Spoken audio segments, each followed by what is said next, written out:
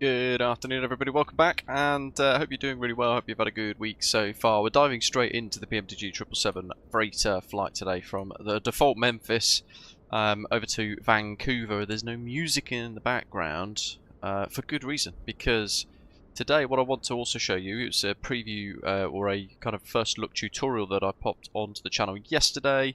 It's the WeTune Beastie. And we're going to use this today, basically, try it in anger throughout the duration of the stream, so that we can put it to through its paces even more. So for today, I've got the active flight thing working. We're at Memphis to Vancouver there as a route monitor, and I've also set the flight phase route radio up with our stream playlist music folders, so that it can kind of manage that at different phases of flight. You'll notice there's not one for takeoff, which is really key. And I've also left approach blank so that it kind of like blanks off at 6,000 feet. So I hope you're doing well. Hit like, hit subscribe, share your thoughts in the comments below.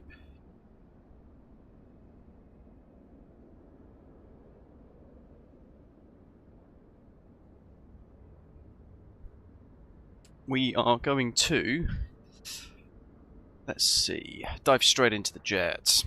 So we're going to go in here. And we're going to tune the frequencies. We want COM2, which I think is VHF right in this. What have we got it set to? 123.8. Let's set 123.8.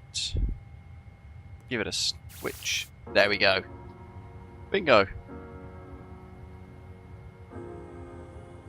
So hopefully that's a decent volume. We may need to tweak it accordingly, but you can see there it's 123.8 detected, and it's playing the pre-flight folder. I'll pop it on 50%. Hopefully the volume's good. Do let me know. And we can change to 123.55 if you've got your favourite frequency tuned in as well. Maybe you've got live radio for where you live, your favourite radio station in Canada or the UK or Australia. That is all included. We can have a look actually a little bit later on. I can't play any of them because of music licensing, but if you're in Australia or Canada and you've got a favourite radio station, let me know and I'll see if we can find it. A bit of a test for the WeTune Beastie.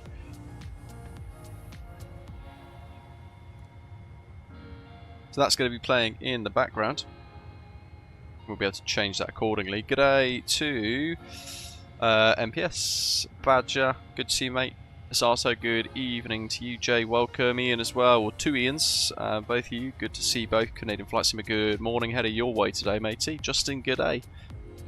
Sean, welcome. Hope you don't mind me flying along. Should just catch sunrise if we depart on time. Yeah, absolutely, mate. Everyone is welcome as always. Let's get the auto thrust system armed. Let's get the APU fired up. It's been, you know what, it's been so long since I've been in the 777, but I absolutely love this jet. Do you have anything in the center tanks? Negative. Let's go to legs. It's going to be FMC legs. So just to give you a route rundown as the AP fires up, we'll go onto the Navigraph charts. We've got 10 minutes to push. We're going to be heading out of a default Memphis, and that is because a couple of years ago, BM World and AmSim, who made a payware Memphis, which was actually pretty alright, got caught up in a massive extreme effort to basically download FSimStudios products and other developers, and they were actively putting them on piracy websites to basically mess up their competition. Quite a concerted long-term effort as well, which is pretty disgraceful. They naturally, and rightly so, got completely booted off Orbex and all these other stores. They got completely kicked off them all, which, you know, is the only thing that should happen, really. They should be completely pushed out. They've now come back under the name Glide Slope Pro and FlightSim.to are allowing them to resell their Memphis and all their other products that used to be under the BM World and AmSim names under the name of Glide Slope Pro. No one else seems to be letting them in, although I've not checked Sim Market, that wouldn't surprise me either. But yeah, FlightSim.to seems to have become like a money grabbing exercise for those guys there, which is a real shame. It was a fantastic, it is a fantastic freeware website, but they seem to be selling their soul rather quickly to just make money. But that's why we're in a default Memphis today. I cannot, in good conscience, support them. Right, where were we? Charts. So we're going to be on this little feeder ramp here, remote stands. We're going to taxi out of gate 15 through November, cross runway 9, and then down full length at Mike 9, runway 18 right for a departure southbound, onto the Summit 5 on av departure. Parallel simultaneous departures in place for all of these 3 runways, so we could stagger and all that sort of stuff if we need to. But I'm going to use 18 right because it is the closest one for us. Heading out 180 and then 202 to Cheeto, Muddo, Gasset, Farvu, Steve, and then Summit Foxon all the way out. Initial top altitude is 5,000 feet. Up to Cheeto, and then from there we're going to continue our climb up through transition level here in America, 18,000 feet. And our route today takes us over the kind of central part of the US.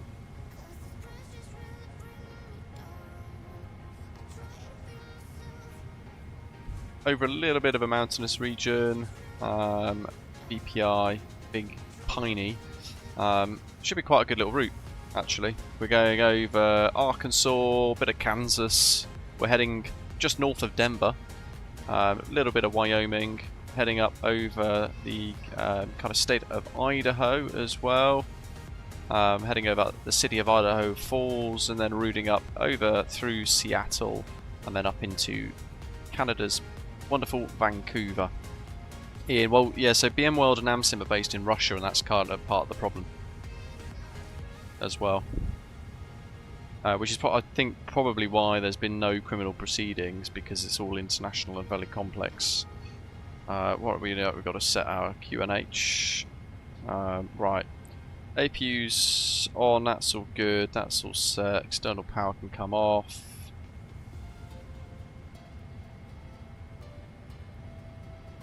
Release the ground power.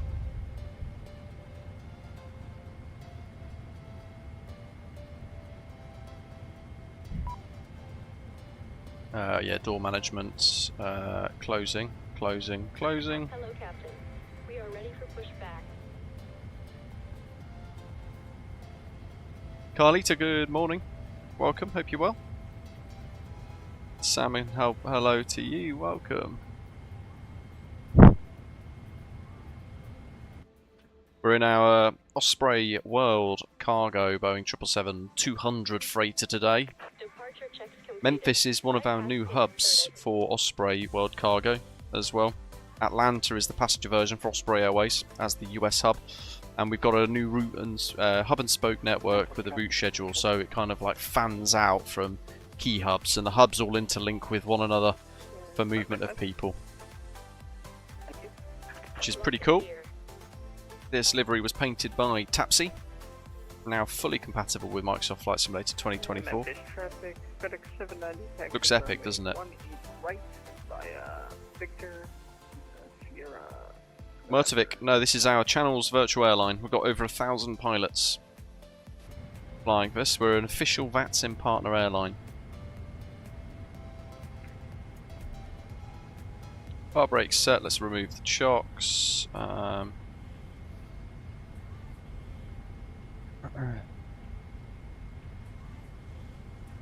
Hold on a second.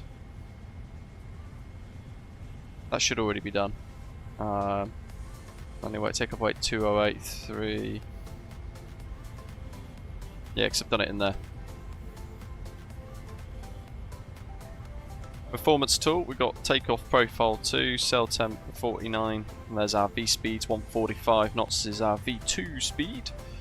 And as such, we've set that because it'll automatically kind of sort that out for us anyway.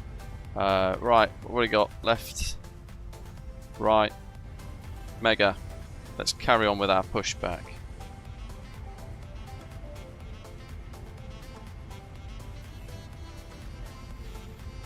Because this is not a nose right, tail left left, nose left. I think it's nose left, tail right right. I hate that naming convention. It's crap. Right, beacon lights on. I'm going to intentionally get rid of the We Tune Beastie. Heartbreak off. All engines clear. Start at will. What are we? We're powered with the Rolls-Royce engines today, I think, aren't we?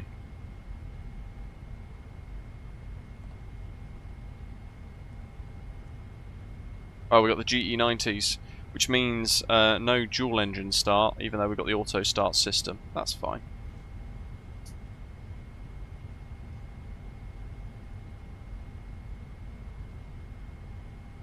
Alrighty. Anyway, left engine control lever to run.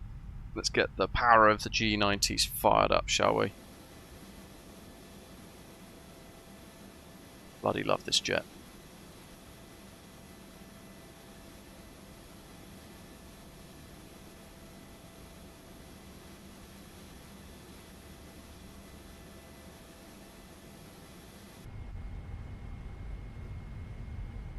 What have I forgot? What have I forgot? Set parking brakes. Unlocking gear. 459.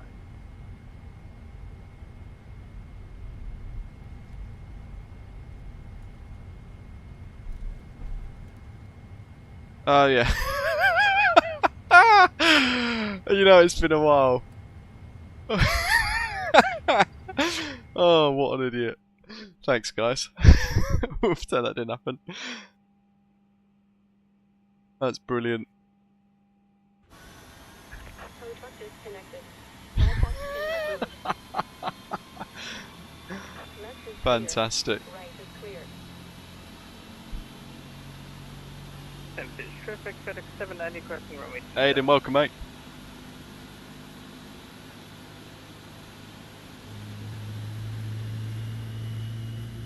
Love these noises. Are you getting the ATC in the background, by the way? It's well, Unicorn, but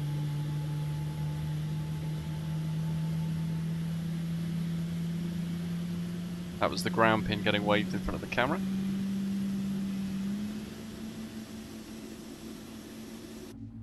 There's the fuel getting squirted in. Oh, I've done it again. Oh god, it's gonna be one of those days. Yeah, knock the rust off, hey? Need a chisel. Oh, what a calamity. I love it when we do this sort of stuff. This is the thing, right? We've spent so long in the Airbus A220, the TFDI MD-11. It's been so long since I've been in this. This is one of my favourite aircraft in the sim, the 777. But it just goes to show you, we're trying to kind of balance all these different aircraft, all these different procedures, all these different methods of start, management, all that sort of stuff. And yeah, we kind of just tend to focus on almost like muscle memory, and then you get lost, don't you, quite quickly. I haven't started done LNAV VNAV yet. I typically in these do it with my after start flow, so that I kind of blend it all with the 737.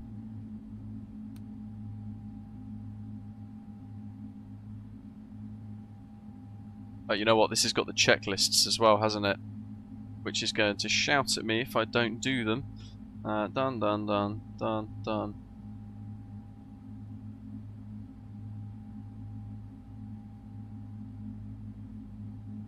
Okay, so after start is complete. Engines 1 and 2 are stable. Auto brake is on RTO. Auto throttle system is armed. LNAV, VNAV systems are armed.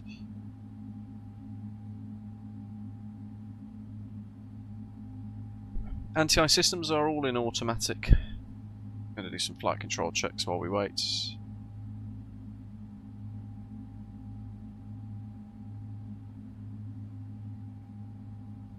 Just watching the old rudder pedals there twitching away. Very, very sensitive. I'm barely touching the pedals.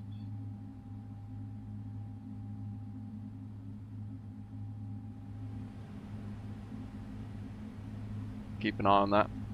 Flight controls check, ground equipment's clear.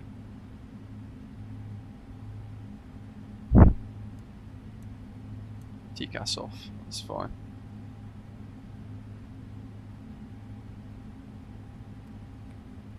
Gonna pop it on now, just because it's easier.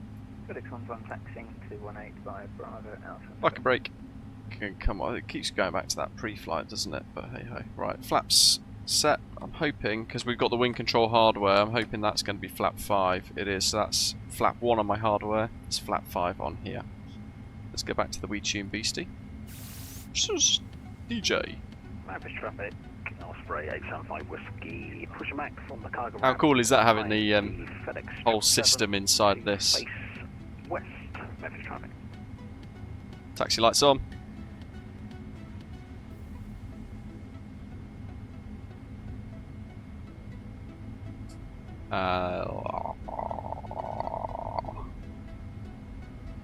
Memphis traffic, Osprey 165 heavies taxiing out of the river ramp. Left on the 700s, Victor, November cross 09 and November to runway 18 right. Via Mike.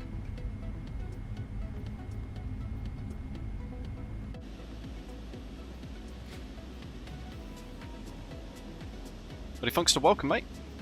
Kenya to Johannesburg in the 777, just took off. Oh, nice. Is that one of the scheduled services?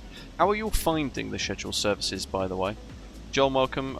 No, unfortunately not. This is it's a bit of a long sector. This 4.5 hours block time, 4 hours flight time. So pushing it.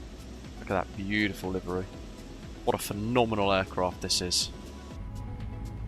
I've got the wing control tiller today, and I've actually split it in the FMS. Very exciting for the very first time getting to use that with the 777. Offers such improved immersion. Available for pre-order. It's the one thing I kind of wish that Wing Control did a little bit better with is speed of rollout of their products. Their products are second to none. I'm gonna have to Google where Boomtown is, Aiden. It's not Thruxton, is it? Whatever it's called. Is it Thruxton? I know there's a load of British Superbike racing going on, isn't there? Taxi lights are on, that's all good, that's all set, they're all good, that looks pretty good. I'm just double checking everything. APU can come off. Knew there'd be something. Left's clear, right's clear, beautiful sunrise for departure. No worries, John, thank you for the offer though, much appreciated, matey. Perhaps another time. Very kind of you to offer, do appreciate it a lot.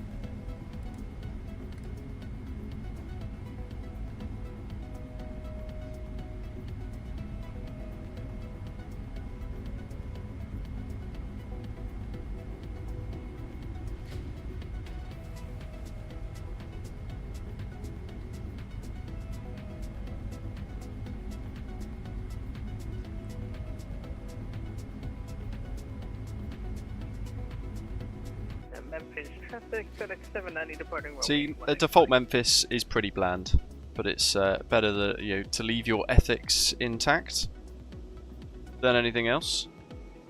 Because if you depart quickly enough, you don't really have time to focus too much around the airport itself.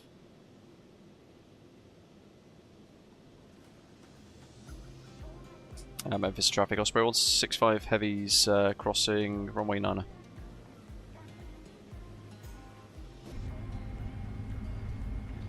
Strobes. Give us a flash. Look at that. I need to get back into this 777 more, it's so good. Osprey 875 Whiskey, taxiing runway 18 right, Spy Sierra, crossing runway 09. So this is one of our official schedules. Oh yeah, no worries, buddy. You should be able to join the back of the conga line, or find somewhere a little bit closer to depart from if need be. No worries, Muddy Funkster. We have got Nairobi to Johannesburg as one of our 777 routes. What it's worth, we've got a hub for Osprey Airways at Joburg, so we cover quite a lot of space actually as well. We kind of go Johannesburg down to Cape Town. We've got flights to Durban, Seychelles, Mauritius, Madagascar, Nairobi, Zanzibar, Windhoek, Entebbe. Trying to think of the others off the top of my head now. And then I think we go out to like Abuja, Accra as well. Trying to inspire people to fly around that part of the world more, because there are actually, as you can see, hopefully from my scenery review and your own experience now as well, flying in the region, there's some superb bits of scenery around there that you can go and enjoy. And it's really truly good. Traffic, Osprey 3363, taxiing to runway 18 right via hold on, we're going off road, troops. What on earth? Memphis traffic, Osprey. Good old default sceneries. Crossing runway 09 at Sierra. Memphis traffic. More power! Here we come. Oh, I love it.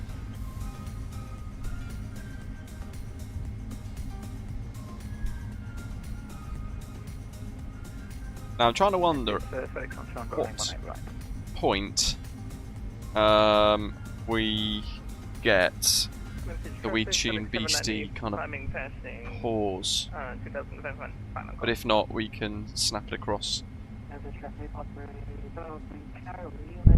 What I found the other day, or yesterday, chatting to Willie Canuck who created the We Tune Beastie, it's actually more powerful than a lot of us realised, more than I certainly realised initially, as well as an add-on, because you can actually create custom profiles and folders and all sorts. So in theory, for a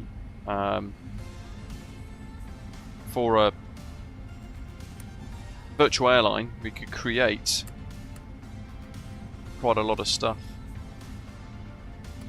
and have like predefined music almost. Traffic, approach pass clear, days ready to go, park brakes off, that's good. TARA. Memphis traffic, Osprey 165 heavy, so fire Mike lining up 18 right, line up and wait.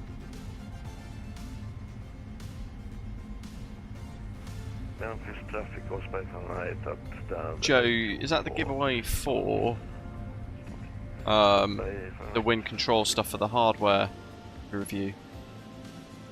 That'll be in a few days. Look at that.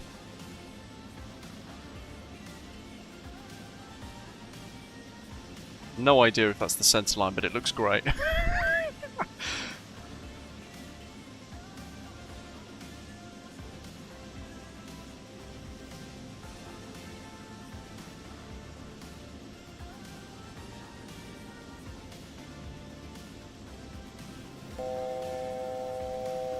Matt, welcome buddy. Oh, so close to the centre line. Thanks for joining us as a frequent flyer, mate. Appreciate it.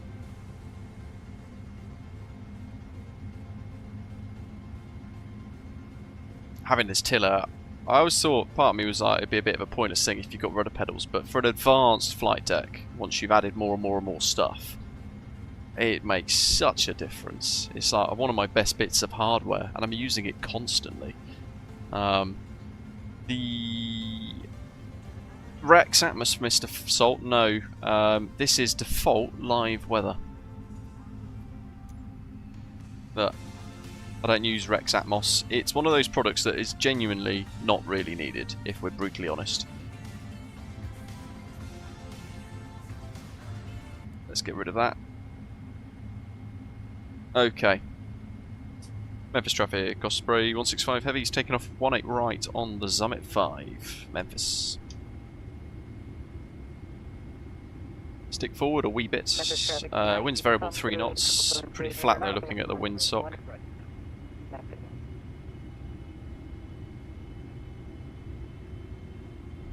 Brakes off.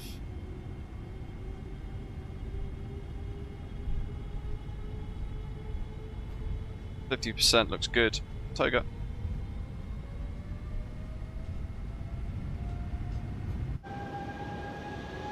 Here she goes.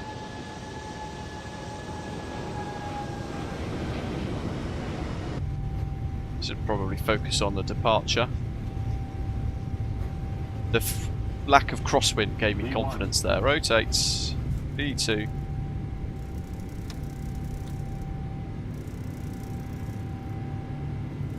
And positive rate. Gear up. Stunning. Let's get back to that flight director, shall we? I'm enjoying these views a bit too much. My Ursa Minor flight stick feels very sensitive in this, has to be said. Autopilot 1 engaged. Auto brake is off. Back to the checklist. Look at that sun beaming into the flight deck. And it's going to be flaps up.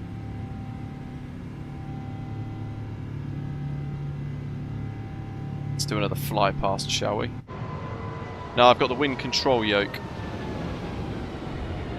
The Ursa Minor, sorry. It's the flight stick, isn't it?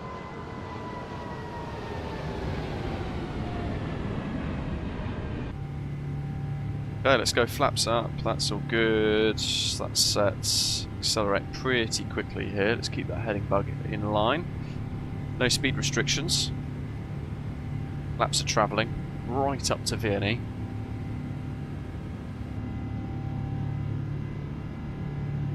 Slats are retracting there, good. Yeah, try Sim GFX is the only thing that I've got as well running in the background. As Ian says, that plus default weather is perfect.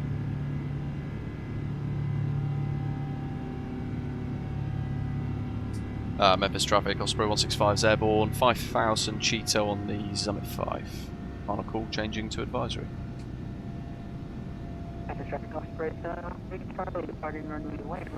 Okay.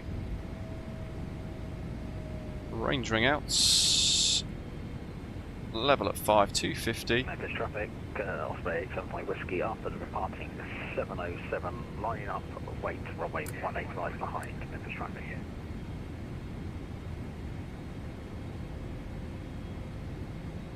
Look at that. Been a long time since we've flown around the US.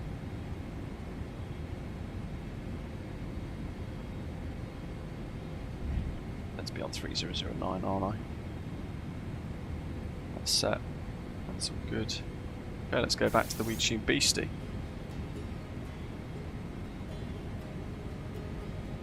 Yeah, I haven't tried the 707 yet. I'm hearing a lot of people enjoying it, which is always pretty nice to hear. Very reasonably priced add-on as well, it has to be said.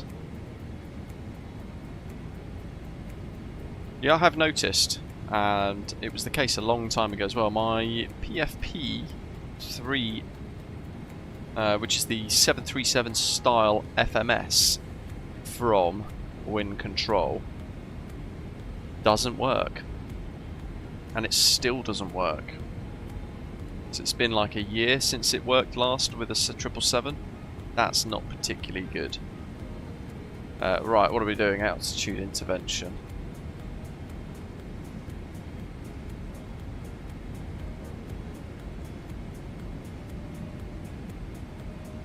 Up to 40.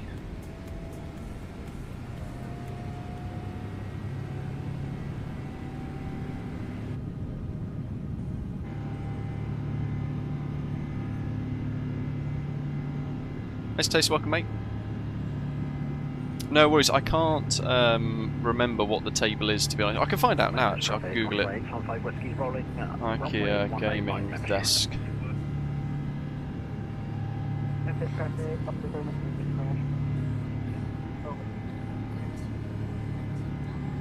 Oh, Utsbella, that's what it's called.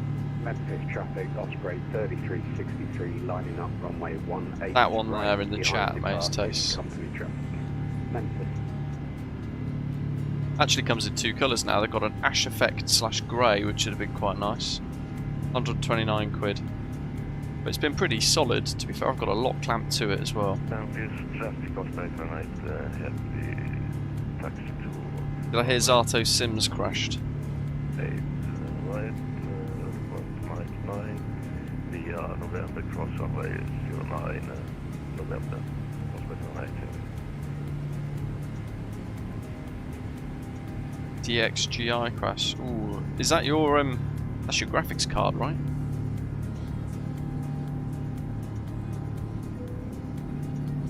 Actually, that's a good question, or good point. Have you got... what do you call it? The... oh, I'm trying to think what it's called. Bear with.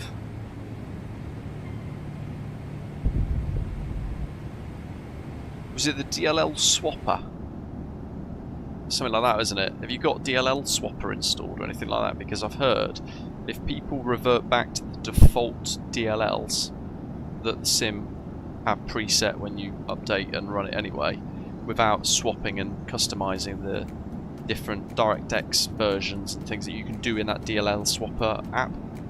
I've heard a lot of people saying that their sim has actually been working a lot better without the swapper.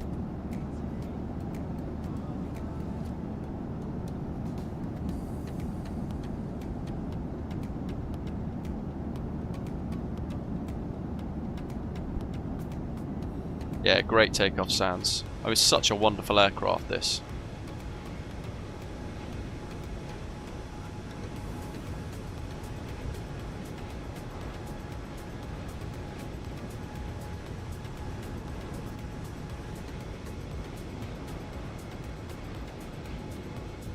I'm not sure if the PMDG sale is still happening, but they did run the other day for the very first time in a long time. It was like their 21st anniversary. Oh no, it's over. But this is $55 US, this 777 freighter. You do get a lot for your money with PMDG, it has to be said. They're fantastic add-on developers. Have you done a full look at that ground texture? Have you done like the what's the I'm not techie, it obviously shows. There's like a tool, isn't there? Was it DDS remover or something like that, where it completely clears out your graphics card settings, all of your graphics drivers, and then you can reinstall fresh. Have you tried that?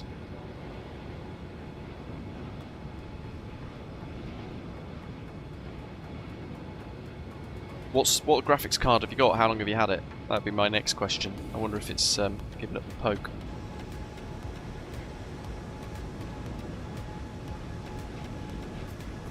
DDU, that's it, sorry. I figured you might have.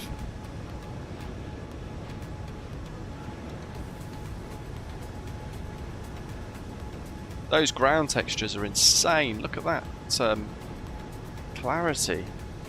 This is, again, live weather with TriSim GFX installed, which changes how the clouds and everything work around the aircraft. But look at that default weather, the haze. It's absolutely stunning.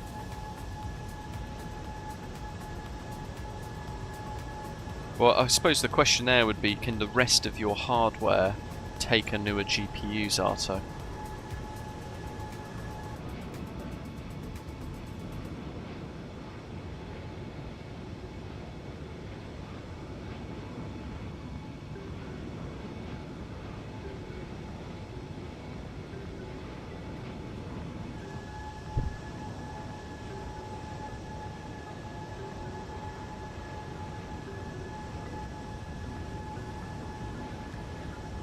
So the WeTune Beastie, what are we at? Let's see. It recognises that we're in climb. Can pop the music up a little bit more there as well. If you're in like the video yesterday, the Phoenix A320s, you can actually turn the volume knob in the aircraft's flight deck, and that will change the volume itself manually, which is really cool. It's actually monitoring our route there as well. It's 2% complete. Look, 1,647 nautical miles left. We're in climb mode. Flight phase climb. That'll then change to cruise when we get there. And it's using Sim Connect to basically read that data and understand. the METAR's there as well. The METAR will update as we fly along with the nearest METAR that's available, which is cool. And then I've disabled flight events because we're not in an airliner today.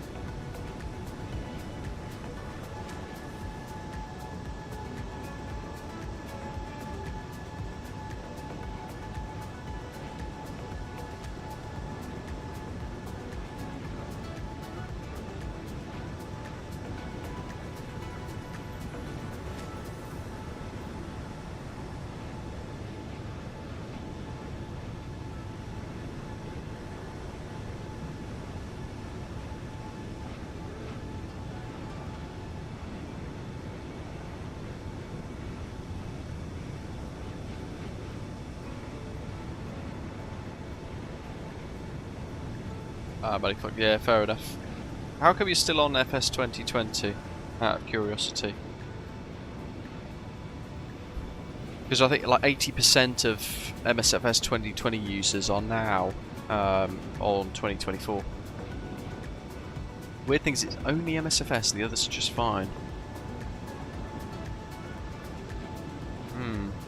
That points to something within your installation then. It's got to be something like a world update.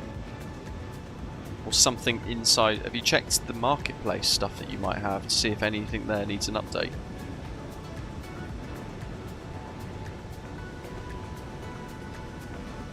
It could be anything, it could be really obscure. Ah, Christ. I'm going to get dinged on New Sky for not going to standard pressure.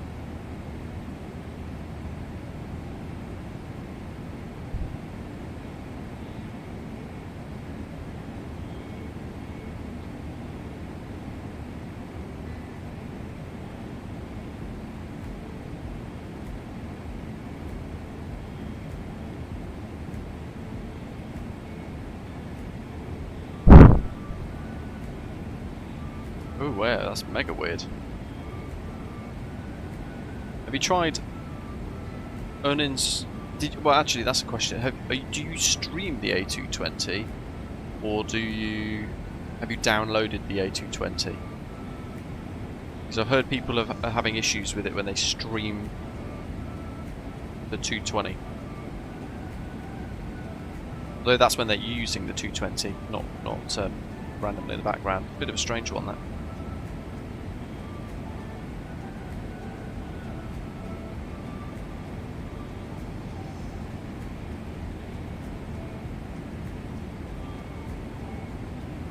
Is this volume not on or off?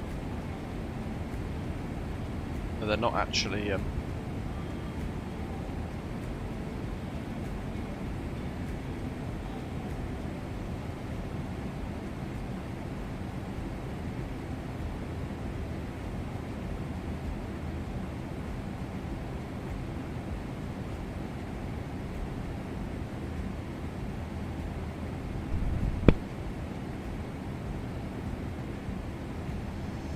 Yeah, the data centers are basically grabbing them all, aren't they?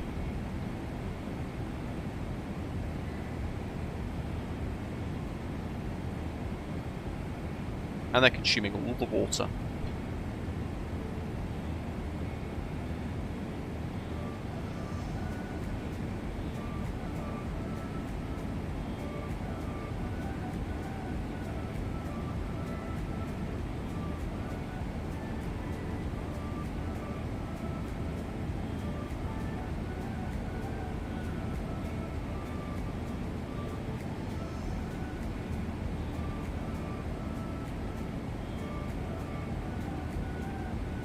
Some contrails there working ahead, which is looking pretty good.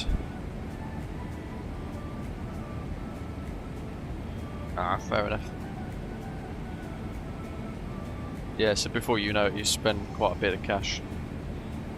Are you going to try and hold out then to see if like Microsoft Flight Simulator 2028 comes out and then maybe do a double jump?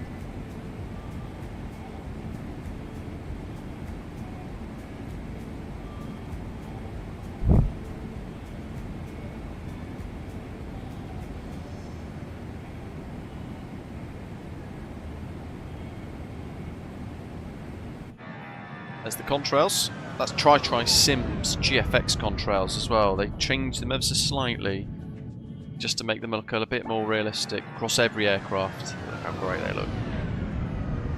That noise. Those mighty GE90s.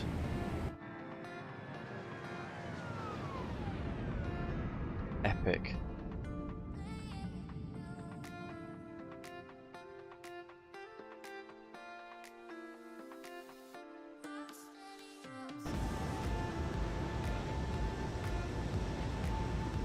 Let's have a little look at Elevatex, see how we're all getting on. Bit of ATC around Seattle, which is good. Hopefully we keep that. We've got FedEx 121 ahead of us.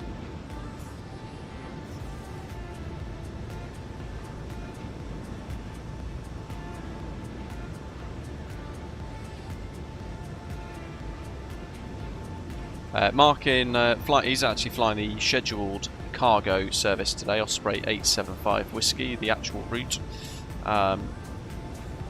What's he flying in? Doesn't say. 777, I think, probably. What is he? Oh no, 737-800 freighter. We've got a variety of cargo aircraft based at Memphis. Osprey 3363, which is Ian.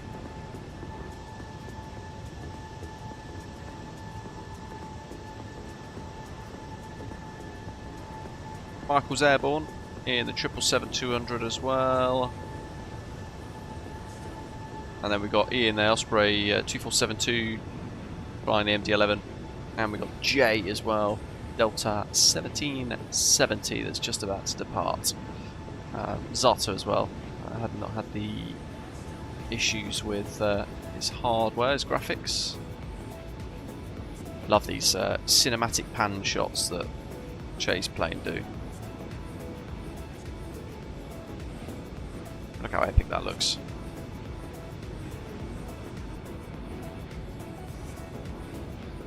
Yeah, so Bluebird are making a 767, sure. They've already confirmed that. I know that for certain, but yeah, that will come after the 757 release, probably by another 12 months or so. There was a Windows update yesterday, Amaze Taste, interestingly, and that reset a lot of my audio settings, which I remembered to check before the stream started. Because for some reason it makes Streamlabs misbehave. And actually that could be a shout.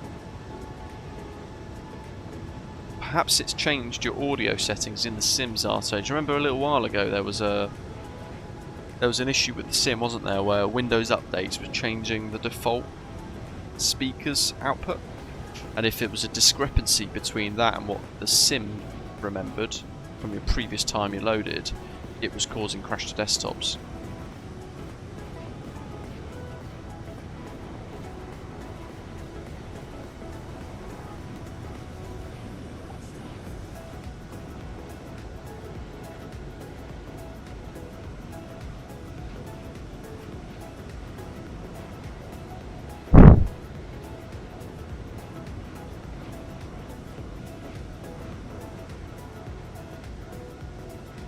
If it's been happening more often than not over the last couple of months, so that suggests to me your graphics card is up the swan and is past its best.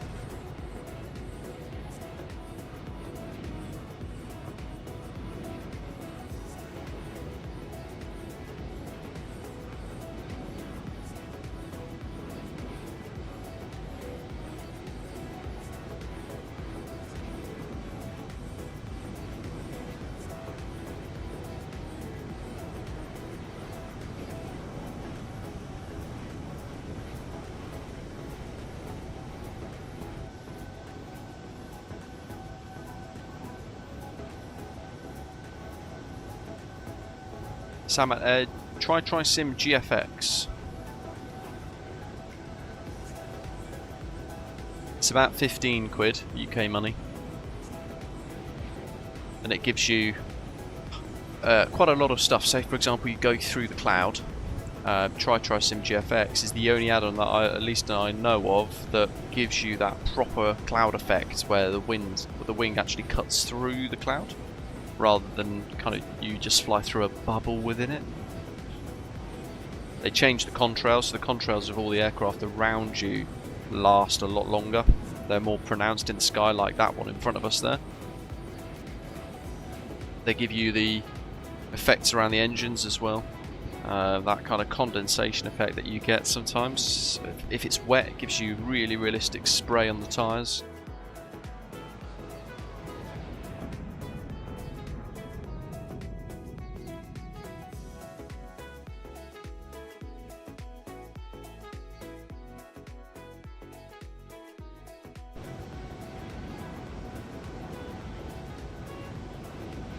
Map here is Chase Plane, pretty easy to set up as it's simple plug and play. Not so much plug and play, it's very easy to install, but what you will need to do is then kind of spend a fair bit of time in the menus where you build custom views for your aircraft. Every single aircraft you've got, you can get community ones. You can go to like menu, community and download what other people have preset, but they're not necessarily exactly where you want them a lot of the time. You need to understand how Chase Plane works to get the most out of it, really.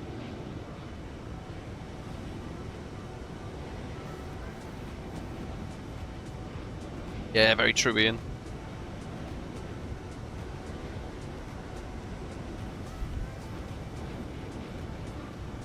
That change of music suddenly mean that we are... Yes, we're at cruise. I was like, it's just ended that bit of music and switched across. So yeah, it's on cruise mode now in our little media player thing.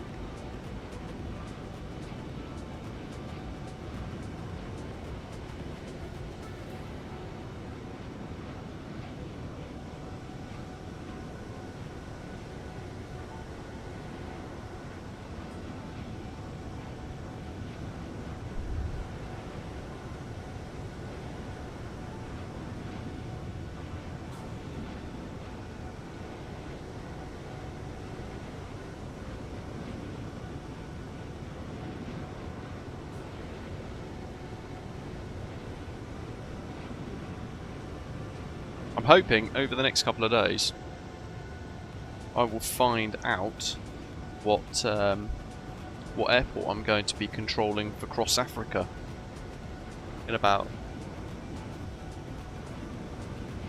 2 weeks from now.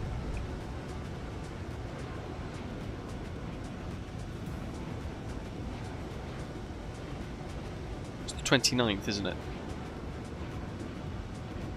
It's my only day off for about 4, 5, 6, 7, 8, about 9 days straight. Because they've cancelled, I had 3 days off, they've cancelled 2 of them at work, got to go in, which is really great. Yes, it's my only day off that day. But we should hopefully find out what airport I'm going to be given over the next few days. Do remember though, if you want to fly for cross Africa, you've got to book a slot for whatever airport it might be. I think there are still some slots available. I'm just trying to dig out the link. Quite a few Osprey Airways aircraft booked on, which is fantastic to see. Loads of different routes. And they've also got a giveaway for cross Africa as well, so those of you with slots, you can then fill out a form as well, which gives you the ability to where is it? That's the one. Basically enter a giveaway for the chance to win Phoenix A320 prizes, Builds prizes, FS2 crew prizes. Oh, there's a lot of slots booked. Still a lot available though.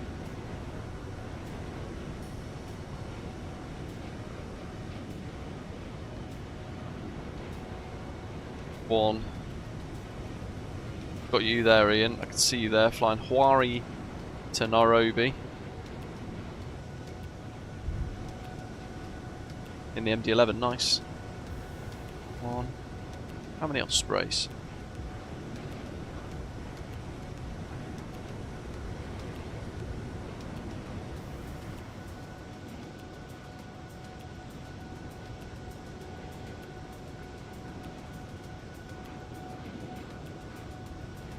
There's one there from Darg to Entebbe.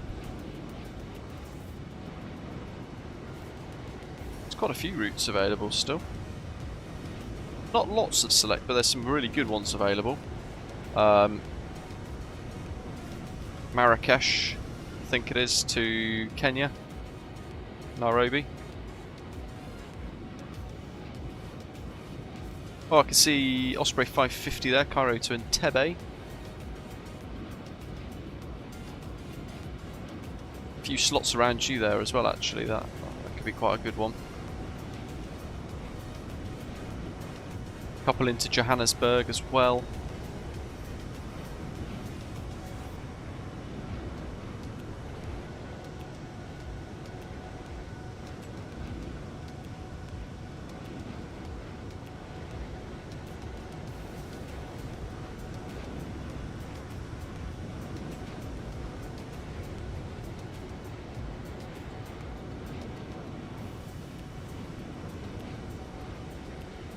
Addis Ababa to Johannesburg, Osprey 45 Delta in the A350-900. I can see that booked.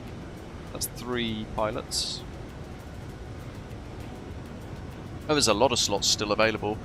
Osprey 598, it's 4 pilots. I can see you there, Michael there, Cairo to Entebbe.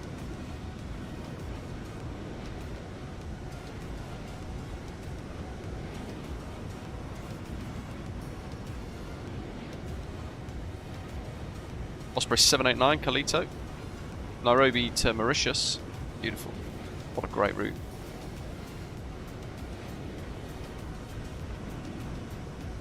Hey, we are representing more than quite a few different virtual airlines. That's fantastic. Osprey 64, that's 6 pilots, Entebbe to Cape Town. So it's probably, I reckon I'm going to be departures. I should really get my head around this, some of these airports, because the times that the event's going on for, I can't. What did I say? Oh, what did I say I can do? I don't think I can do the evening slots. What did I say I can do? Where's me thingy?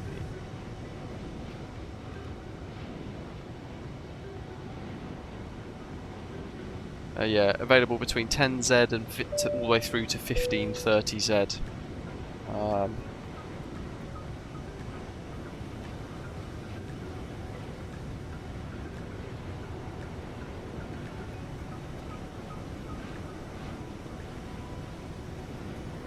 There are no departures.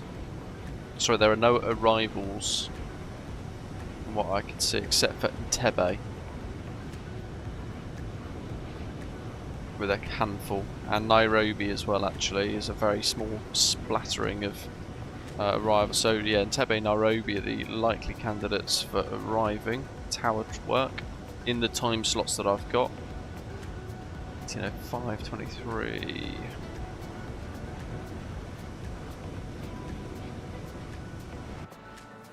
I've got no idea where I'm going to be controlling. Could be anywhere. It's going to be good. Robin, welcome on board. Thanks for subscribing. Look at those GFX contrails. Whoa. No, Ian, they are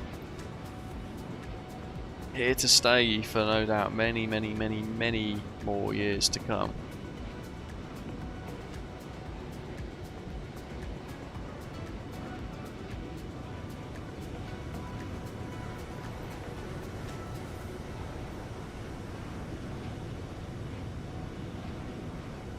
Sure, nice.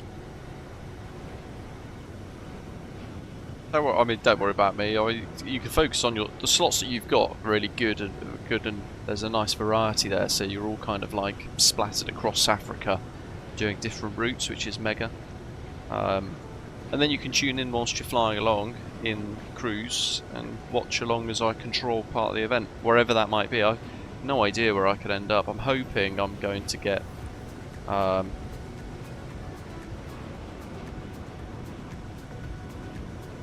I don't know actually. The thing is, a lot of the arrivals are a lot later than I can stream, which makes my availability more limited than it probably should be. But it is what it is. They are in the process of working out the roster though.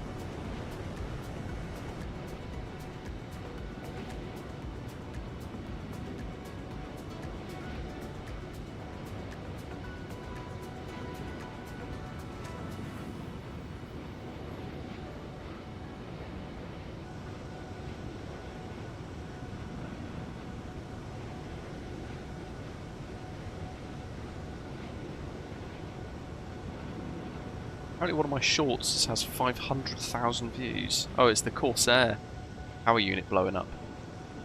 You know what, most of those views, most of those comments on that short are, oh, that's fake. Which is bizarre, isn't it? Or it's staged, apparently, as well. That was the other theme of comments that I got. Back in a few years ago, I don't remember, about 4 years ago, wasn't it? But when I got this brand new computer, so actually 2 years ago. Yeah, probably about 2 years ago. The brand new power unit that was in it within a couple of months started blowing off, didn't it? Ian, epic. What stats thing are you on there?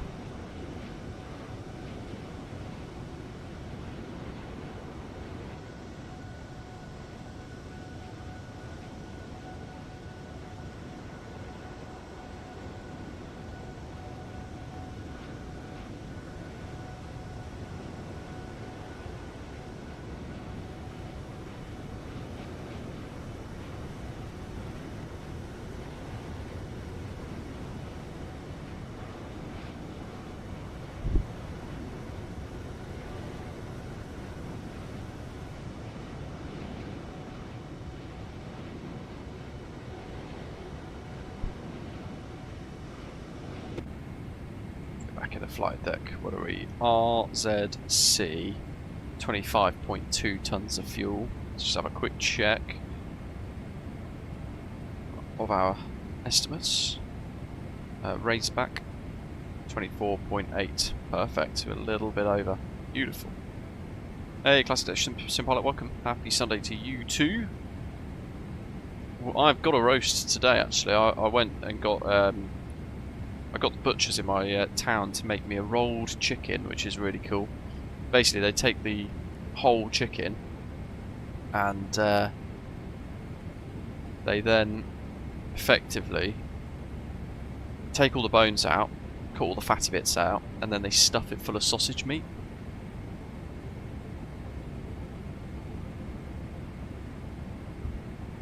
But it's actually really cheap, so you get a whole stuffed chicken for 14 quid, and it's free range chicken, like really nice.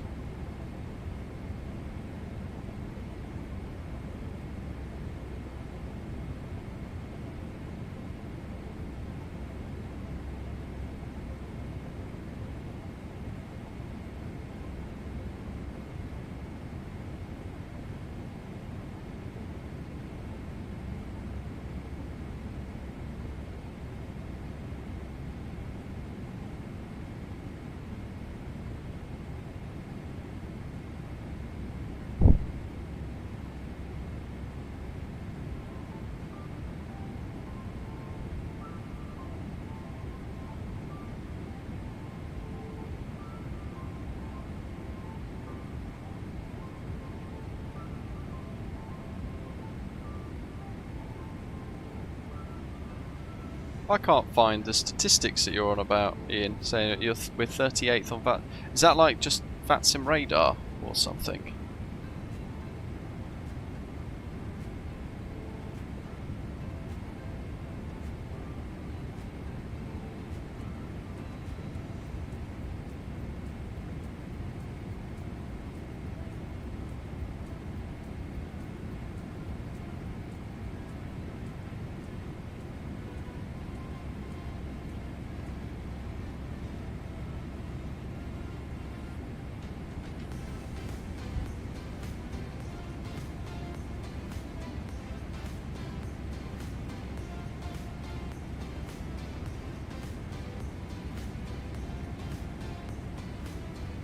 Oh, Stats Airlines.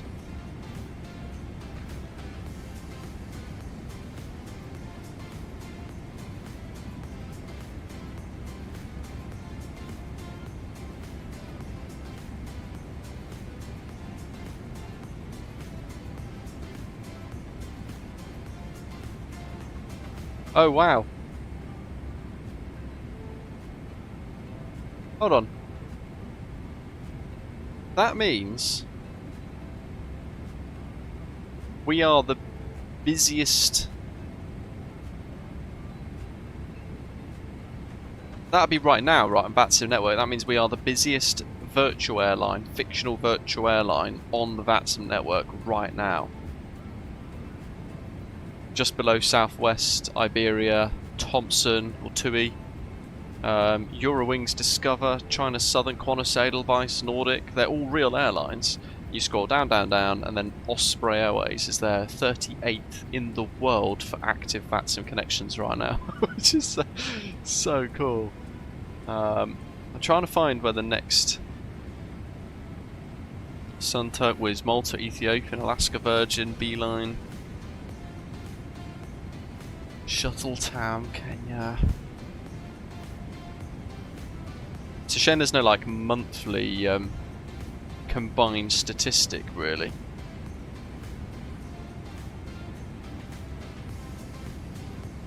Jetstar, Japan area. I can't find Safair. There you go. Fly UK 86th is the next fictional virtual airline that I can find on here.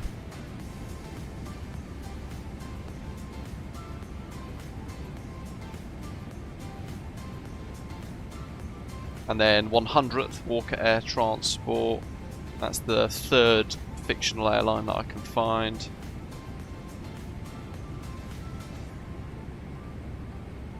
And then Top Sky, 117th. Hafsair, 120th. There's a few more there. Fly Air 41 Airways do. Oh no, that's Air Berlin. BER.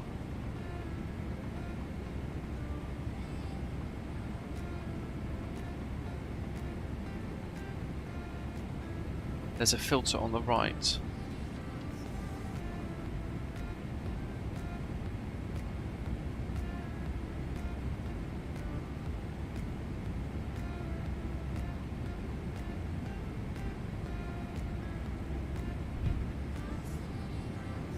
What's the top? Let's...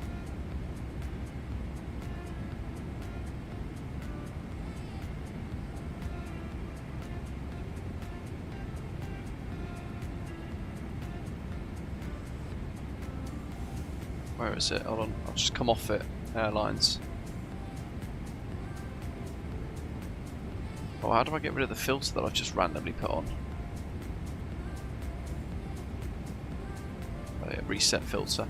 Christ almighty, I thought it was... I broke my VATSIM radar. Lufthansa is the biggest. Followed by British Airways, then Ryanair, then Emirates, then Swiss. So they're the top 5.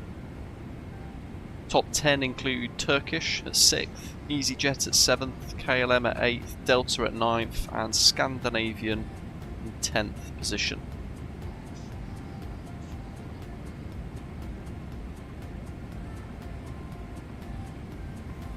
Well, there are 327 people right now flying the Airbus A320,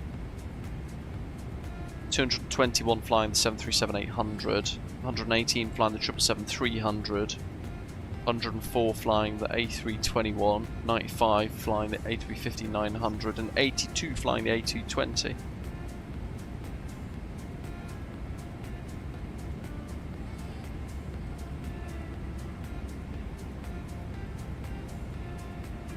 Thing is, if we had 2 more active Osprey flights right now on VATSIM, we would actually jump to 36th. And we'd be joint with EasyJet Europe at Alpine and TUI Airways flying Tomjet.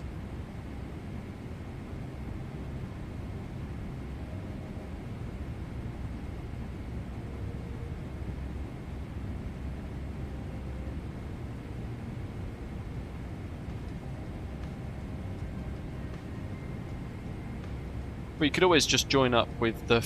we still got an account on Fly Hub, Sean. Which is free as well, and that doesn't have anything around the it doesn't really give a damn about any realism.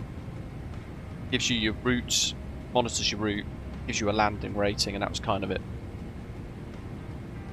I'm assuming, Sean, you don't like the New Sky side of stuff because was it just focused on a bit too much on flying realistically, or?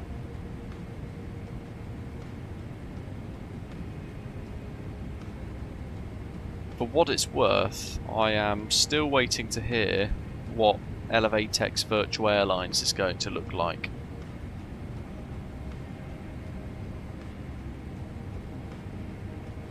Because that's going to all be offered in one app, which is epic. So see what happens with that. But that is on my radar.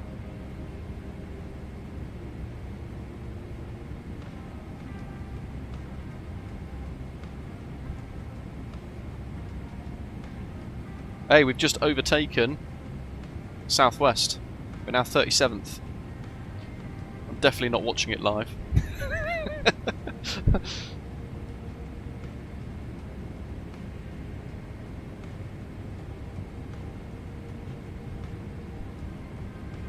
FSim airline statistics. There's got to be a way to figure it out, right?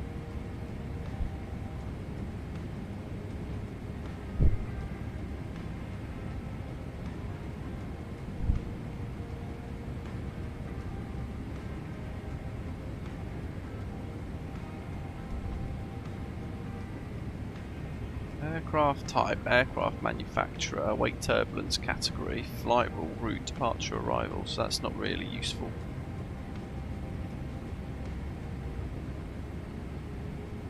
VATSIM visualized as rubbish.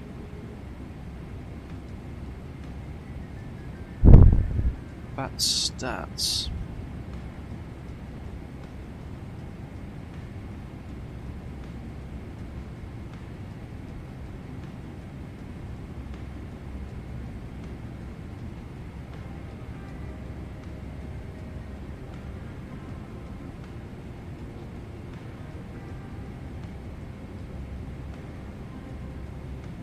That's not very good either. It's just an AI made gun.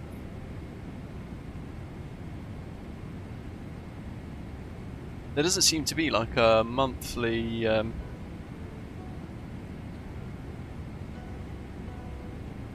VA logger. Just see active connections. I suppose it gives you a good idea though, doesn't it? Although I suppose in a way you could argue we're cheating today because we are streaming, so.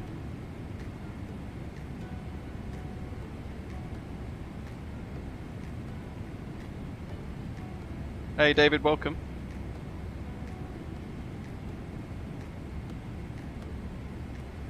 Yeah, well Sean, to be fair, New Sky gives quite a significant tolerance. So if you, like for example, I went through transition at 18,000 feet.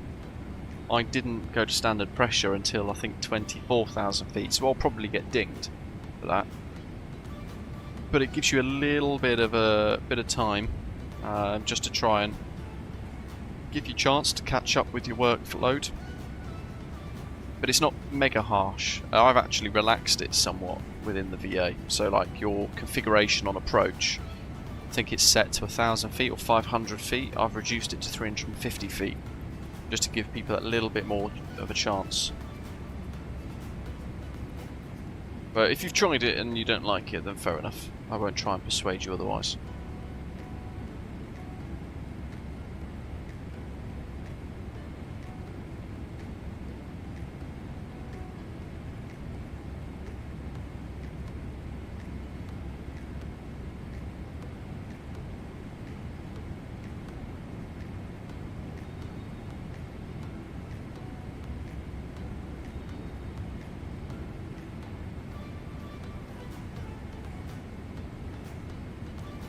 I can't remember what my VATSIM CID is. 150093.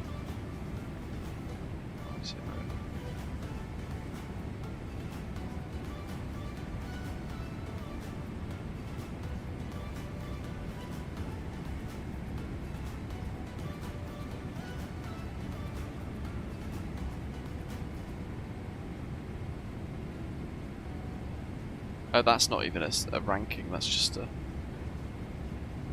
Joffinek.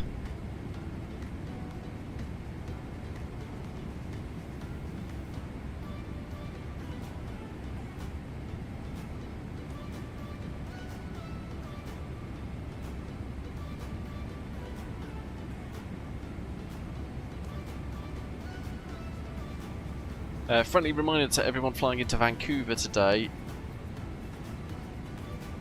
I don't know if is there something cut off there? If you're expected to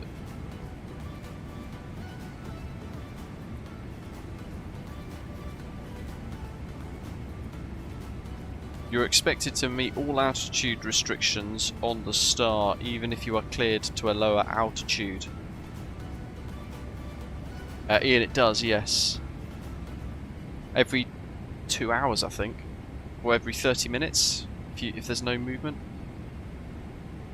I think what David means, correct me if I'm wrong, there's every chance I will be wrong. We're flying in via this Grizzle 1 arrival transition to Payne. But egret here for jet aircraft, that altitude constraint applies to us, but if we get told descend via the star 4,000 feet, that could be 4,000 about here. But what we can't do is like just start descending and then at this point here be at 8,000 feet and at this point here be at 7,000 feet, so on and so forth. We will have to make sure that we still achieve that constraint of at or between 10 to 12,000, at or above 10,000, at or above 8,000, mandatory at 6,000 if we're landing on 08 left. If it's 2 6s, same thing applies. Ovbin's got a bit of a interesting one there, look, because it's at 6,300 feet specifically.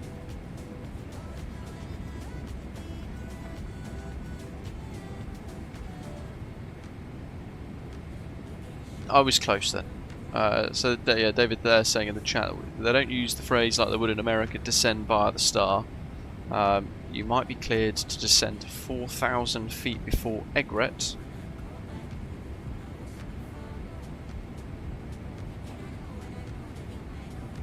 Yeah, got you. So we might be here, flying in, and the controller will then say descend 4,000 feet. Altimeter 3018, but we need to still descend 4,000 but meet all of these constraints along the way. That's what you mean, right? Hopefully I've been able to demonstrate or visualize that by drawing all over the charts with the scrappy doodles.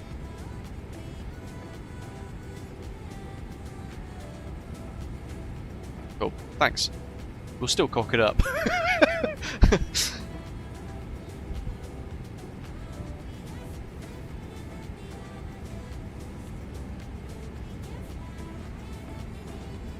Slam Flight, hello. Do you have to do things like sync your heading bug with your current heading? I forget that often. Yeah, you do with the Boeing. I mean, I haven't done here. New Sky doesn't track that though. Yeah, you don't have to. It's a recommended thing that you should probably do. Same with flight. Yeah, we've taken off. Look, I've still got this on.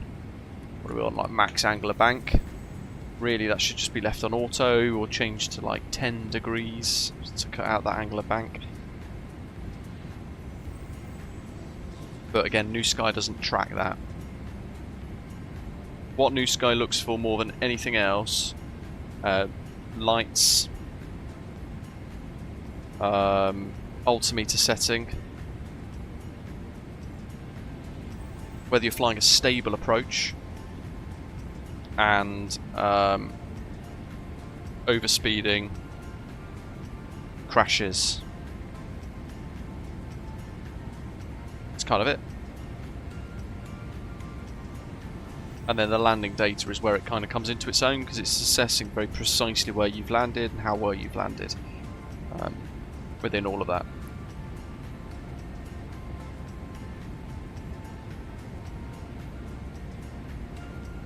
It doesn't really track that much when you think about it.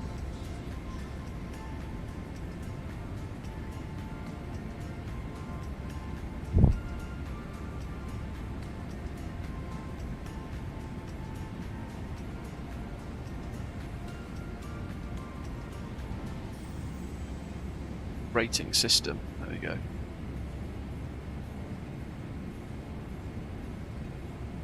So it triggers a crash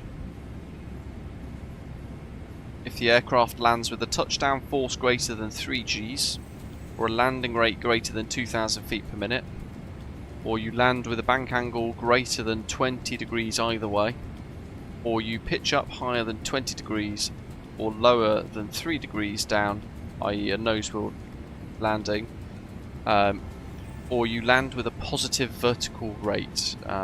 Those things there will be combined or looked at to consider a crash landing with a total loss of the aircraft, flight scored at 0, with a $1 million penalty applied to the virtual airline. But yeah, it can't read scenery errors or aircraft bugs, so it just takes the sim data, it goes, okay, well that's a crash. If it's an issue with the aircraft, New Sky doesn't know that. What else? Yeah, altimeter, lights, stalling and overspeed, minimum and maximum G-force. Then it's tracking for takeoff and landing, early or delayed departure, gear retraction, to make sure that you retract within 15 seconds after liftoff. And then late configuration for airlines on approach. Maximum takeoff weight and landing weight, whether you've exceeded those, whether you've landed in exceedance of crosswind and tailwind components.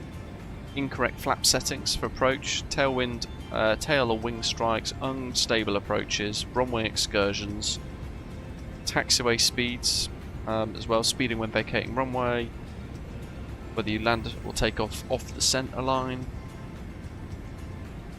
long and short landings, insufficient fuel reserves, and then landing rates. That's what it all tracks. It tracks quite a lot, but it's all combined very generally into a few things. So yeah, barometric pressure.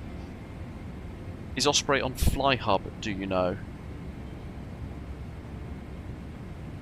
I think... Hold on. I think... Let me open FlyHub and check, because I'm sure I added us to FlyHub.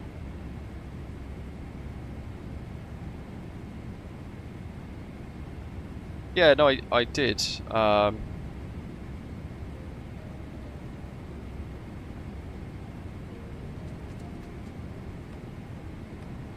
Ah, brilliant. It's forcing me to restart with an update. 2 seconds.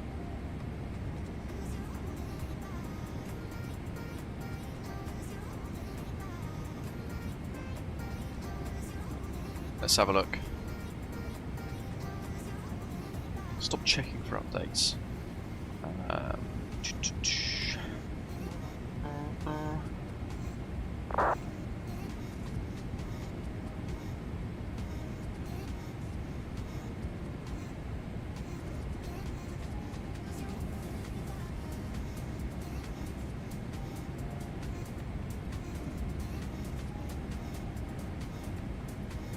I thought we added it.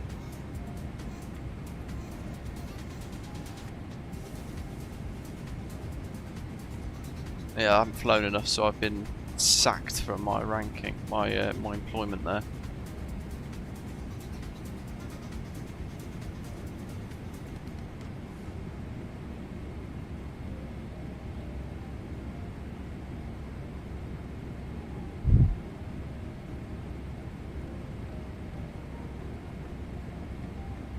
No. That's annoying.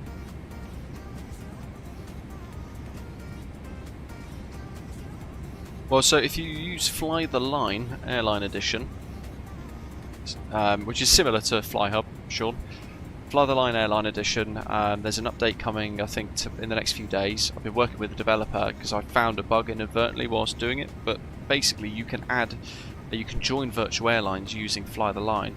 And what I've done is I've taken our schedules from New Sky, exported them, changed the format to one that Fly the Line can accept, and I want to add Osprey to that.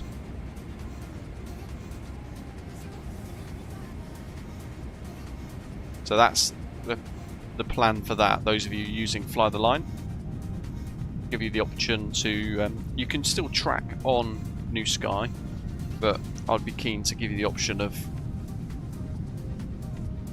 having the option to kind of build your own schedules and routes and stuff on Fly the Line as well. Jet cards, you know what, I've not tried Jet card, mate, to be honest.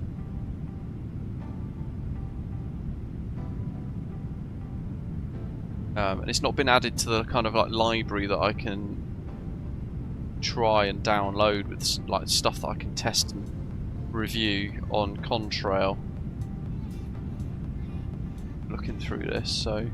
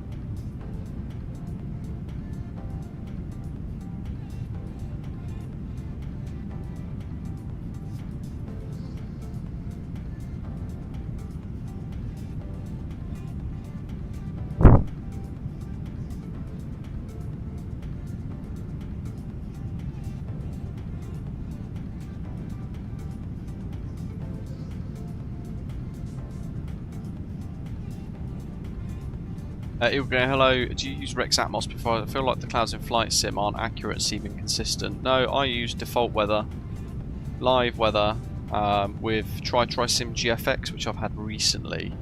But I genuinely, I don't see a need for add-on weather programs anymore. I think MSFS 2020, the weather engine within it, it's not perfect, but it's £0. And it's actually really good for what it is.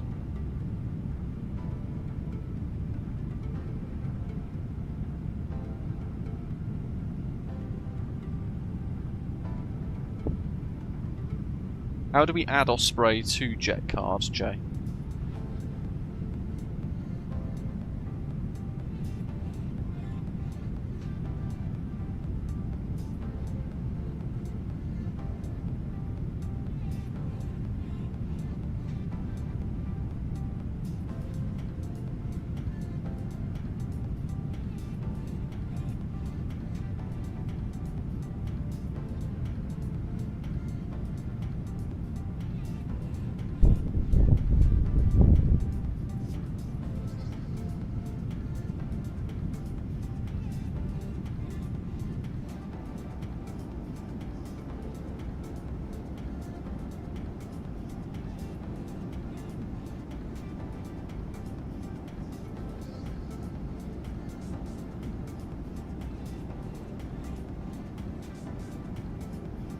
We've dropped to 41 in the live ranks now.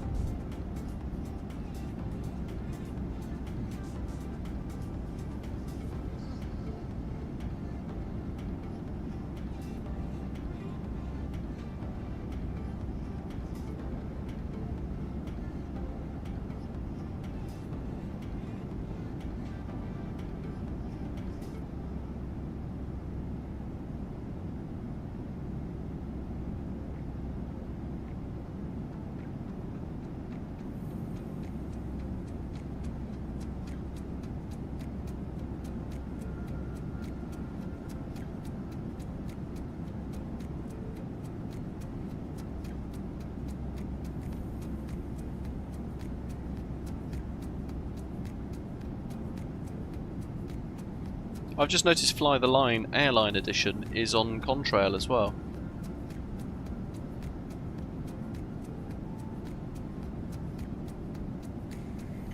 So actually, if I tell,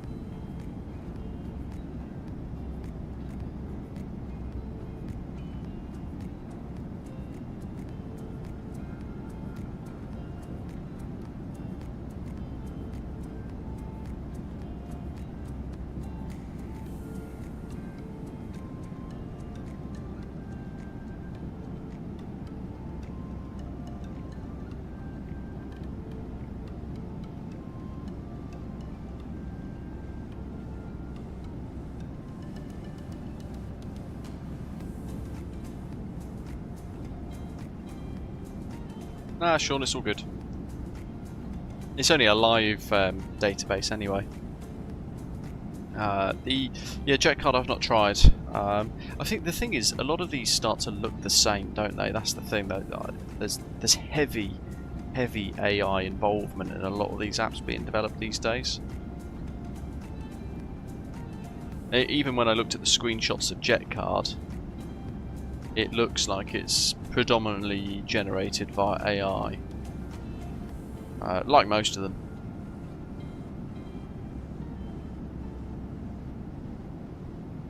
Not necessarily a bad thing.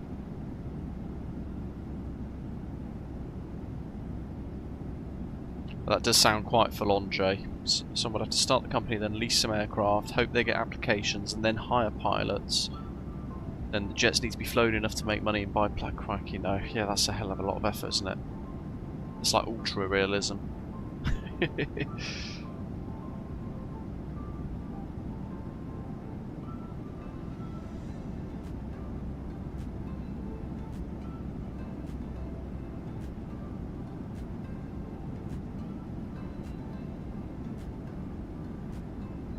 What do you guys think with the new scheduling system and our hub and spoke network? What are your thoughts around our decision to open up a base at Memphis out of curiosity? Do you think, given the issues with the scenery at Memphis, that is a mistake?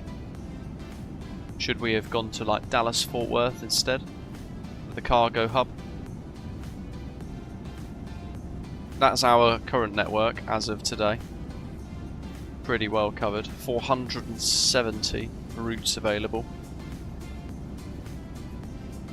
704 total routes.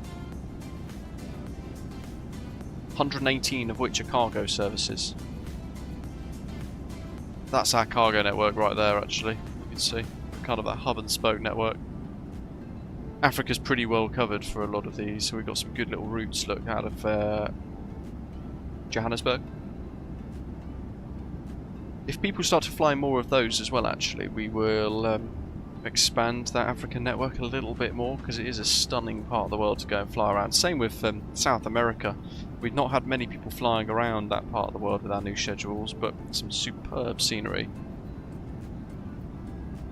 Mexico City's in there as well, because that's a phenomenal airport to fly around, with it being in the mountains. And we've got this marathon flight from Memphis to Anchorage all up here, hours long. That one there. 7 hours 15 minutes, the Osprey 870 Whiskey flight. There's 2 aircraft set in Memphis ready to go for it as well, for anyone that wants a big challenge.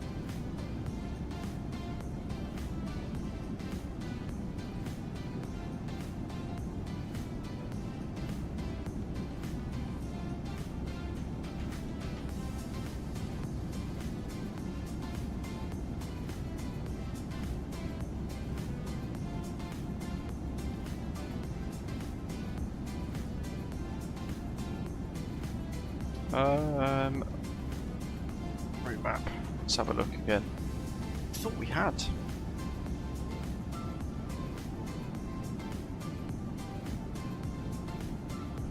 Oh yeah, you're on about Perth. So we had Perth. I was actually going to do I'm keen to get your thoughts with this.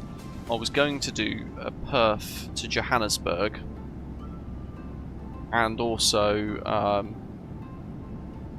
Perth to Dubai, because we don't have a hub at Singapore, and we don't have any flights to Singapore. We've got a couple of routes from Hong Kong, or to Hong Kong, but they're focused on the Japan base at Haneda.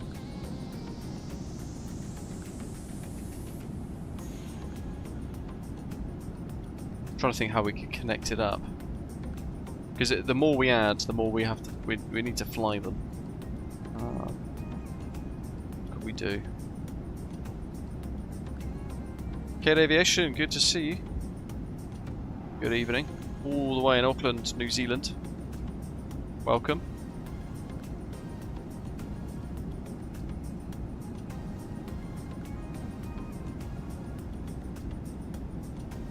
Perth to Johannesburg's definitely doable, isn't it?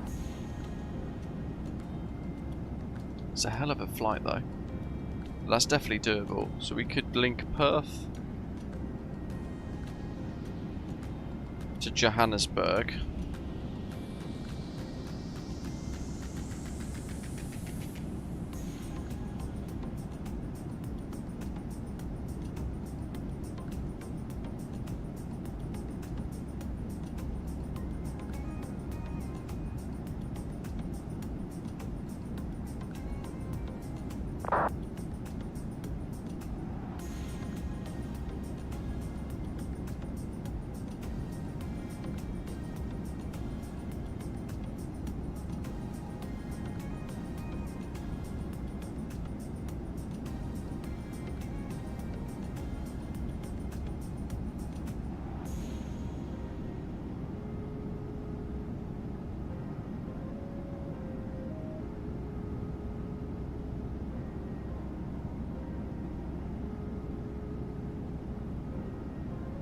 Let me just see, I'm trying to work this out.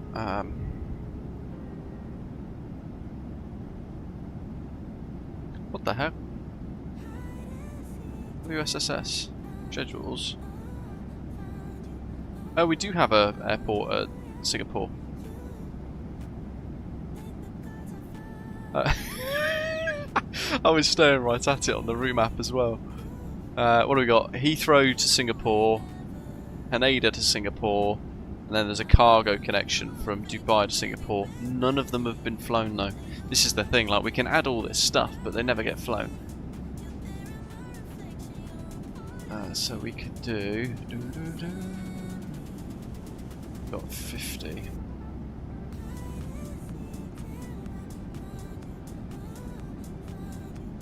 $49.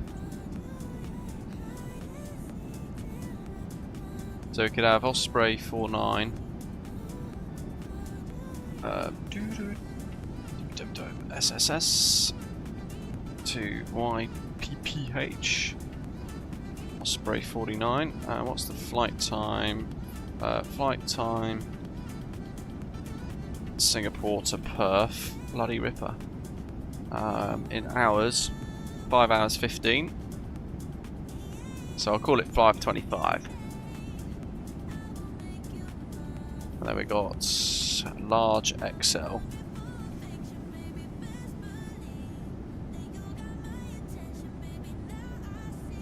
$49.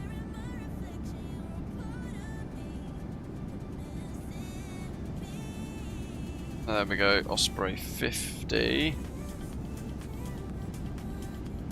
to Singapore. That's going to be probably like 5.5 hours, right? 5 hours 40.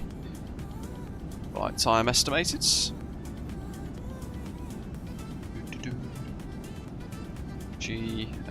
Get rid of those.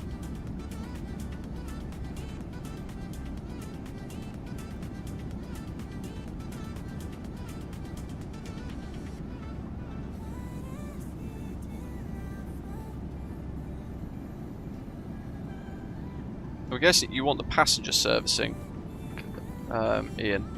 Or do you want cargo connections as well? So Osprey 51.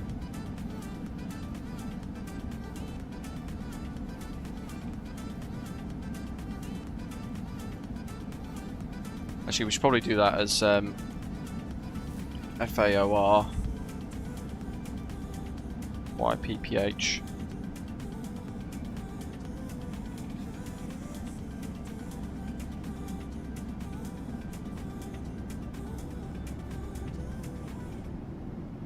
We got 4956, 496, 497, 497, 498, 499. About 500. Beautiful. Right. So from FAOR to YPPH. It's going to be 500 Alpha.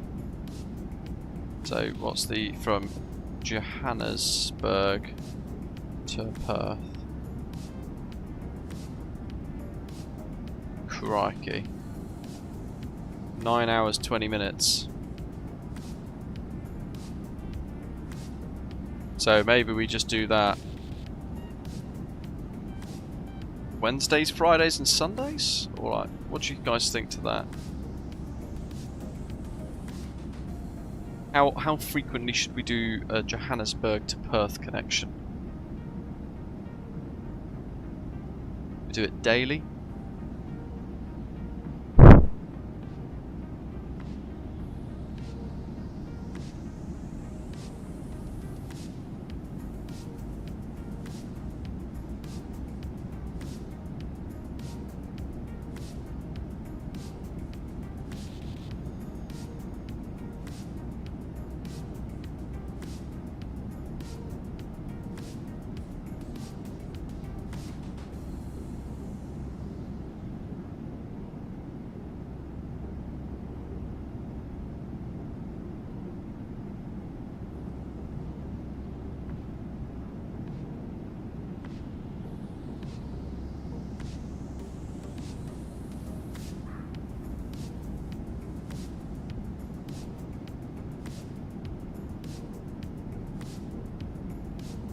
What does New Sky say for the map? That's a good question actually, I hadn't actually checked New Sky. Let's have a quick gander at the map.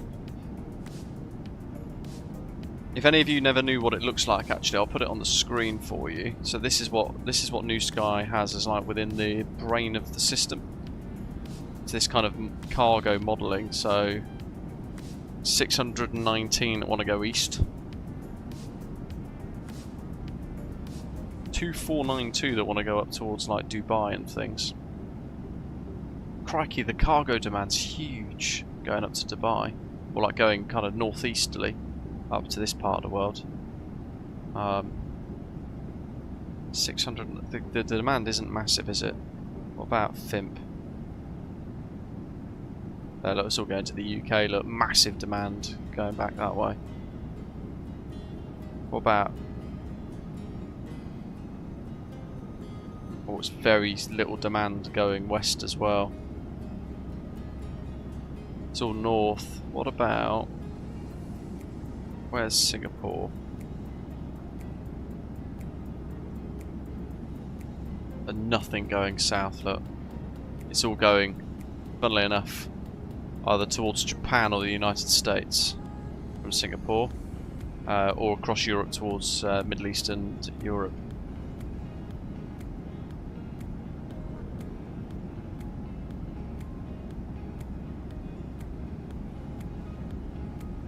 Where's... I mean, Hong Kong's big, but that's too far a stretch, isn't it? Going all the way Hong Kong down to Johannesburg. I don't really know how best to link them up. Schedules, OMDB. We've already got Johannesburg to...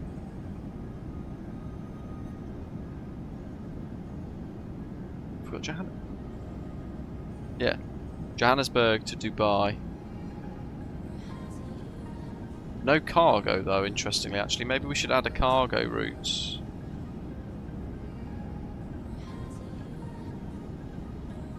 $834. 835. 6. 7. 8. 839. So Flower. OMDB.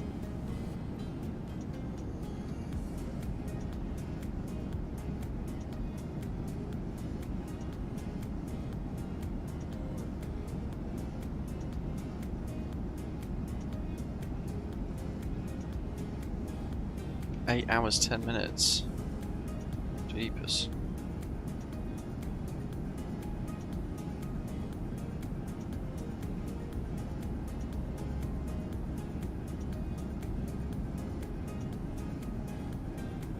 Large and XL only.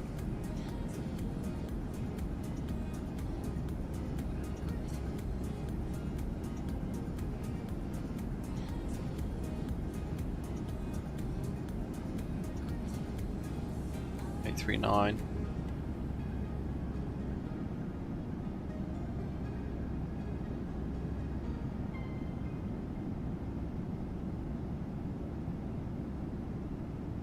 Let me do that the other way around. So Dubai to Johannesburg.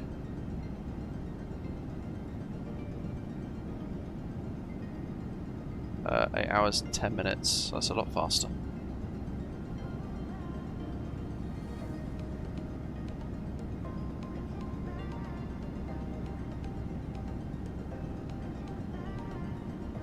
Oh no, it's the same length of time.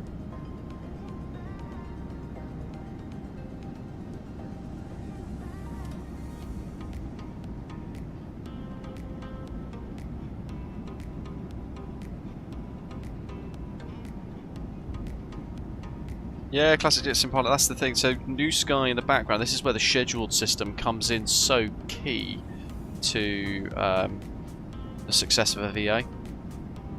But it also means that stuff moves around. So with the scheduled system, it looks like it's been rebalanced recently. Or it's kind of sorted itself out. I'm trying to find one that's a bit kind of sucked dry, so to speak.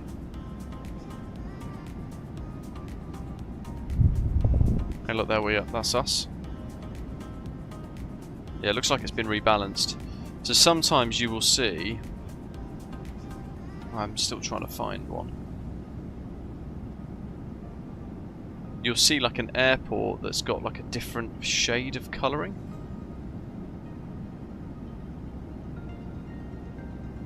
And if they go red, basically what that means is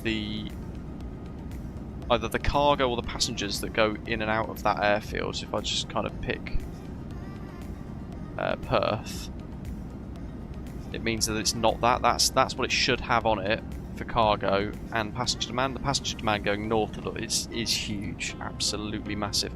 Same to Sydney. Look, there's almost 2,000 people that want to go to Sydney or go east across Australia to Adelaide, Melbourne, Sydney, Brisbane.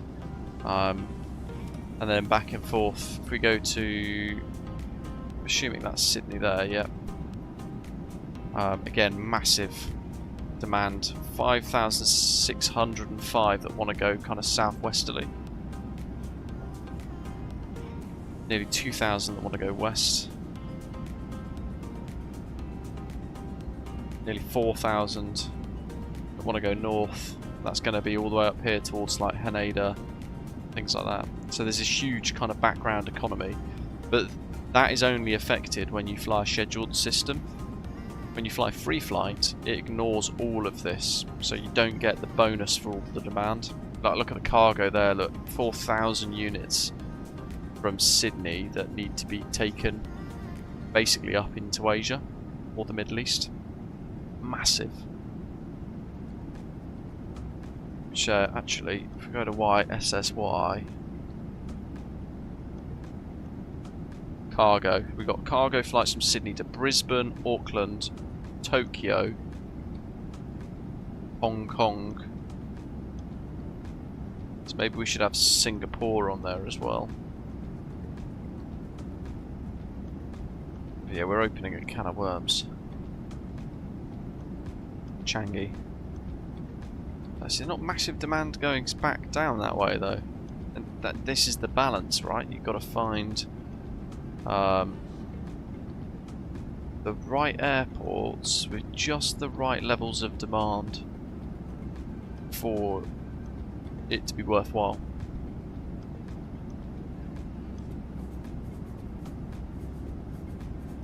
And not all of the big airports that you think would be popular.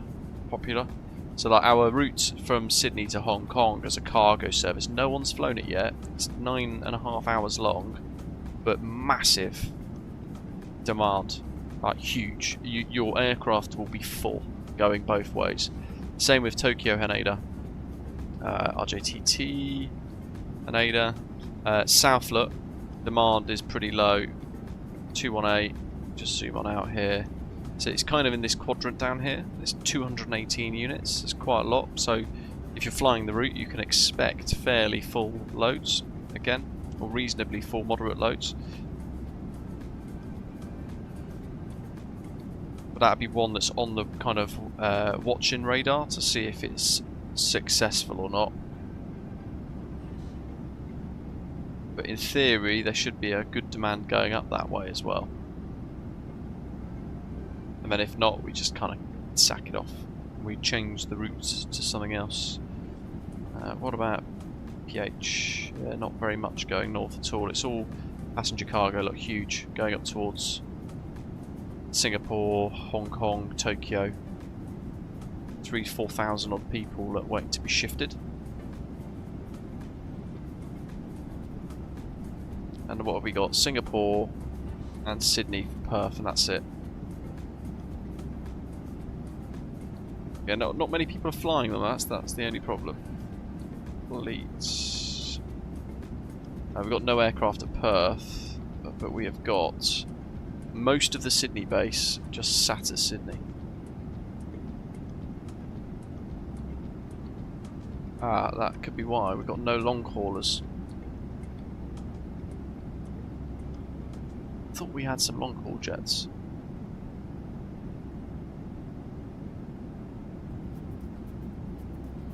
What aircraft would you want for the long haul though, Ian? Well, that's the next question, I guess. Mr. Souls, do you think it's worth joining a virtual airline, Luke? I've never tried, but I've got about 2,000 hours in sim and VAT sim. Depends what you want to get out of it, mate, to be totally honest with you. It's more of a kind of community vibe to it. We're all kind of like working towards the same sort of purpose, which is cool. Maybe I should spot down. Did a flight from Tokyo to Los Angeles in the 777 freighter. Nice. Was that logged with Osprey Airways, or was that just on in your own time?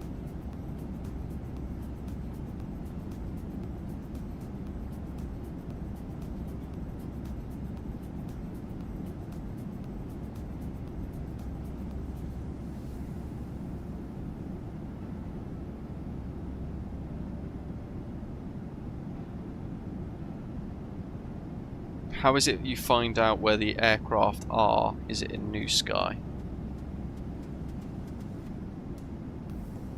So I have a slightly different dashboard. Let me show you.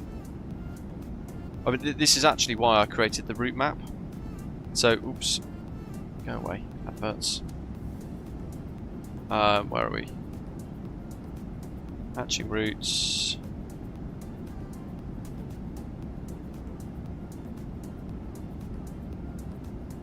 Clear the filters, right. What you can do, you can click available routes. If you logged into New Sky, it only shows what's available. And if you want to fly, I don't know, passenger or cargo, you can filter accordingly and it will hide the ones. If you want to look ahead on this map and go, well, actually, I can't fly today, tomorrow's Monday, I can fly Monday, you can click on that and you can filter the routes that are available on Mondays as well if you wanted to. But if you wanted to fly right now in a very specific aircraft, say 777-300ER, so 77 Whiskey, you can type that in, click it, and it will then give you the filtered list of all of the aircraft routes, or the routes that the aircraft can go on right now, depending on where they're based in the world. So there's 2 aircraft at Vancouver. If we click that, you can see in the pop-up card on the route map, hopefully on your screens, that there's an A350-1000 at Vancouver, and there's also a 777-300ER at Vancouver. Now they've been there all week, no one's flown them back, but they could be looped back towards Atlanta first, and then hopped back to the UK, or they could be flown straight back from Vancouver to Heathrow. Berlin, there's a 777-300ER at Berlin, as well as an A330-900. Not Berlin, sorry, Brussels, waiting to go back to Heathrow. Same with Frankfurt. There's 6 aircraft at Frankfurt sat waiting to go back to the UK, including a 777-300ER. Let's go, what else we got? Stockholm Arlanda. There's 4 aircraft in Cape Town right now, A330-300, an A380, a 777-200 and a 777-300.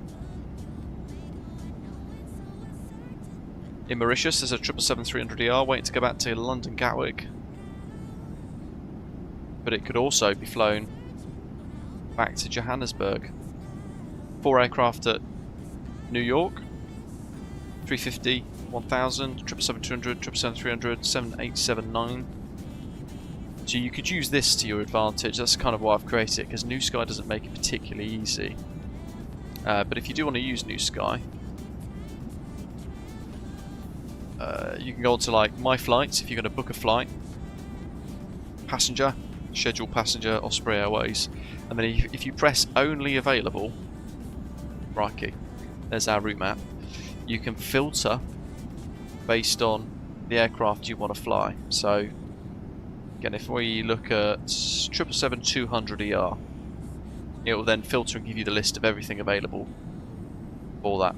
So there's 2 ways of kind of locating it.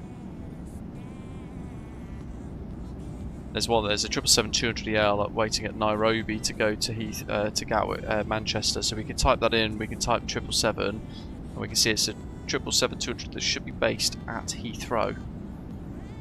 So you could fly that back to Manchester. Pretty full loads actually as well. Look, and then someone else could do a short hop down to Heathrow. But if we go to here, there should be, there we go, the Osprey 2, that's Heathrow, there we go, Osprey 34, Nairobi, back to London, Heathrow direct, 777-300, Bosch, nearly a full load.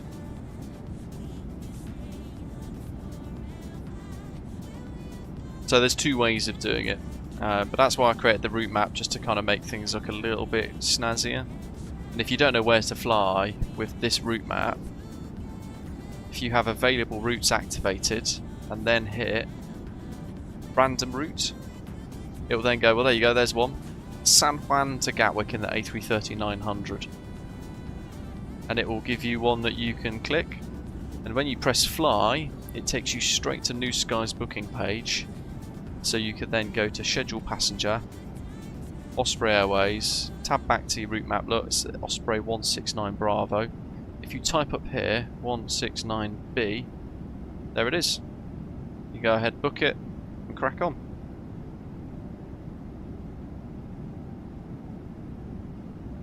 All of the liveries, Mr. Salt, you can actually get them from our website, britishafgeek.com. On the top drop-down menu, if you type MSFS liveries, click that one. Look, they're all here. So it's got mainline fleet, you've got the regional fleet, and then you've got our cargo fleet down here as well.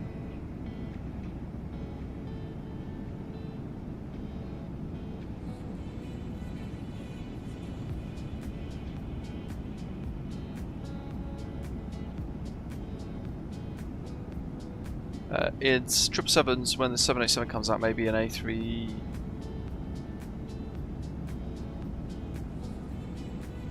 maybe an A350.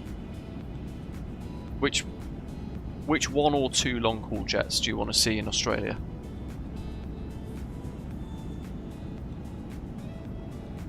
You want a like 777? Which one? Like 200, 300? Do you want the A350 1000?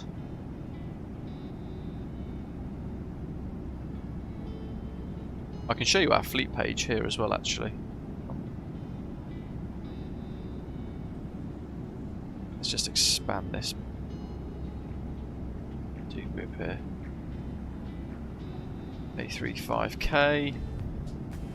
So we've got a few, look.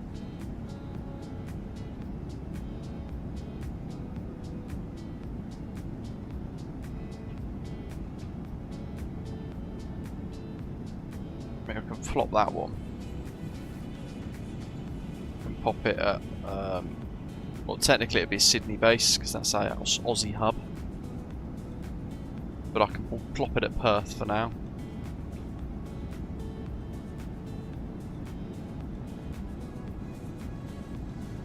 (42)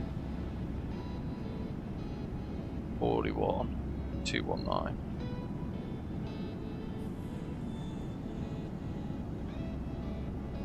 Why is that different?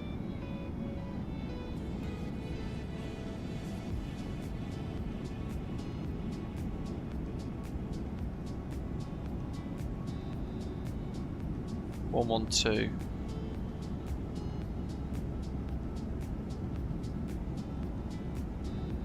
So I do that because it's it tricks it.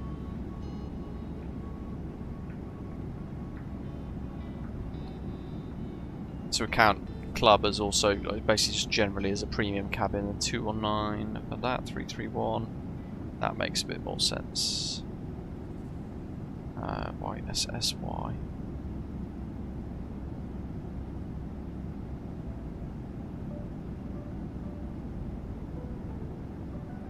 Probably should have another one of those at Gatwick, Heathrow, to be honest.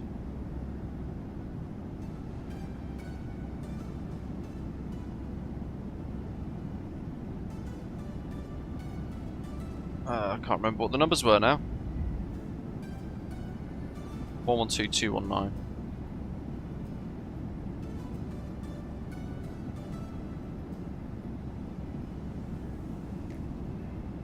So we've got an EGLL for the base, 112J, 219Y.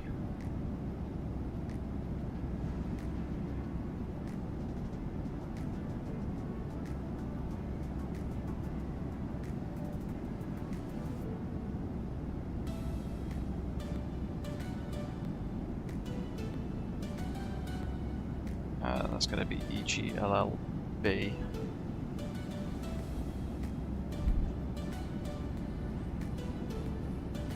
There's a lot to this, isn't there? That's the thing, it's all the management and behind the scenes that you guys don't get to see that I'm kind of showing you right now, which hopefully is quite interesting.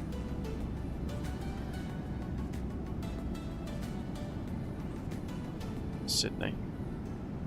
Sidders. No worries, Classic Jet Simple. Have a good one, mate. Enjoy. We've got 777-300, so we've got 77 whiskies. We've got loads of these in the fleet because they are mega popular. Could probably move one or two around. Certainly the Gatwick ones. Sorry, the Manchester. Yeah, the Manchester ones. I'll take Echo. Actually, hold on. Should probably make sure no one's flying it first.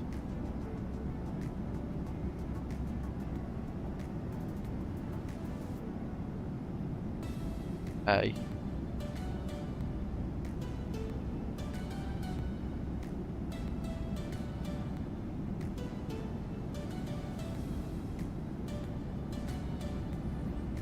Cool. That's a safe one to change.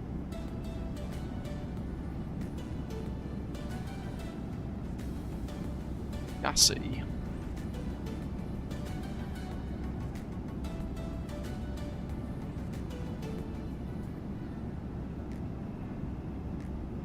Cool, done.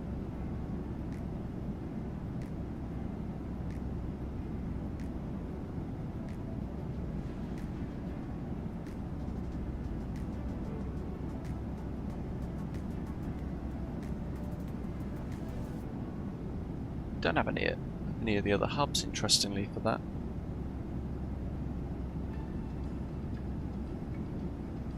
What about 772? Yeah, oh, okay, there we go. That's the cargo ones.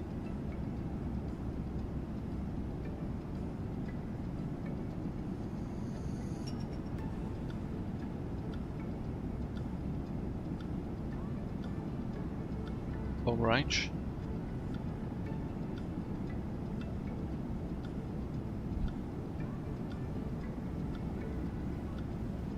One, two, three, four. 1, 2, 3, 4, 5. 1, 2, 3, 4, 5, 6, 7. Crikey. That one's in Mauritius. So let's pop him. Let's change his base. Ah, Christ. FAOR. 1456229.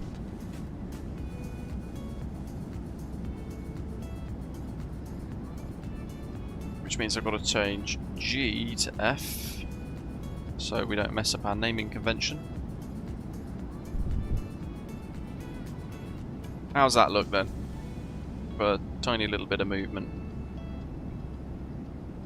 That's our dashboard. So you can see when people incur a penalty there, look, somebody crashed. Basically tanks the profitability of the jet. The airline. Don't know what aircraft that was actually, to be fair.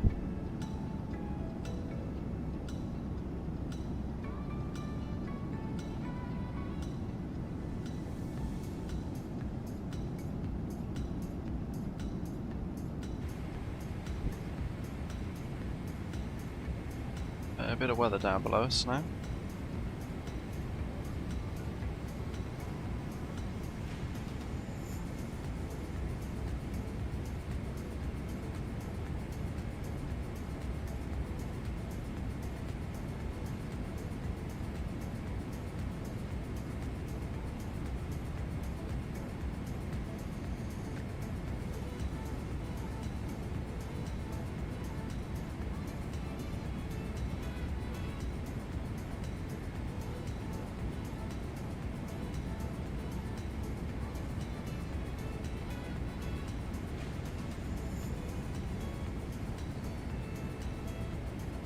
Seychelles has been a busy one. One from Heathrow, 2 from Johannesburg in the last couple of days.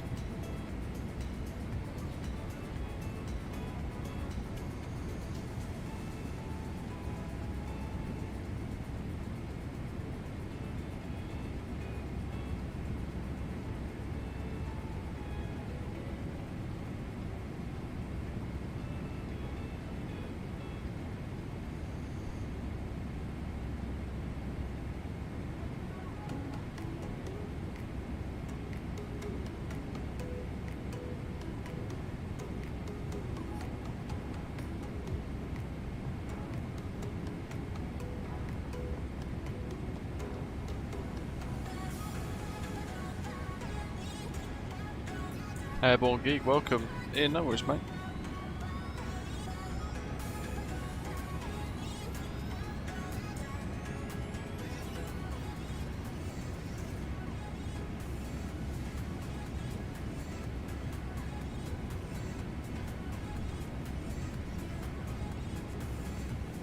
Quick change of volume on the old WeTune Beastie.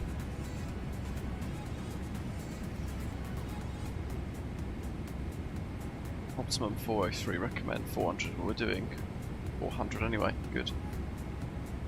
Look at us being mega efficient. Let's go change to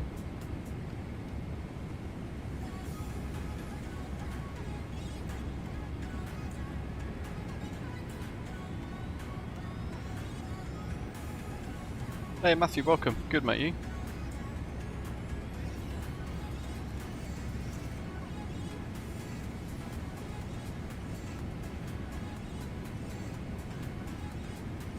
Mac 85, Mac 84,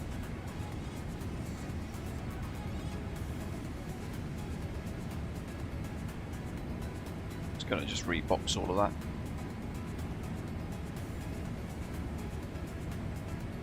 Cycle back onto VNAV speed.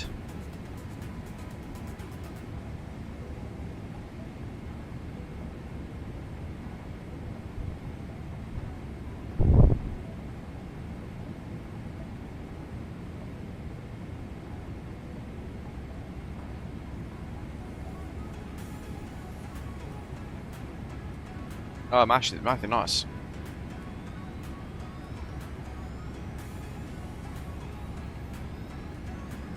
Probably need to export that latest CSV so I can update the route map on the website. So it requires me to put the network changes into the HTML of the web page. WeTune Beastie, thanks for subscribing, Willie. Hope you're well.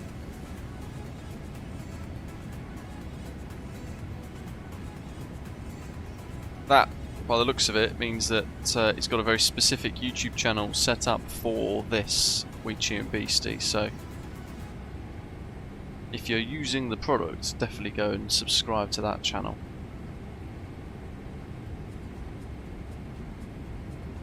Schedules, export.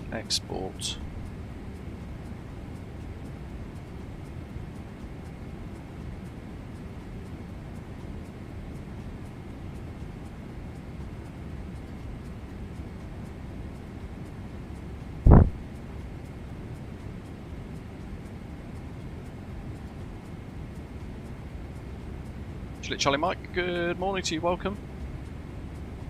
No worries at all. Yeah, it was a default scenery as we mentioned before because I can't possibly, in good conscience, allow Glide Slope Pro to get kind of like a showcasing on the channel because they are basically BM World and AmSim who pirated a ton of FSimStudios stuff in the past just to mess them up, which is pretty despicable. So for that reason we have not got any Glide Slope Pro scenery because they are basically the same people as BM World and AmSim.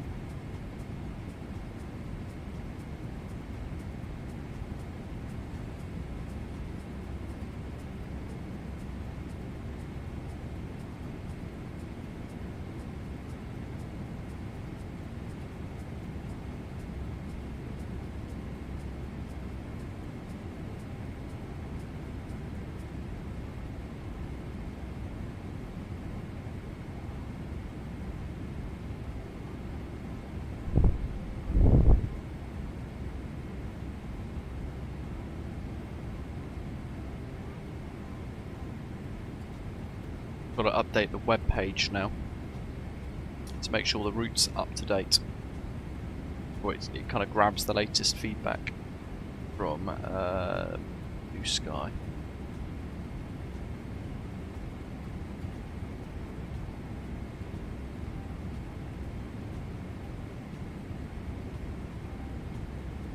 No, Atmos is not something that I've got. I just use default live weather. And it's really good. You don't need stuff like Atmos, if I'm honest. I get asked, I've been asked so many times today as well, I get asked most streams, don't I, team? Do you use Atmos? But no, I don't. Just default live weather, and it's really bloody good. Contrary to what people say.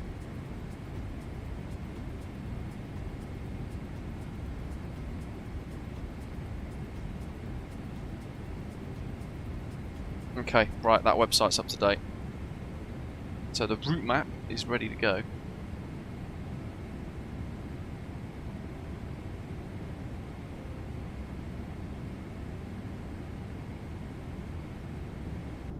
Yeah, it's good. I mean, look at that there. That's default clouds. Different layering. They've added a lot of new layers and cloud types to it over the last couple of updates.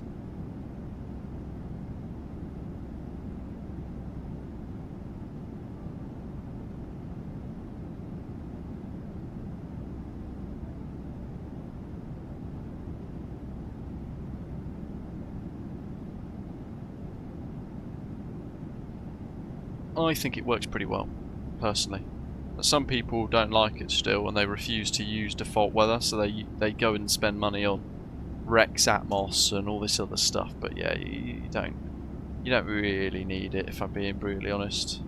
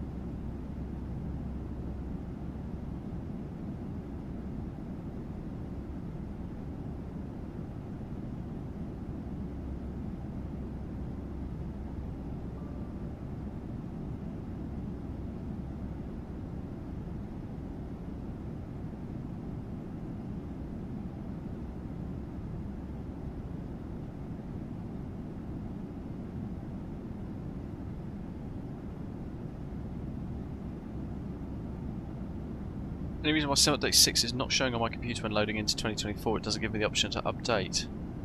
You sure you've not already had it? It was a very quick update for me. It was done in like 60 seconds the other day for me, bizarrely. I thought it'd be a longer install, but it wasn't. Look at those, that terrain down below as well. It's like, oh, it's looking at us, quick!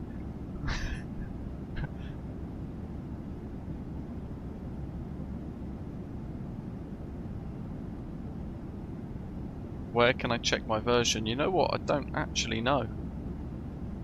It's a good question. I have no idea.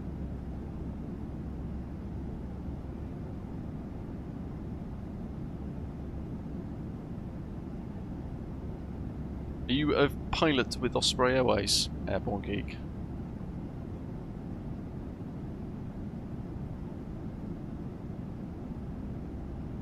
Because we've got a whole ton of new long-haul routes in our scheduled system.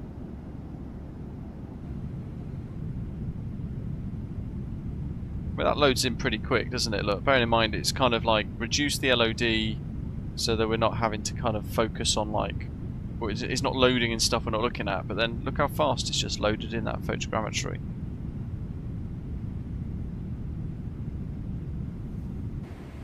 You probably already have it then slow. Because when they launched the update, the Sim Update 2, the update 6, it kind of happens a lot quite quickly, doesn't it? Now that's one thing I've not done actually, Ian. There's a lot of updates in the marketplace too that you have to do. I haven't done any of those, which worries me. Not that I could do anything about it right now.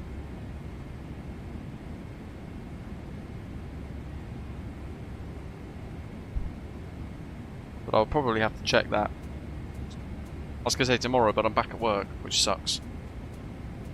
I'm going to go very quickly, top up some water, grab a little mini Colin the Caterpillar cake to keep us going on our medium haul transcon cargo sector today. And I'll be back in a wee second. But I'll leave you with a cinematic view because it's pretty epic.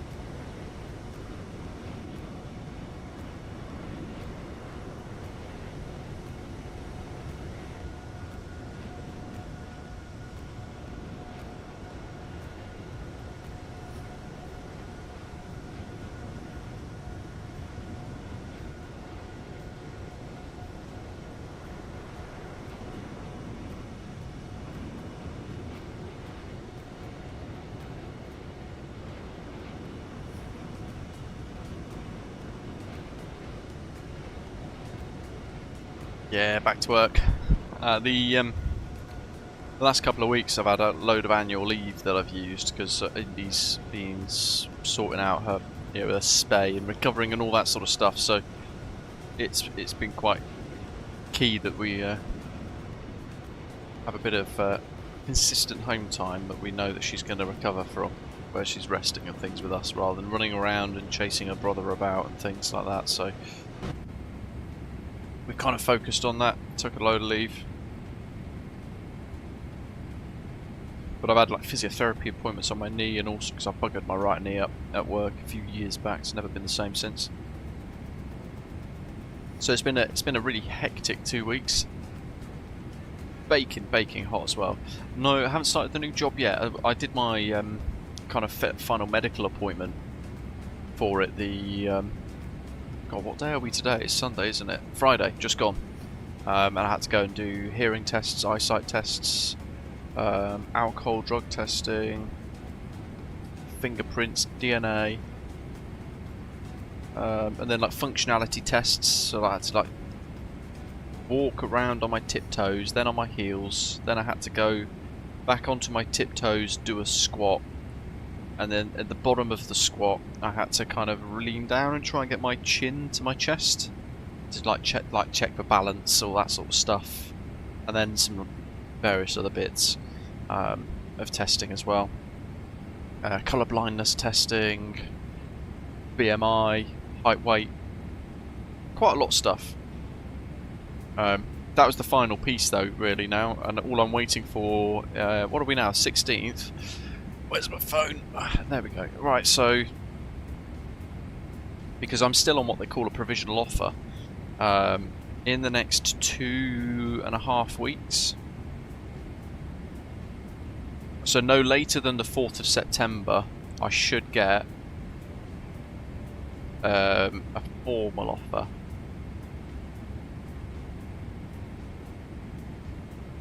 Where they basically say, you're coming.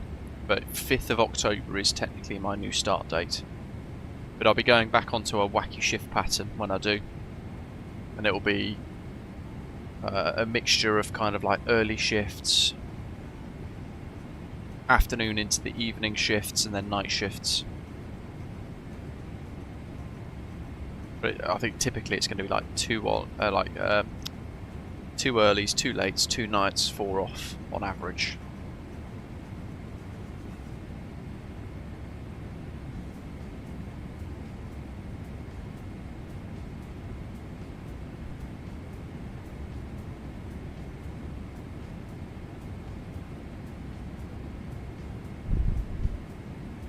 Cool, what have we got? WeTune Beastie, there's a new build 4.4.0 expected this week, including ADF2 support, which is what I mentioned on the review video yesterday. It was like it works with ADF1. The current doesn't currently work with ADF2. That's been patched by the looks of it, which is great. Tightened halt and resume controls, prompting a new flight telemetry tab, which includes a flight altitude profile and a landing rate tracker. Nice. The active flight is working, as you can see there. You'll be pleased to know it was me being pretty moronic yesterday. I put in, for those of you who haven't watched the review video of the WeTube Beast, it's out now. I put it on yesterday, and in active flight I was like, I can't get it working. In my brain I typed EGNT, the departure, and then for the arrival airport EGKK, but I'd actually typed EGNT for both of them, and at no point did I realise. And I'd stared at it for ages as well, thinking like, I must have done something wrong. Turns out I had. Just me being useless.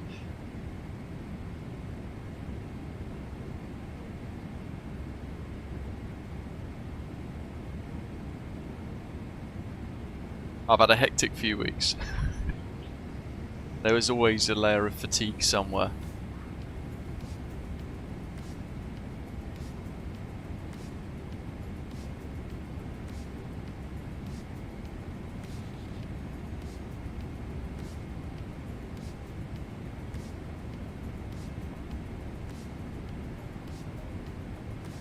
What are some of the more advanced features that I haven't yet explored, Willie?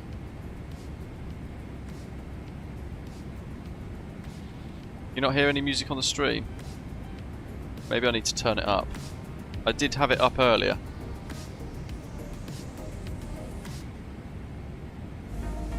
Yeah.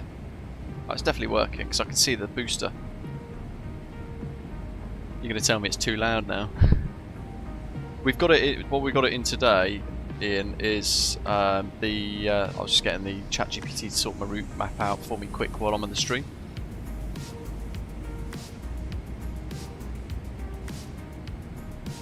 We've got it on like this flight phase mode today, where it's basically this here route radio flight phases, where it's tracking, so it knows we're in cruise, so it's playing the music that's in the cruise folder. What's a radio station near you, Ian, that you like to listen to the most? Let's see if it's got an Australian radio station in there.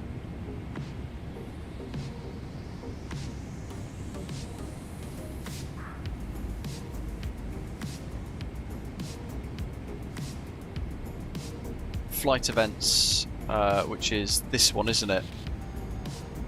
Working on a detailed tutorial which should help with the community's ambitions for Osprey. Yeah, if basically we can create our own custom events in here, like create event there. That means that you can have custom virtual airline announcements really if you wanted to. It's quite limitless. Right, let's go to station 4. Internet radio. I assume it's an internet radio station as well.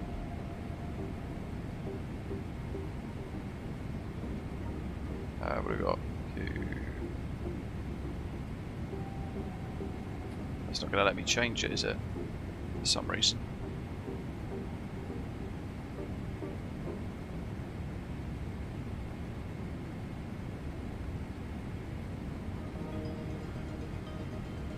Let me go into taxi. There we go, because we're in a different mode. Right, well, we've got Nova 93.7. I'll search for it directly first and see what it comes up with. There you go. Nova 93.7 Perth. Where you in Stream the World.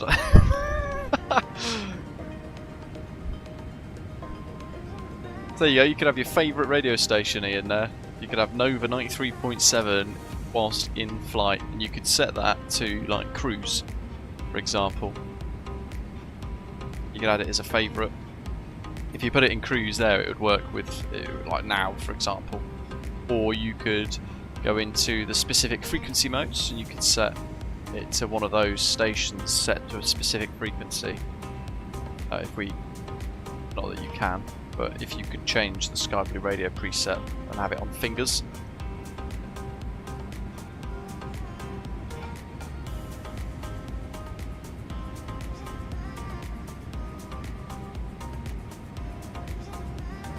There's one thing to look at, I suppose, there, Willie. I've just noticed they're trying it out. It will not, if you're in this mode, for example, it doesn't seem to want to let you change anything. Wait, it lets me do music folder, but not internet radio. Set it to a station that's not playing so people can see the station title pick up.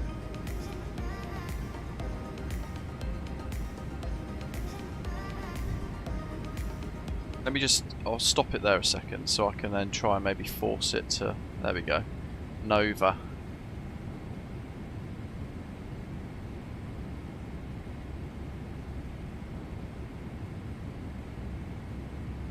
Where is it? Nova 93.7. Check. Paste. And there it is, station 5. So if I go, I mean this is a risk, but I'll try and do 12370.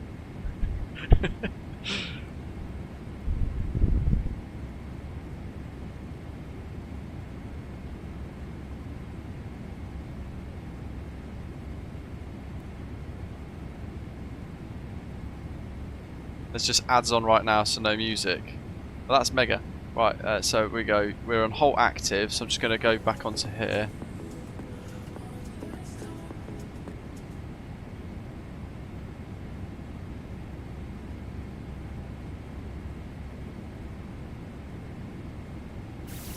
Here we go.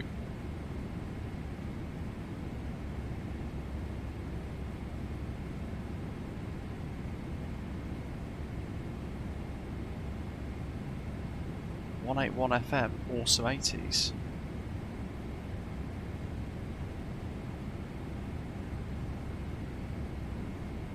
Hold on. 1, 2, 3.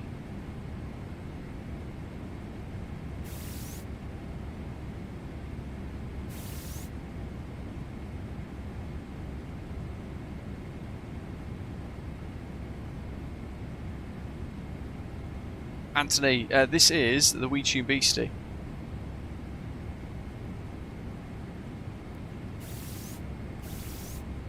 When you hear that ksh noise, that's when it's kind of scrubbing around and changing the frequencies.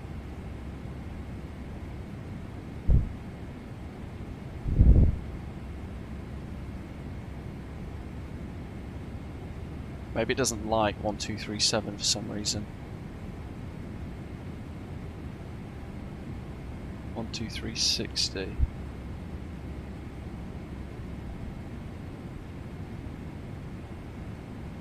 We'll try it. Oh. It's definitely trying to pick it up. Oh, hold on. 1237, there we go. It's playing. Let me just turn it. Look. Nova. Now I'm going to mute it real fast. So I think because it's new, it just took a little bit of time to connect. But there we go, it was active there, which is pretty cool.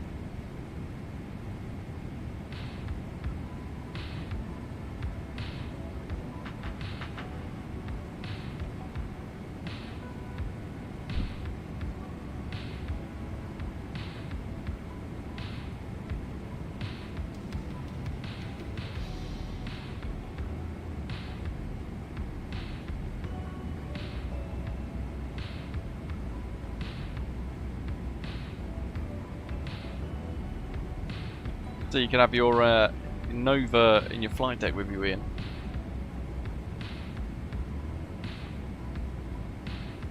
We just needed to be a little bit patient with it connecting.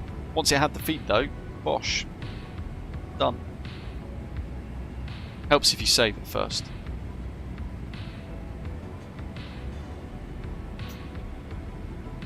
It's there is a freeware version on FlightSim.co, Anthony, but it's a severely limited version of it. So you could download it on there, try it, see what you think. But if not, it's available on Just Flight. It's about £14 sterling, thereabouts.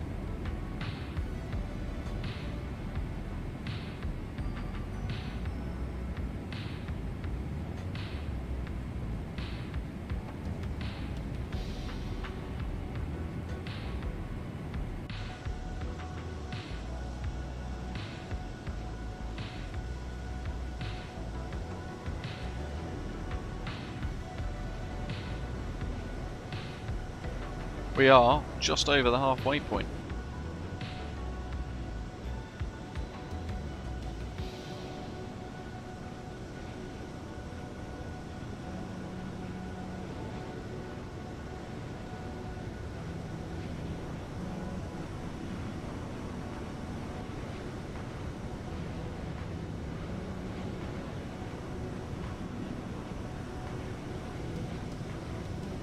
I did a review yesterday, Anthony. You can go and check it out now. The review's out there, now ready to watch, and the product has been released as well. So if you watch it and then you think, geez, that's a good bit of kit, then you can go and purchase it straight away. It's all linked in the description as well. Not in today's live stream description, but the review video.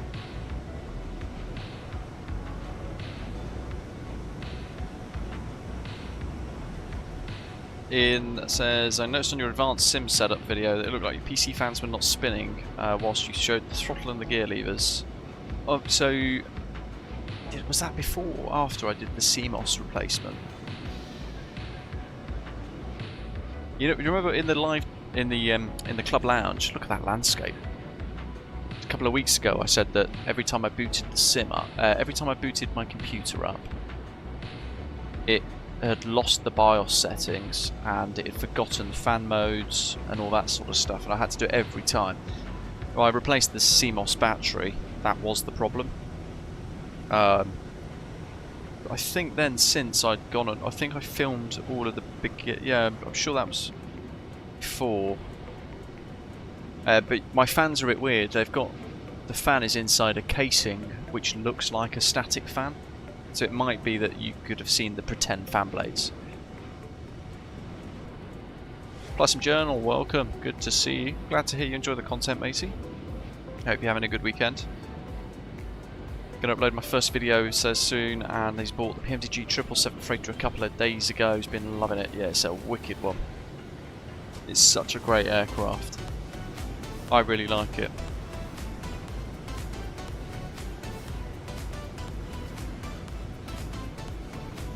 You're going to have to tell me if I've messed the music volume up now, because it's very different to what I have when I have Windows Media Player set up, where I have it set to 6.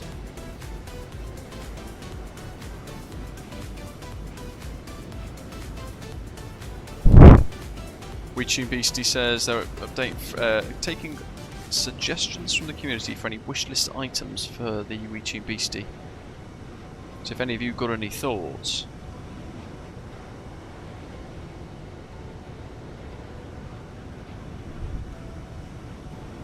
Flight Sim Journal, yeah, fortunately that is a wider issue with GSX compatibility.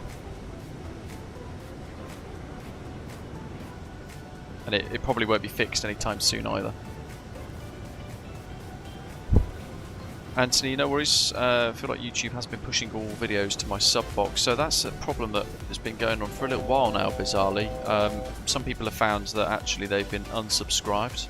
Some people found that the notification bell has been unticked as well. So there's a few weird caveats.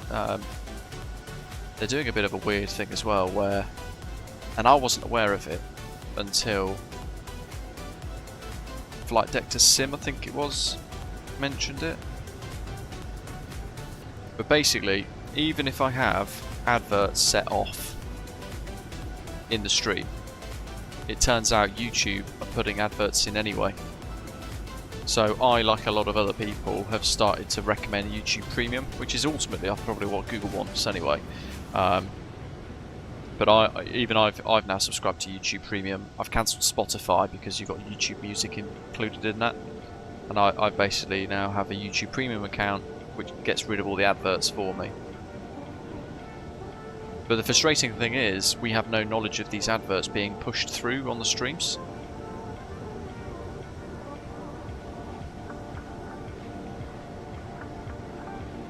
And it then begs the question of whether or not we are therefore getting the share of revenue that we would on ads that we know are in there, if that makes sense. Zoom zoom.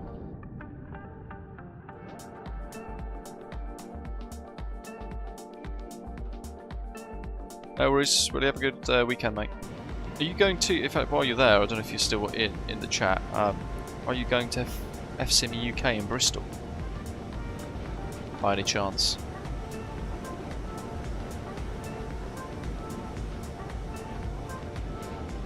Yeah, don't get ads all the time, just on the odd stream maybe once or twice. Yeah, that's the odd thing, right? Because I've basically turned them off. Certainly in-stream ads, I don't like. But it seems that YouTube are putting them in anyway, without my input, which is bizarre. I don't really understand it. How would one join your virtual airline? Go to BritishAvgeek.com. Head to the Osprey Airways page and all the information is there, along with all of our liveries, our route network, a route map, and like the instructions on how to join. There's a document on there as well with like a preferred parking, like a preferred parking document. So if you're flying into and out of all of our bases, then you can find details about that. On the main page, britishAvgeek.com, if you scroll down below the bit about Osprey Airways having a bit of a spotlight, there are affiliate links. Only a clever fellow like British Avgeek can properly demonstrate the beastie on YouTube. Hey, thank you very much for your super chat. Appreciate it.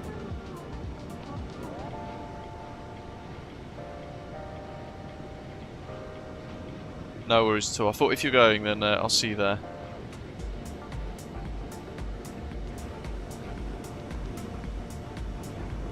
There'll always be next time. Yeah, on the website, if you've not seen it already, there it is. That's the main page. You scroll on down, you're going to find a whole load of affiliate links. I'll say affiliate links. The top one's an affiliate link with Contrail, but 10% off code if you've never used that. There's also 5% off Thrustmaster. There's a discount off the Tobii Eye Tracker 5. I can't remember the discount amount now on that one. I feel like it's 5 or 10%. PMAX headsets, for those of you who want to get into VR, you get $20 off with the code BritishAvgeek, and if you want to do that real kind of sim experience that I did, was it this time last year or was it 2 years ago, I can't remember which, at Gatwick with Infinity Sim Wings, 5% off with code AVGEEK5. For people inside Osprey Airways as well, inside the feed, you will find a similar looking bit that talks about discounts. We've also got a partner discount with Say Intentions AI for those of you using that to get yourselves some money off the monthly fees. Yeah, Bristol. Flight Sim Journal, yeah, you can, yeah. So Michael, MPS Gaming in the live chat, he live streams all of his Osprey Airways flights. Even though we as the channel started this virtual airline, I want the virtual airline, I want Osprey Airways to be wider than just this channel. It's kind of my way of giving back to all of you guys, building like a really good, enjoyable, immersive, kind of fun virtual airline for us all to take part in.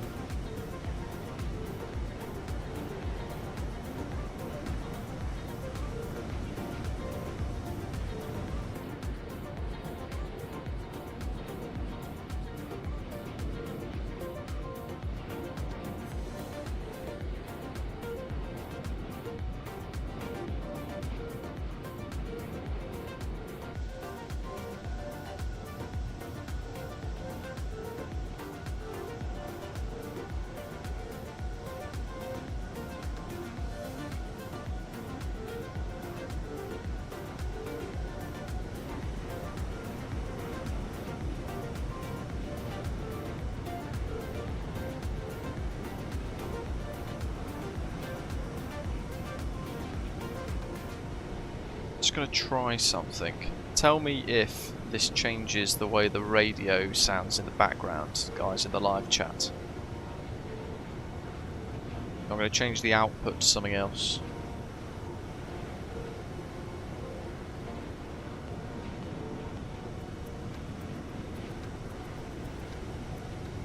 Right. I've put it onto a separate feed.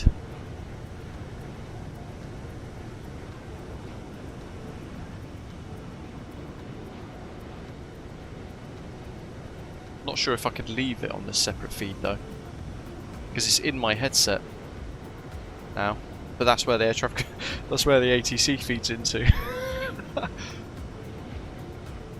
Night Shadow, yes. Good morning, mate. Yeah, I used for taxiing. I used the wind control 3-2 nose wheel steering left, the tiller, for the 777.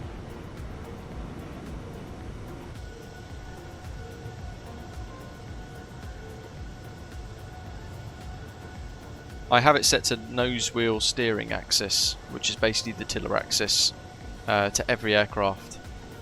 So with that set, it kind of just works out the box. So the only thing I changed in the FMS is the setting of nose wheel steering via rudder only that I'd had set for years. I changed that to rudder plus tiller as a separate bit.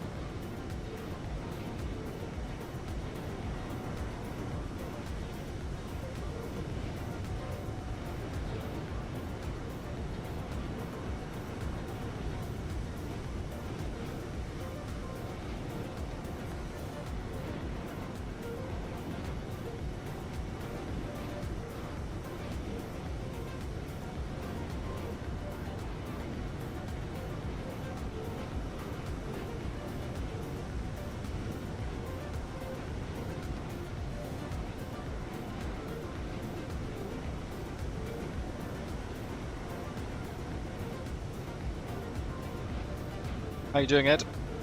Hope you've had a good week.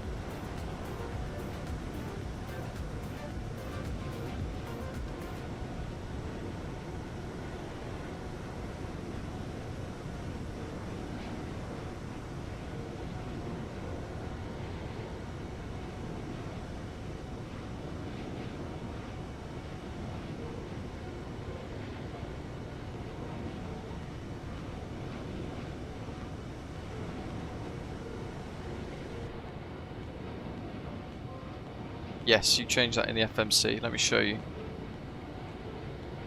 Can you still hear the music, Ian?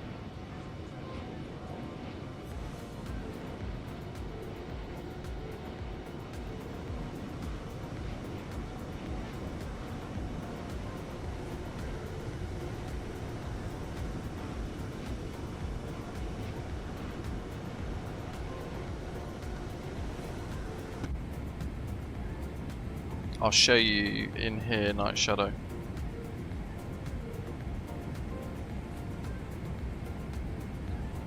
Menu, PMDG setup.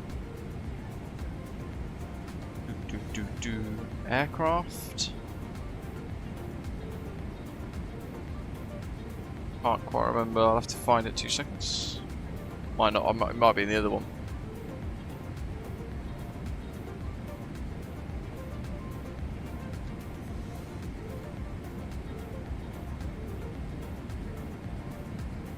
Options, simulation. I feel like it was in here. There we go. Yeah, options, simulation, 8 of 8. I had that as rudder only. I changed it to tiller plus rudder. And then I've got full control over the tiller with my nose wheel steering left.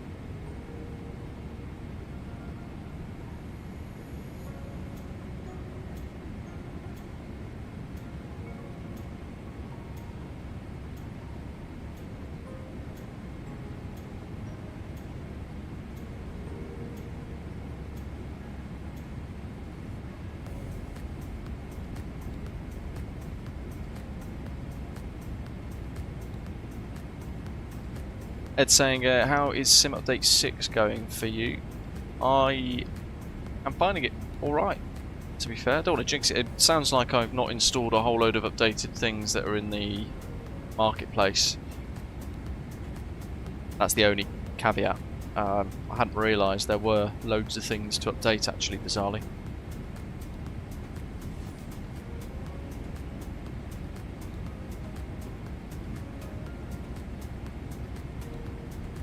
What have we got here on the old screenshots? MPS is flying some Hawkstone.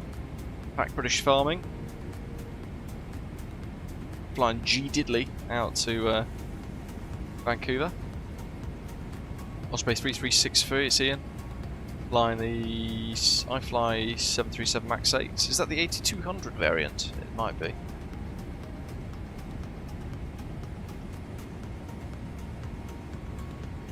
Where's Ian? He's on the chase. Ian's done amazingly well to catch up there. I reckon, Ian, if you did a direct to BPI now, cut out that little corner, you'll get a little bit closer as well. There we've got tower online at Vancouver already with an ATIS. It's David. ATIS Bravo. Approach ILS or visuals, runway 08 left and right. RNAVs available upon request. Simultaneous parallel runway operations in use. Landing runway 08 left primary, 08 right secondary. So that's the plan. 08 left is what we're going to look to plan for today. We could probably set that up now, to be fair. Yeah, using VATSIM, mate. Always. So, what do we... We'll change that to ILS 08 left.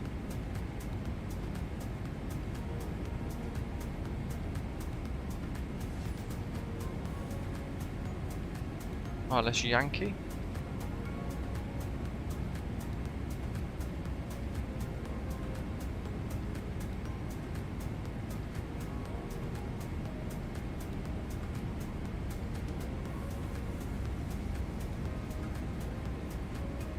.08 right is fine for cargo, let's taxi that. In fact, that's a point. Where are we parking? Did you say apron 6?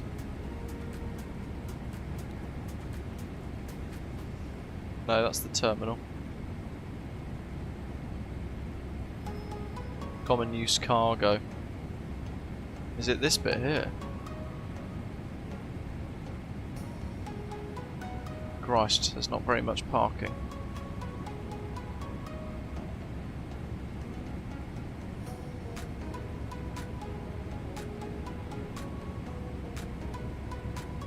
Apron 5, that one there. Oh, that's right next to 08 right.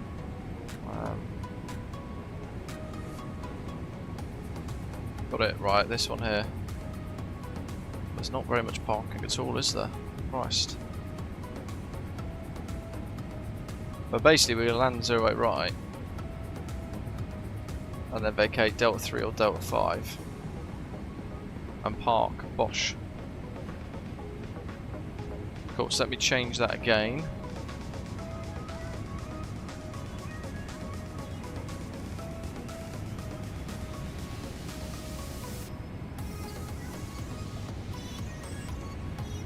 Bubble. If that's going to be an option.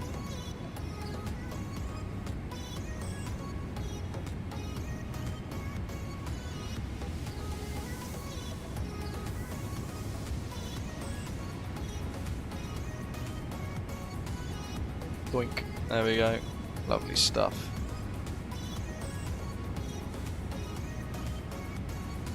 So we are going to connect those two dots.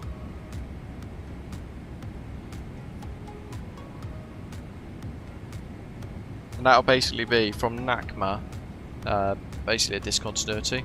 So if I show you here, there we go, on the charts there. Runway 08 left and right, and 13. From NACMA, just goes to like discontinuity, so it'll be vectors there to the ILS. And it'll be 08 right for the super quick arrival.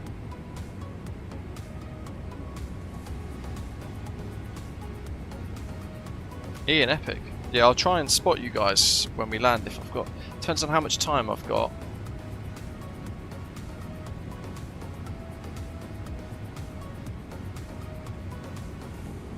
That should be good. So let's go to... It annoys me that the wind control FMS doesn't work. Departures, arrivals. ILS direct right.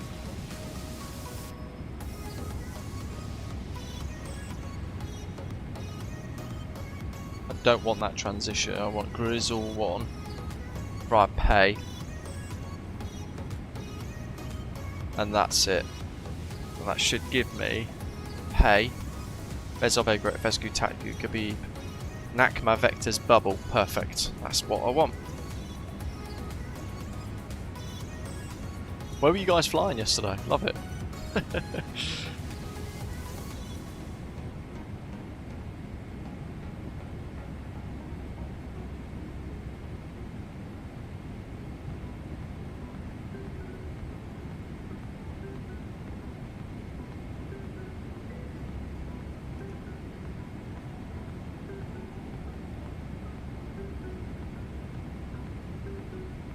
That is looking pretty good.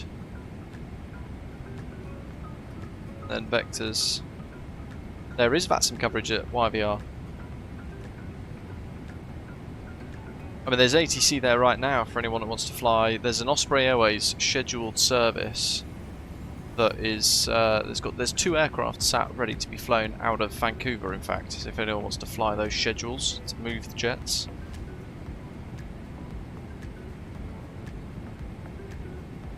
Done the descent forecast. Transitions level 180.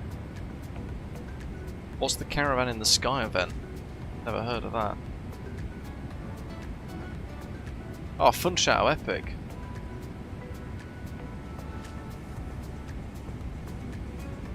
We've not done Madeira for a while actually. In fact, the last time it was when the 777-800 got updated properly for MSFS 2024, and then I had that weird thing where for some reason I had the Asobo Madeira had reactivated itself in my marketplace, didn't it? I had that big ledge on the runway and we crashed on what was a beautiful touchdown up to that point.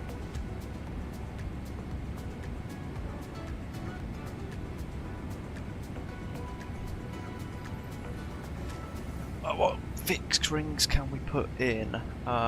So TAVP, that's 6 miles, 6.3. Glide slope starts at 9.4. So if we want to be level at 3000 by 10 DME. So if I type in IVR, which is the 3-letter code for the Vancouver 08 right, 1095, that's the one. And then we want 083/10 for an extended descent line on a bearing of 083 degrees, 10 mile fixed ring. And then we'll pop a back course of 263. And I'll pop a 4 mile fixed ring in there for that one. So we get the kind of 160 till 4 DME bit.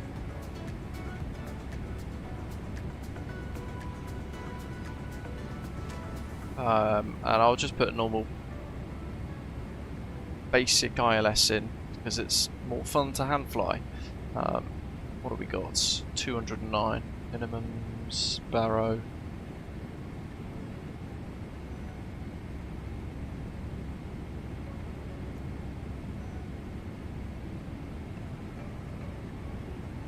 Thank goodness for this wing control thing being spring loaded.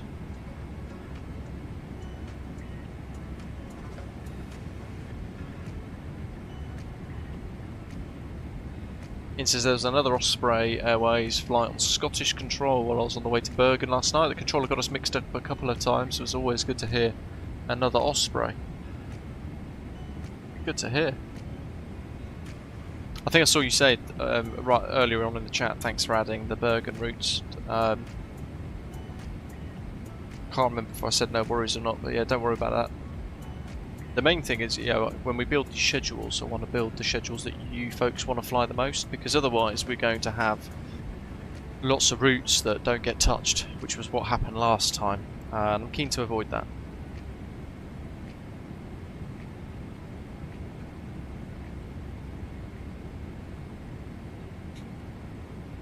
I'll have a quick flit onto plan, because it worries me that there's this, yes, it's going to be the missed approach with vectors, hence that big magenta line. That's fine. Hey Michael, how you doing, mate?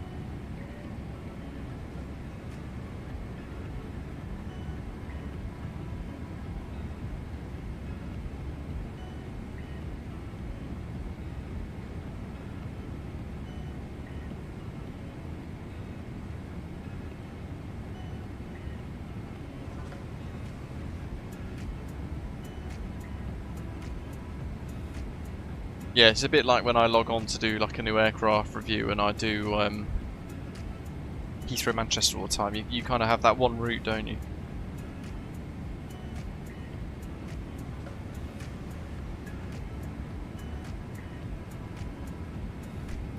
Ooh, interesting.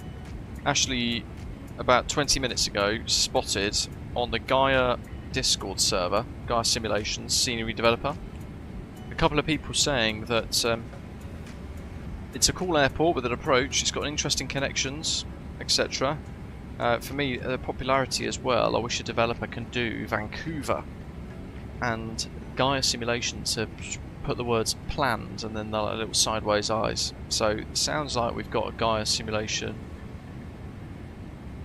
Vancouver on the way.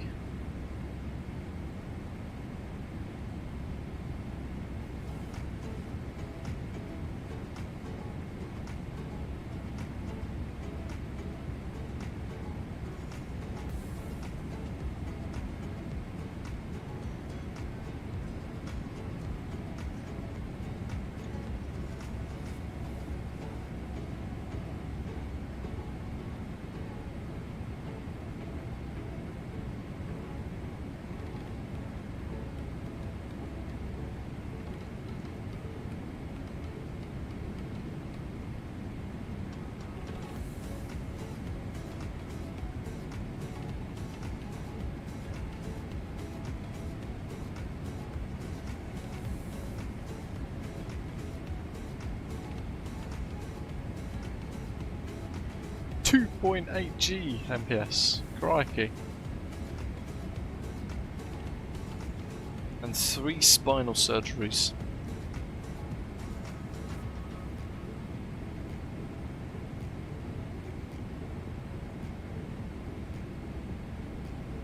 I think we're all, I say low on load, but it's such a big, they're such big aircraft, these, aren't they?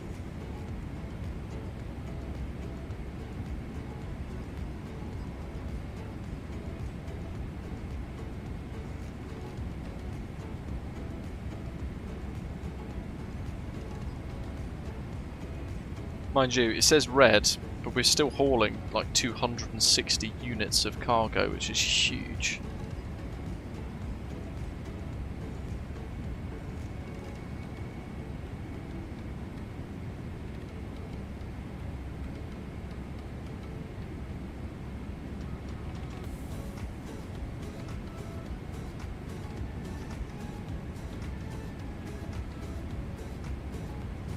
There were 48 flights yesterday on Osprey.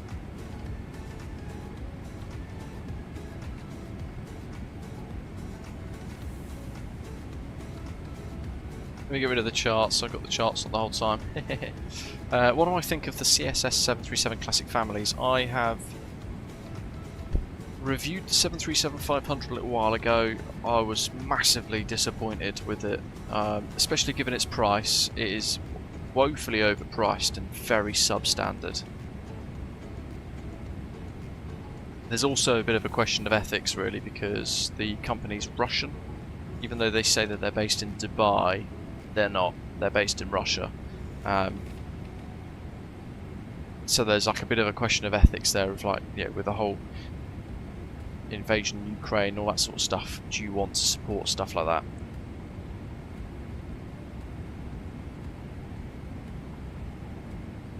But I tried it anyway, because people were curious.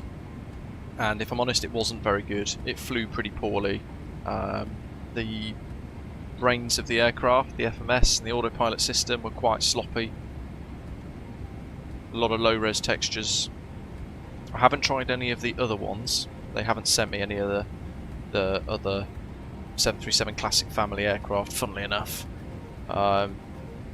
They've given it to some other content creators that just say good things all the time, but that's not me.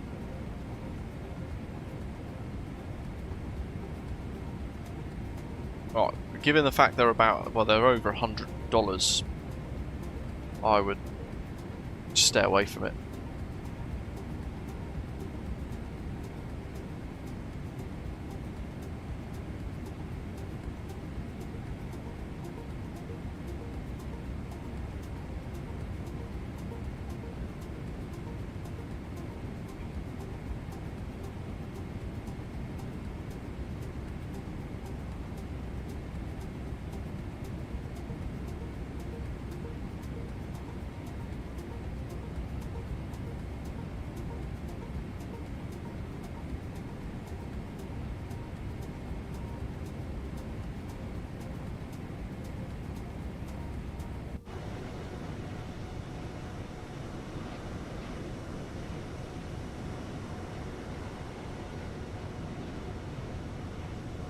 FSimStudios, can you do a tutorial on the new 707?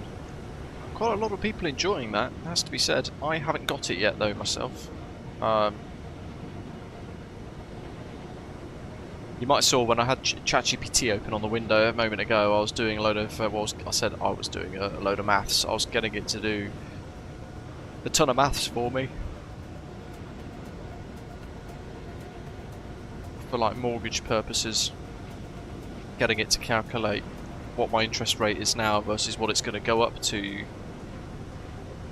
well, July next year, and it's like £400 extra a month, so I slowly started to tighten more and more of the purse strings.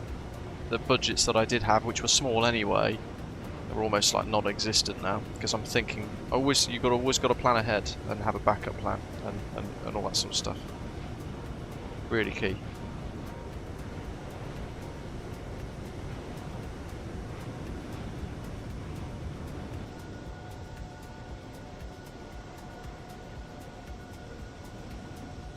Yeah, because this 707 that they had out before was actually really rubbish, wasn't it, from what I gather?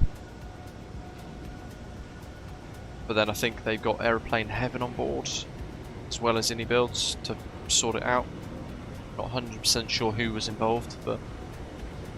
have I seen the ProDesk Sim modular display unit, Night Shadow? No. Shall I Google it?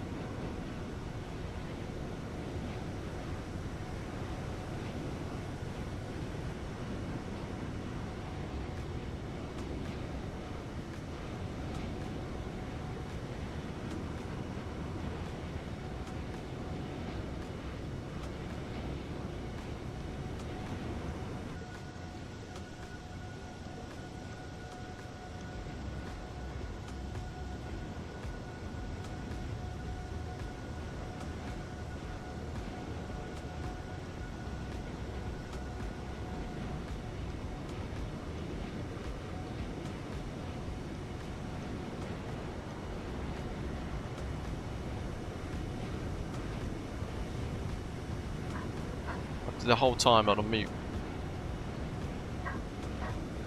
Yeah, that gets expensive pretty quickly for what I say. £383 if you wanted nearly all of these, but the base price of £274.88.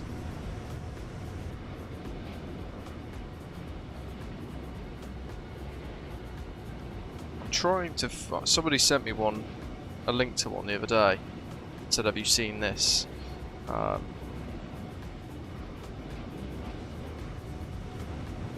it was on, I think, Amazon.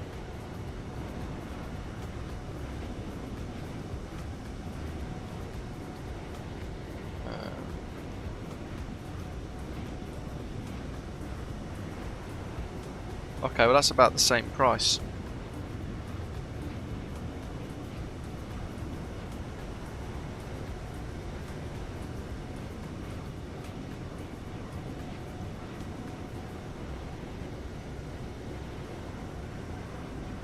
The questionnaire would be like, how do you...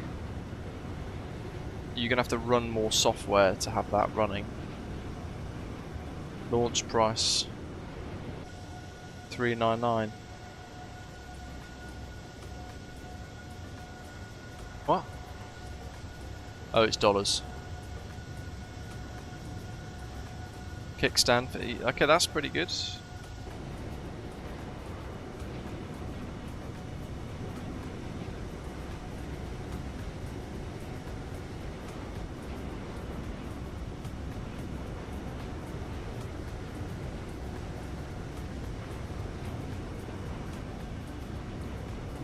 Yeah, I've heard a lot of good things about glass outs.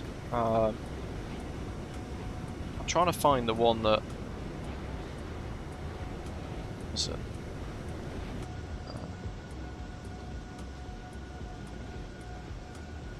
Glass...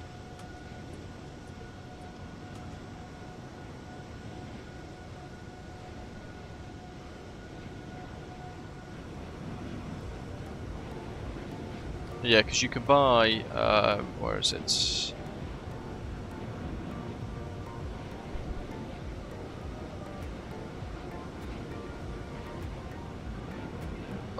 I'm going to grab a link. I'm going to show you one that's 90 quid. It doesn't have the snazzy Boeing frame or anything like that. It's 3D printed.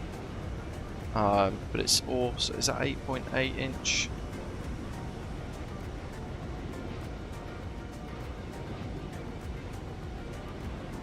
Was 14.9.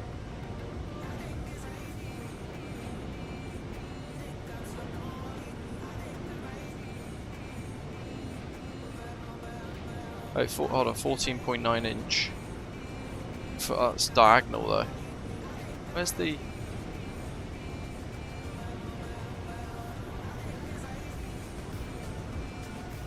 Right, it's just 15 inches.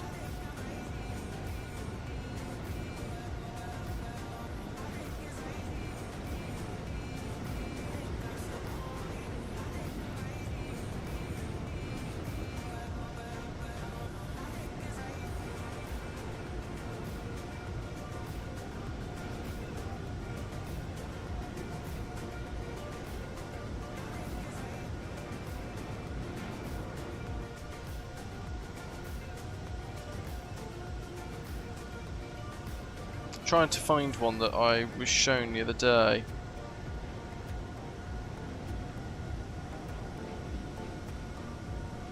Okay, here we go. It's £67. I'm going to put it in the live chat, right? Have a look at that. Because it's a fraction of the cost. And then you can just add glass out, like David says in the live chat. Check that one out instead. You can order that right now rather than having to wait for a Prodesk Sim branded one. And save yourself £200.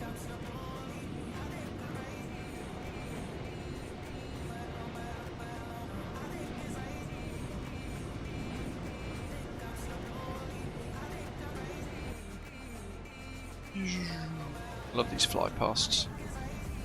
That link that I put in there, that's being sold via the Overclockers UK store, for those of you in the UK. which is a genuinely reputable brand selling PC hardware. And then yeah, you just whack glass out on it.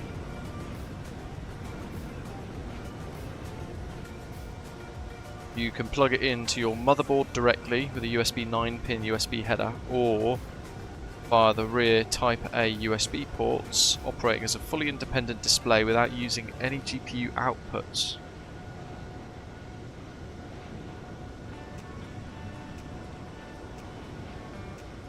And it comes with a little stand that is part of the kit. You can have a white version if you want a white version.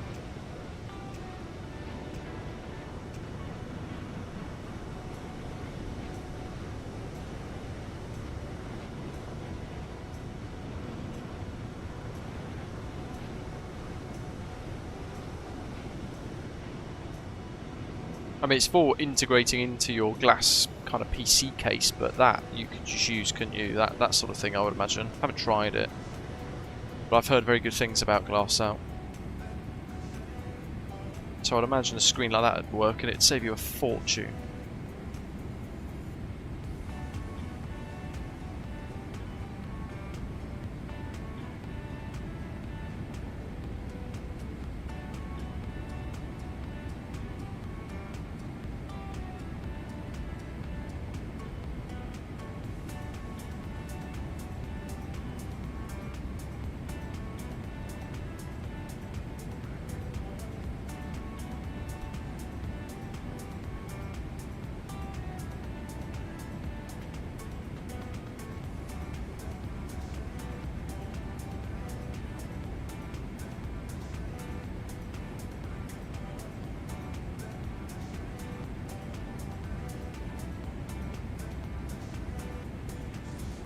What's about the Prodesk Sim one, for example, it's like 300 and something pounds. You could buy a whole extra monitor for that, and that's what I never really understand. Because surely it's better to have another monitor and then kind of build that wrap-round cockpit environment. That would be more where I would be steered to go.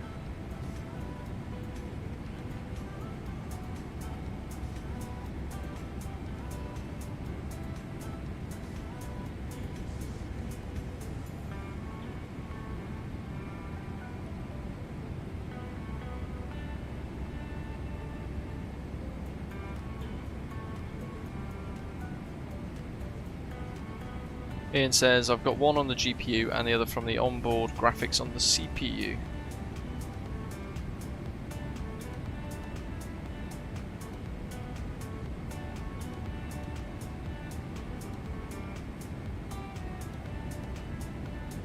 Another option is this one. I'll put this other one in the live chat. Let me see what you think. Another Amazon link. That one goes into your GPU.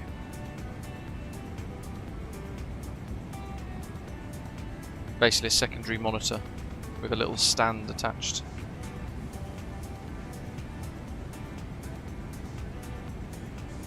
But like, you can get a gaming monitor, 4K gaming monitor for £200.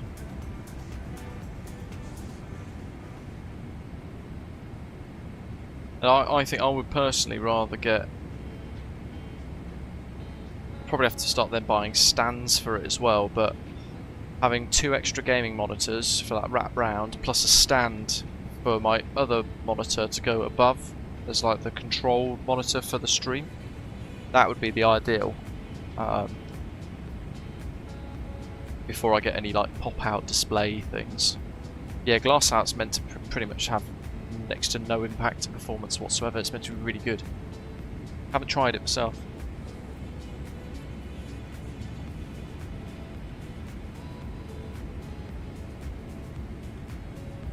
I suppose the only caveat there, from what Sir and Oz is saying, if your sim settings are such that you are already as optimized as you can be, your CPU's running probably on its limit of reasonable, good, and your GPU's pushing it.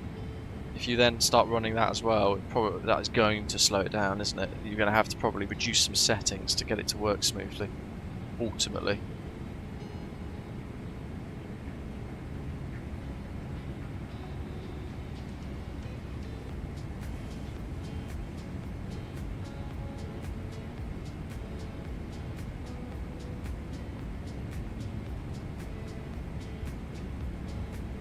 That would be epic, Ian. A split flight deck, because no one's ever done that.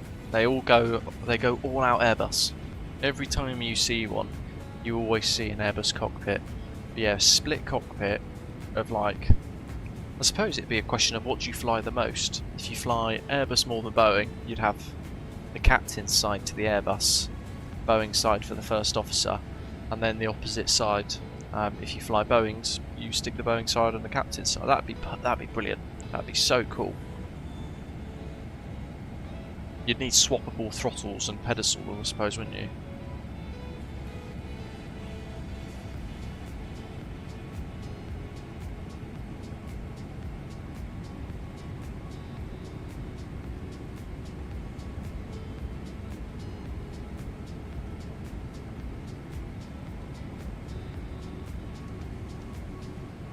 I'm going to go to the We Tune Beastie, and I'm going to press suppress playback below minimum altitude.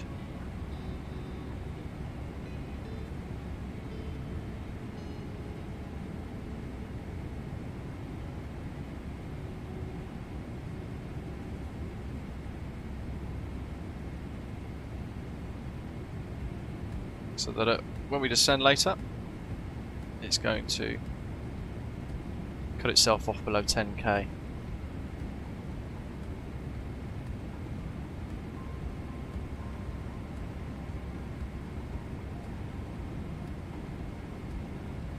$430. Not bad. Yeah, the money involved would be crazy. How are we doing for routing and spacing? Sean's up ahead. Doing a few knots more than me, so I might be able to push it a bit.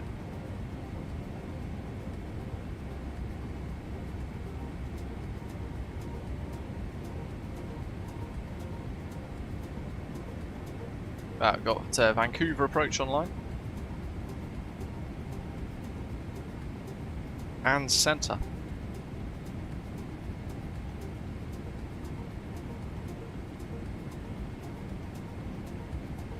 Awesome, Sean. I shall remain at Mach 84 as well. We've got some good spacing. The guys behind could catch up.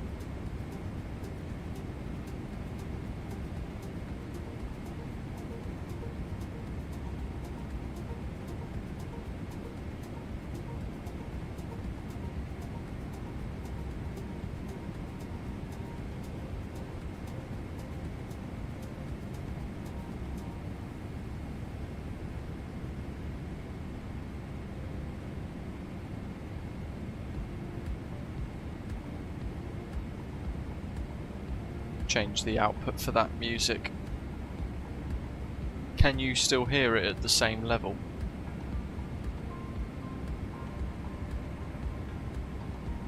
Just moved it back to my speakers because it's in my headset, which I've turned down to the minimum, but it's still mega loud. You can only go deaf once.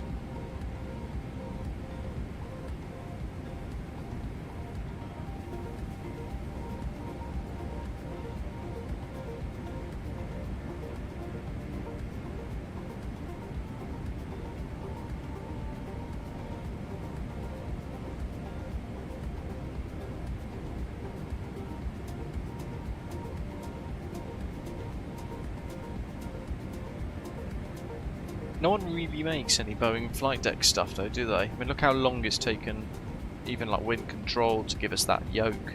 They teased us that yoke 2 Flight Sim Expos ago.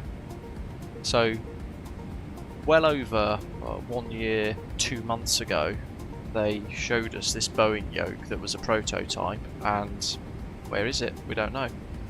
No one really tends to make them. Which is a shame, because they are some of the best aircraft in the sim. I do think it's because generally the A320 is more popular. it's got a perception of being easier to fly.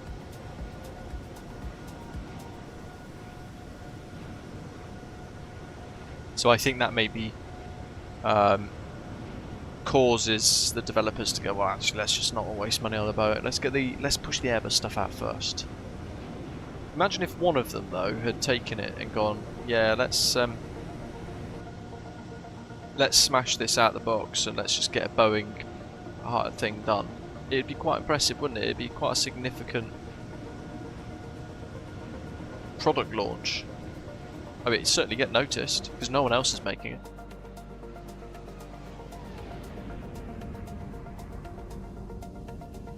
Yeah, yoke V-stick. That is, yeah. That's the thing. The Wing Control Ursa stick on that little desk mount. It sits perfectly just next to my left knee.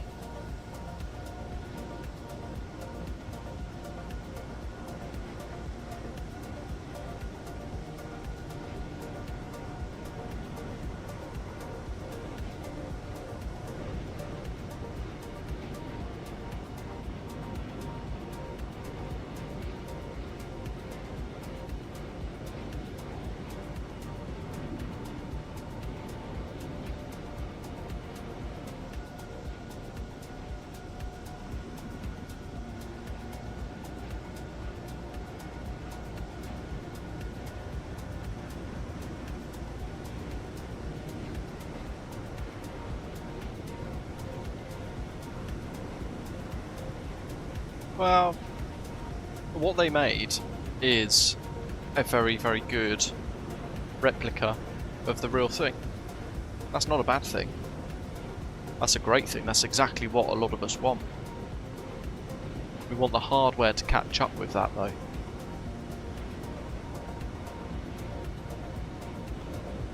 And you know, when you look at it as well, look how many bloody Airbus aircraft we've got in the sim.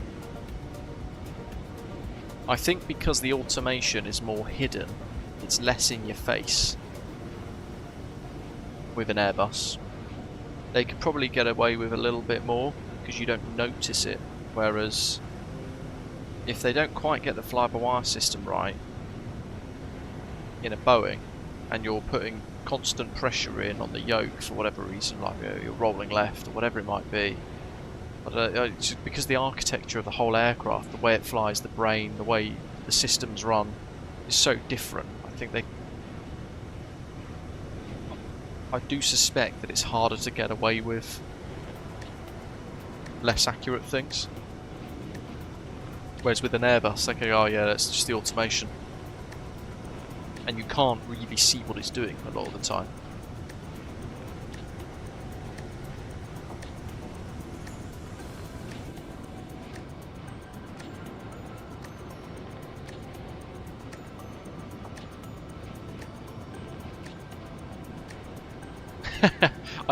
I dialed into a meeting the other week and I was at home.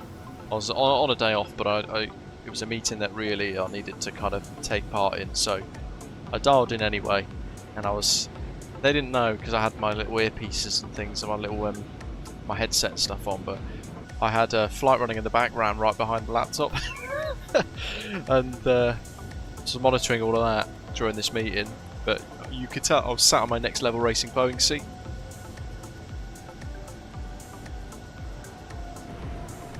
It was quite obvious that I had a flight sim set up in my room.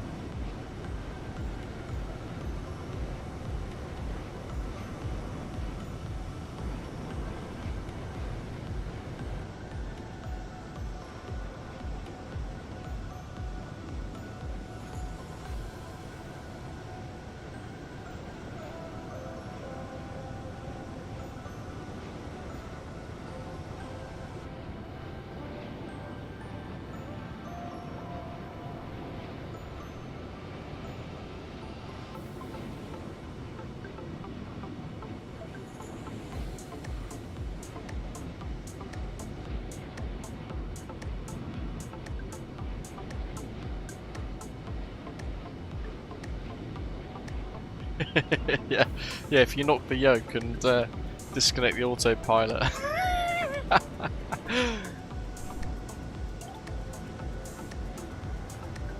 I should have turned the screen, like the camera around, and be like, oh no, it's just my screensaver, but I've got like a live screensaver on. They wouldn't know any different.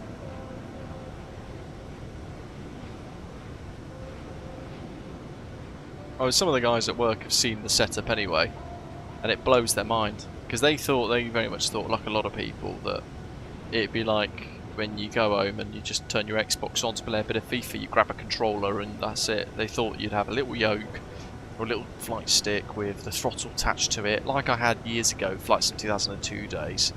And then when I started showing them like my setup with the Boeing seat, the overhead panel from Wingflex, all of the Airbus panels, all that sort of stuff, all mounted in precise places, they were just like, what, you could buy all of that stuff?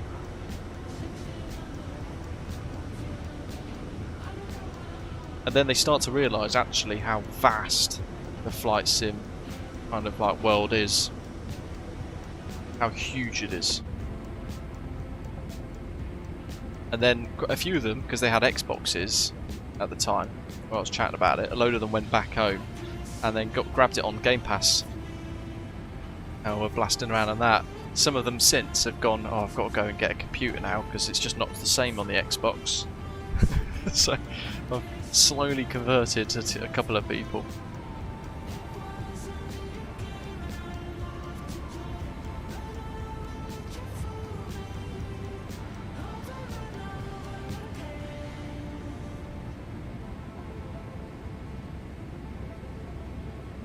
Yeah, agreed. Nice. I was having a bit of a moan about that earlier, actually. The PDC and the PAP3 work fine on this, but I don't know if you've got the PFP3, like the 737 style FMS. It doesn't work with this still, and it didn't work the last time I used it on a Boeing 777, which was months and months ago now. So yeah, that's not acceptable.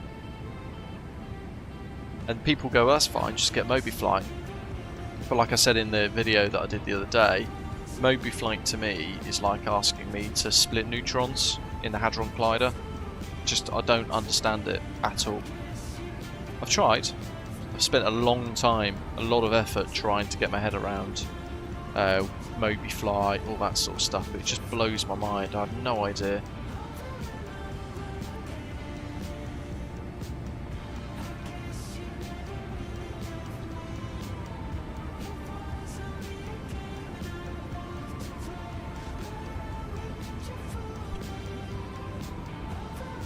The market is like properly saturated with Airbus kit nowadays, though, isn't it?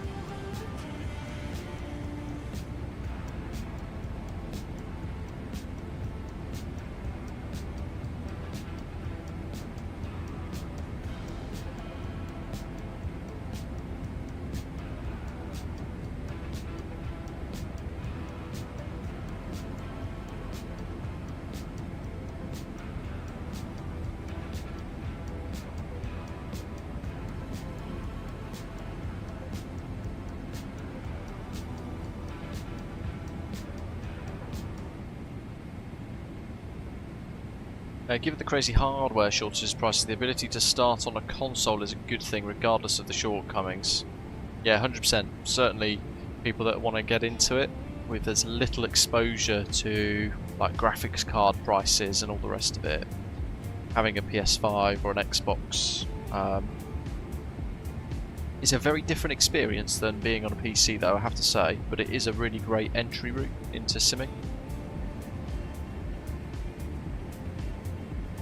And then you can either kind of settle in and enjoy it for what it is, very basic form on Xbox, or you can end up kind of really going down the rabbit hole and then making the decision to save up and dive in to get a PC that can run the sim. And then kind of, you know, immerse yourself in like the insanity of PC simming.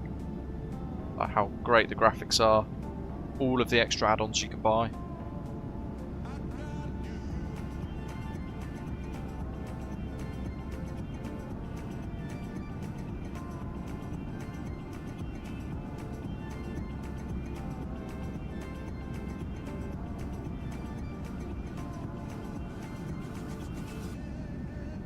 I mean, I don't really know the story, but there's something has gone on between Wind Control and Moser. I suspect,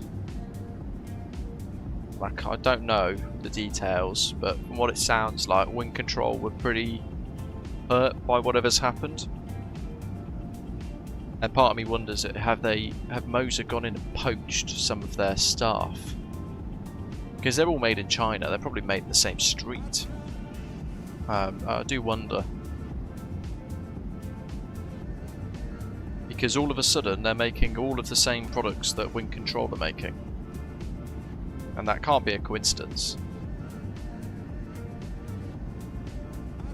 Scott, good morning. Oh, nice. It's nice to be able to use DLSS without the ghosting on the screens. Pretty happy with the update so far. I see I'm still in TAA mode. I hadn't realised they'd done some stuff to improve DLSS.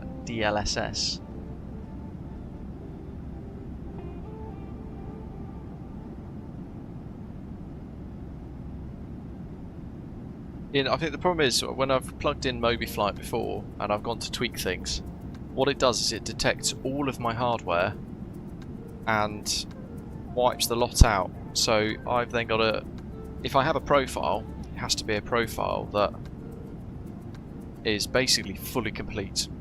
So that if I'm in this aircraft, I can have the Wind Control AGP fully working, the ECAM fully working, the TCAS, the RMP, the MCDU, or the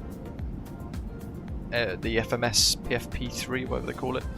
All of that working in one go, because if you run MobiFlight, you can't run SimApp Pro. Which actually, how does that work with the throttle then? Because the throttle for this today, I picked 4-axle for the profiles, the one at the bottom. Whereas in an Airbus, I'd use that single axle, double stroke, whatever it's called. I don't understand. Their naming conventions need improving as well, because it's just stupid. E-Top says he still has ghosting on DLSS. What did you do, Scott, to get rid of the ghosting?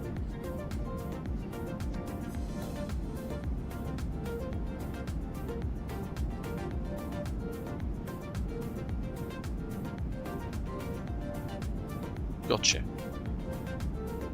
In inches of mercury, still, I think.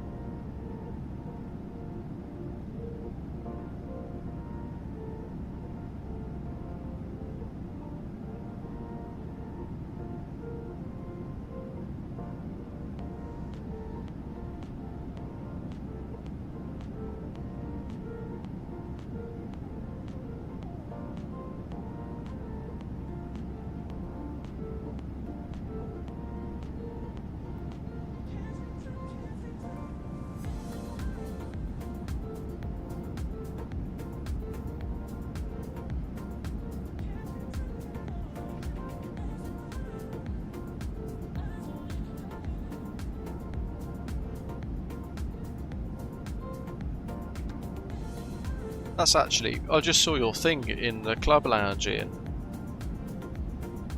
Oh, that's frequently returned. Maybe not.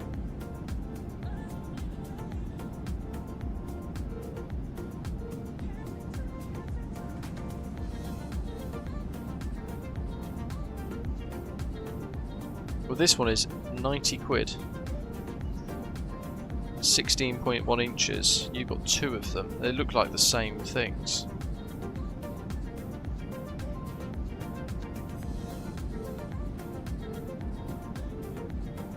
So that plus glass out in, by the looks of it.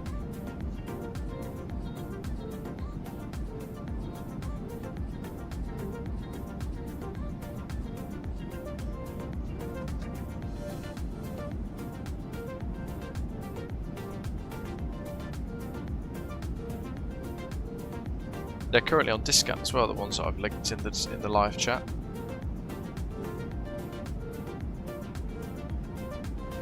.144 Hz refresh rate. Supports HDR. Stand at the back.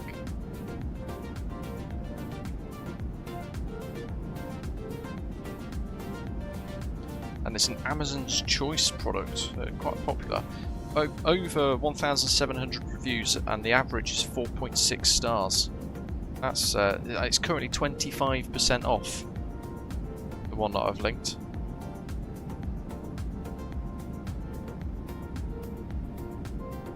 And that plus glass out, you're well sorted.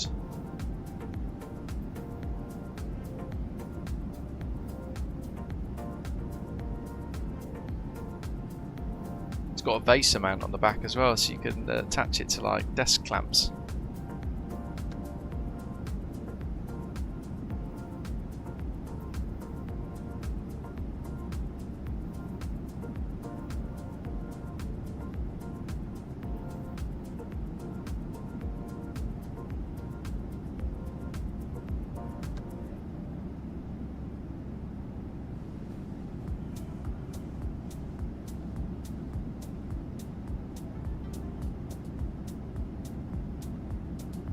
Is yours a 4K portable gaming monitor?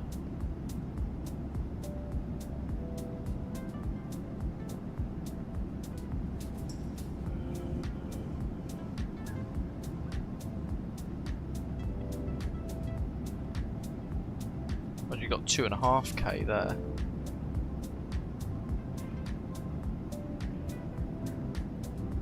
That's 21% off.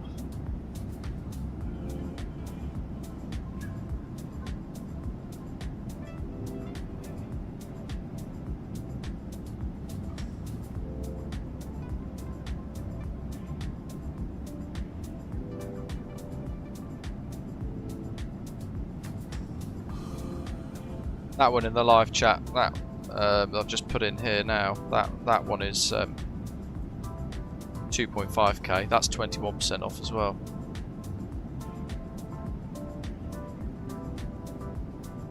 That's bloody tempting.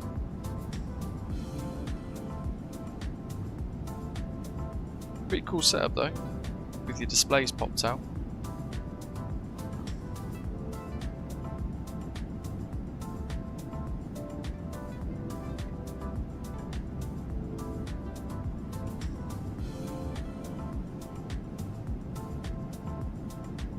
Is that one massive ultra-wide monitor that you've got as well?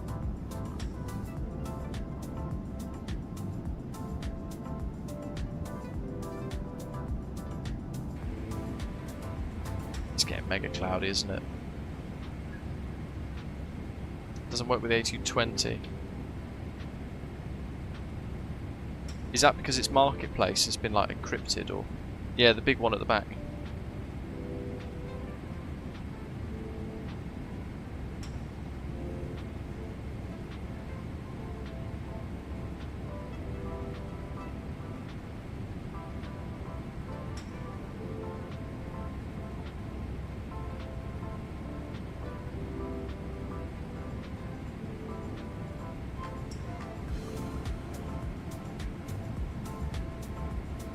.55-inch TV, wow.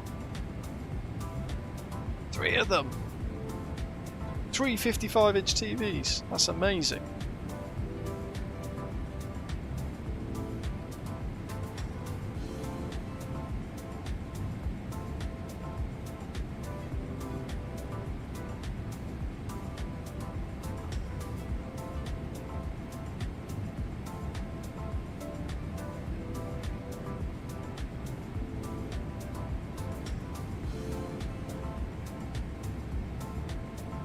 I mean, I've still got one screen that I sim on. My second screen is for controlling the stream and all the rest of it.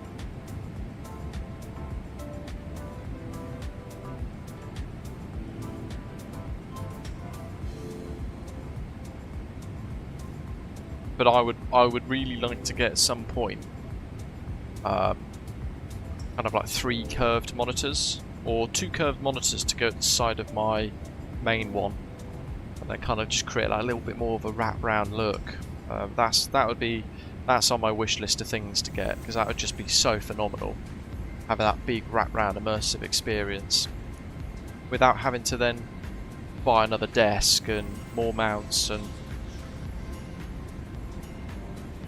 I'd probably run out of GPU ports. I don't know how that works.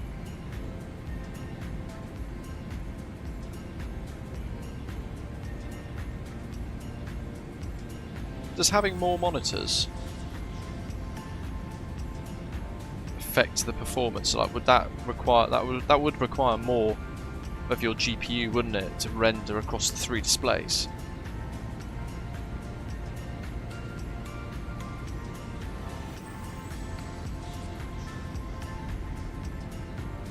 Did have curved, went away from it, stay with flat screens. Interesting.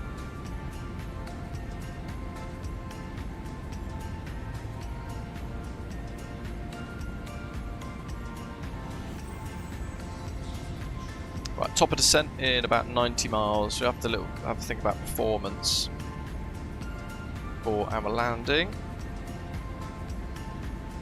Two-way right. Water rate's 1.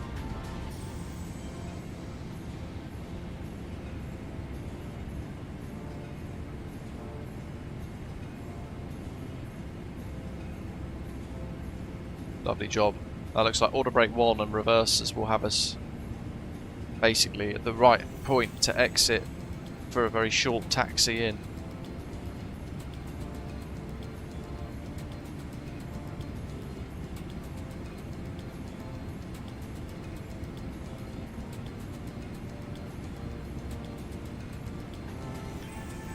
Approach.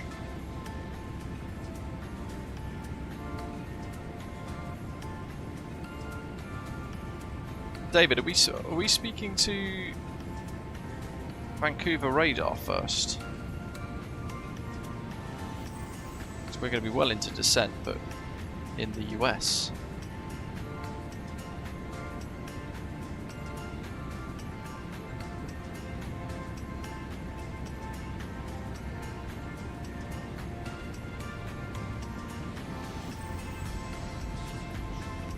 Yeah, that's good.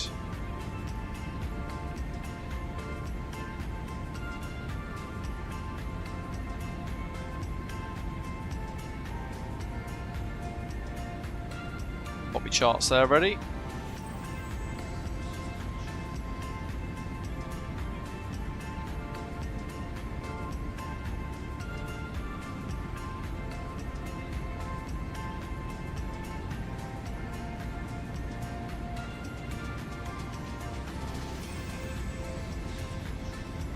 I suppose if you turned down some of the settings, you probably wouldn't notice it that much because you've gained 2 extra big wrap-round screens, so you've trebled the immersion. You might have had to turn water, trees and things down from ultra to high or high to medium. Terrain LOD from 150 to 100 probably won't really, in reality, notice until you look up close. Everything's still on ultra. Crikey. I mean, my RTX 4090, I can't run the sim on ultra.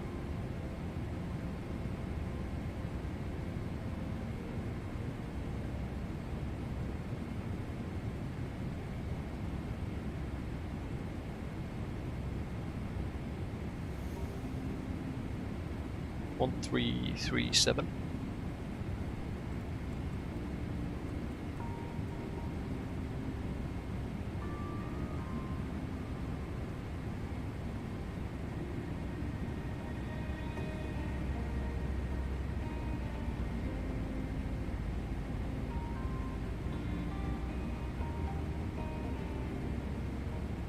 On the left or the right, Sean?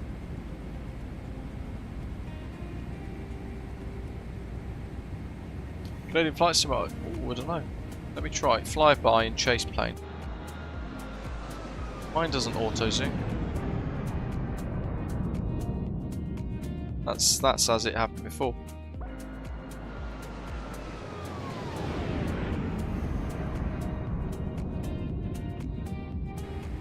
Do love that flyby.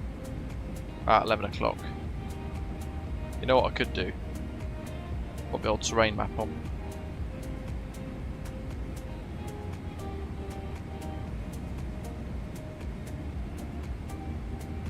That'd be it there, won't it? That little green splodge.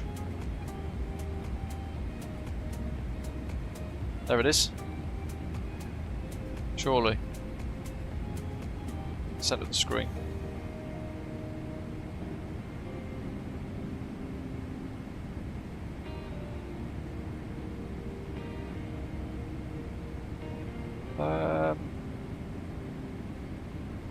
I don't know, without digging into the settings, I'm not actually sure.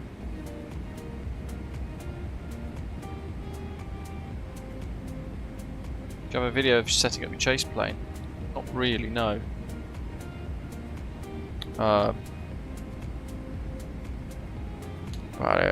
What is it? Preferences.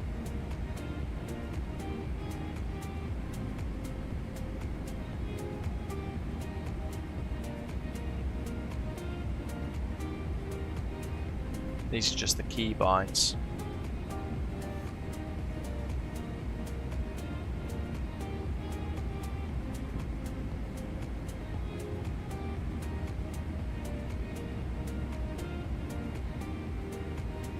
Share usage data? Nah, bugger off. Never knew that was already on by default. Don't like that. I always feel like that should be opt-in.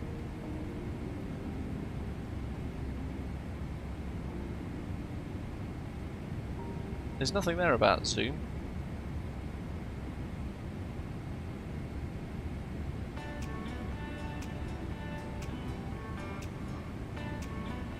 No, I can't see anything.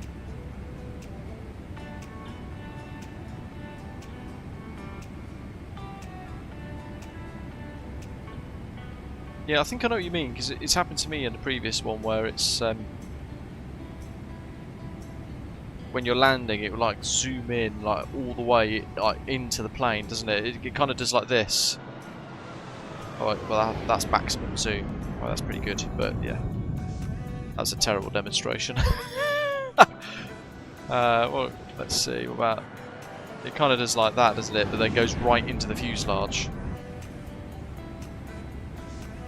I know what you mean. I had it on a previous version.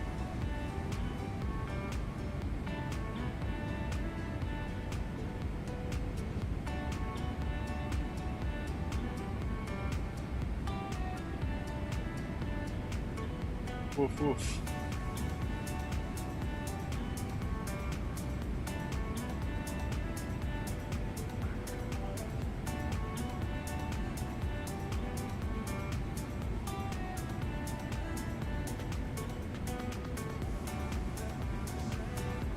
Percent 40. So auto brake 1. We'll use manual brakes if we need to. Altimeter needs to be set as well because we're in a Boeing. And that's going to be 3020 for Vancouver, inches of mercury.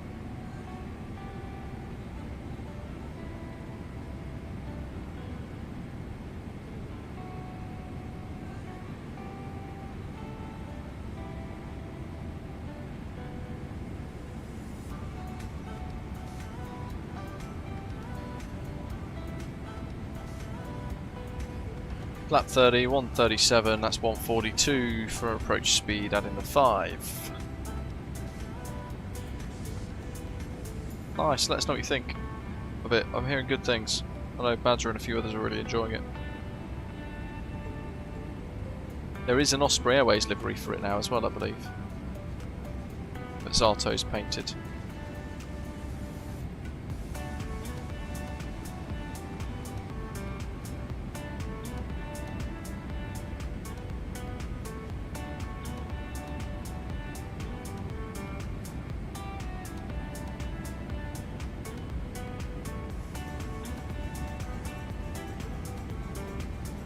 Yeah, we're not going to be speaking to Vancouver Centre, are we?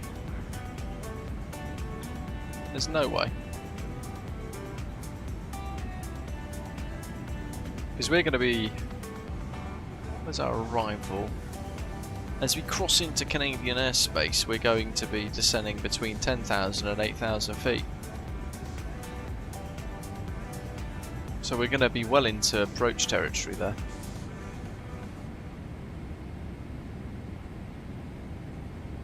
I suppose that's the caveat, isn't it, to flying in.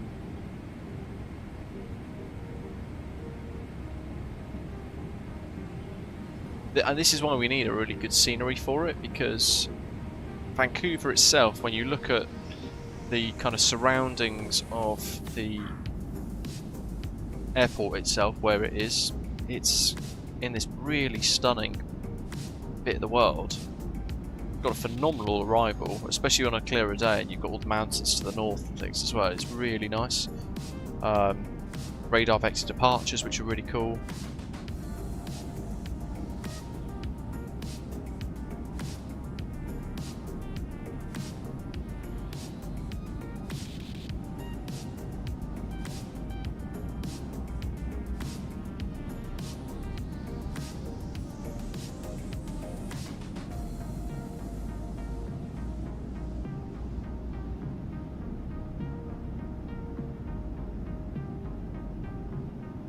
No, you got approach 1286 online as well, which is David.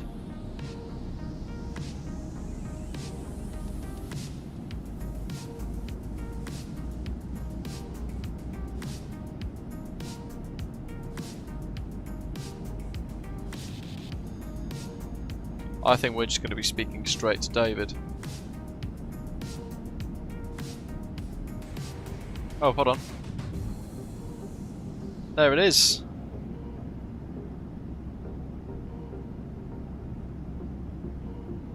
Mount Rainier. Poking out the cloud.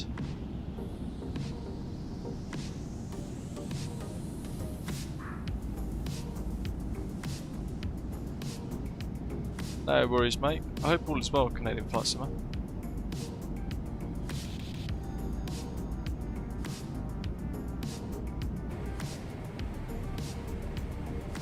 Start winding this down. We're now in VNAV mode. I'm going to set 10 initially.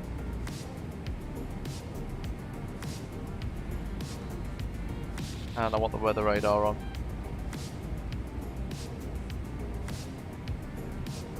1286.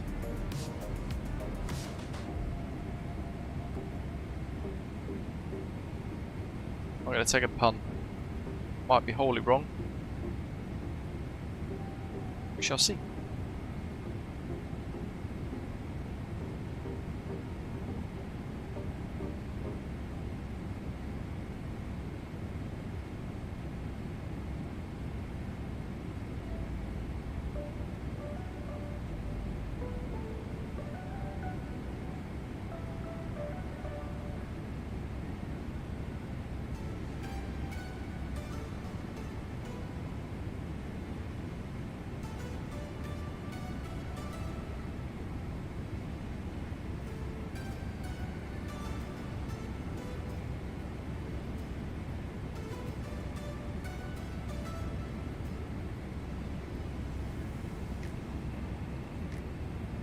Christ almighty, yeah, crikey.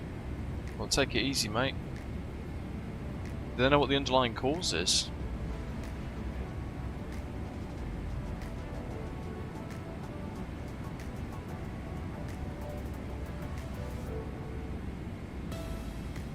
All of last week, weirdly enough, my certainly Wednesday, Thursday and Friday, Tuesday, Wednesday, Thursday, Friday, I felt particularly rough. Like, as if like my heart had an irregular pattern. And then when I went for my medical thing on Friday for my new job, I had to take my blood pressure twice. Because the first time, so that's higher than it should be. I was like, well, I don't know why. Maybe it's the coffee. Took it again 10 minutes later and it was okay. With some like carefully coordinated breathing. Yeah, I assume like statins and things for you.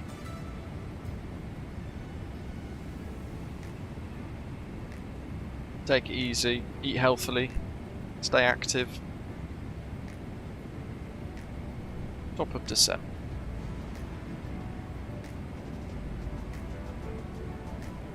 But you know what? This is the first time landing the 777 in... I have to look back on our streams now. A bloody long time.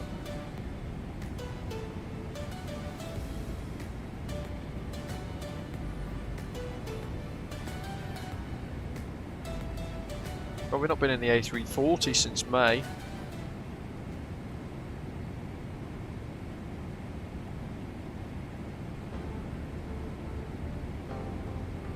So that is the We Tune Beastie going, oh, you're in descent now, so it's changed the different playlist. FMC message drag required. That will be alright.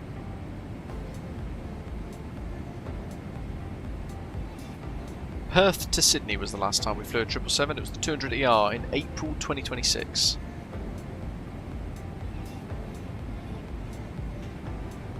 That was the last time we landed one of these. Easy. It's like riding a bike.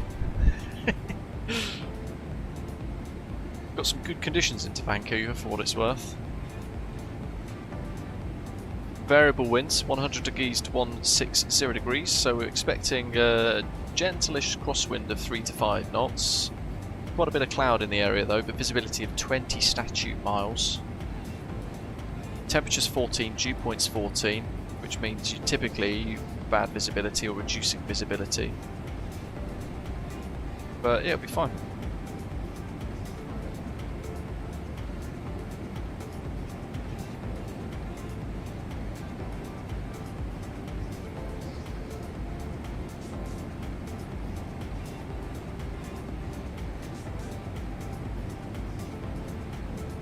Yeah, the CRJ, oh, I can't remember how long it was since we flew in there.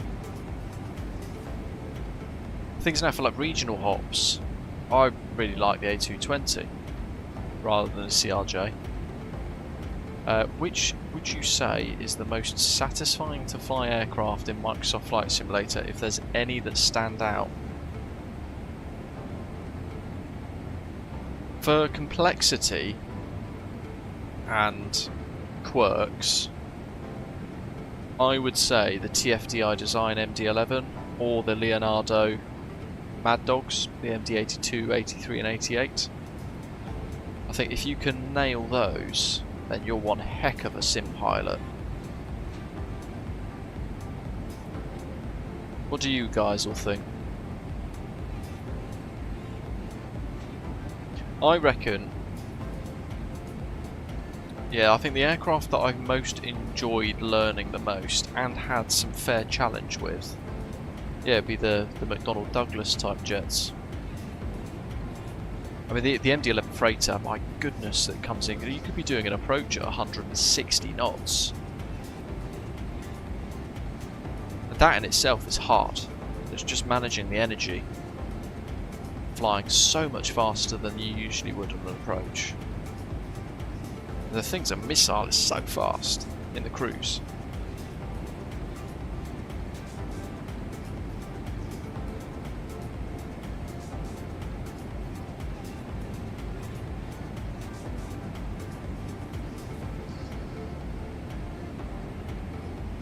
I think that might be the last time we flew the MD-11 actually. It was either cross Africa or when we flew into Kai Tak. There was a big VATSIM event into Kai Tak. And trying to find it.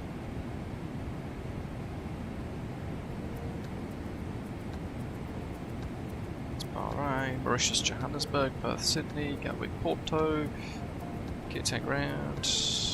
Nairobi to Cairo in the MD-11 was the last time we flew that. That was in March 2026.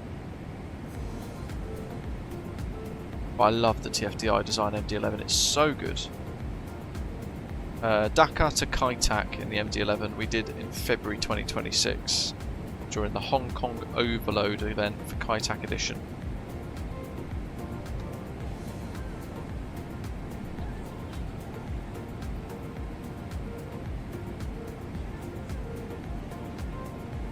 You've got like polar opposite, Ian.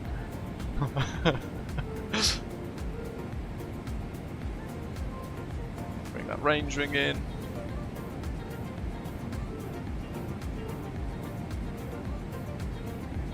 That's fair enough, Canadian Flight Simulator. Yeah, it sounds like the 757 is closer than we realise.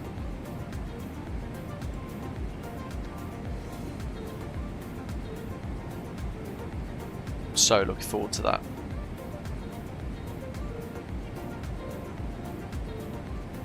Are you on radar, Sean, or are you on Vancouver? Right, you're going to be on radar. He's grabbed you near Bezov, hasn't he, or at Bezov?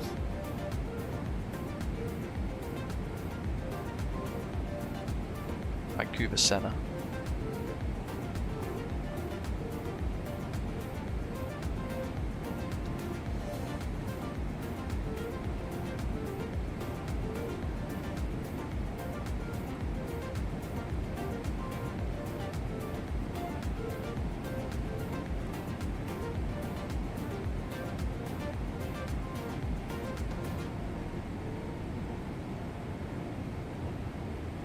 Amazing, Juliet, what an experience. Juliet Charlie Mike had the awesome opportunity to fly the FedEx MD-11 real flight sim for an hour. TFD MD-11 helped me prepare. The instructor was surprised how well I did on my first time in the simulator. You know what, that's the thing, right? When I went to Gatwick to go and have a whole day with the Infinity Simwings team flying the A320 sim that they have, I dived in, totally alien environment, but they were shocked. I mean, Hani, who runs the company, he's by trade a pilot, and he's retired and he's now set this company up. And he was shocked how effortless I found the entire thing, all because of Flight Sim, all because of Microsoft Flight Simulator, the Phoenix A320s, and like how phenomenally accurate they are. It was so good. I'd love to do a level D sim, proper one. Andrew, welcome. I still notice that many of the regular flight sim streamers don't fly that much in the Southeast Asia regions, Australia, New Zealand. Do you think because of time zone people want to fly live time and weather? Yeah, I always find, certainly, if I fly around somewhere and we're landing at night, a lot of people just stop watching. And you can see the viewer count drop off when it gets dark. Certainly if it's dark and you're in cruise, there's not much going on. People just stop watching, which is frustrating. But it does mean that it effectively means that you either wind the time back, which is what we did, was it a couple of weeks ago, we did Australia for some flying. Yeah, last week we did Brisbane to Wellington.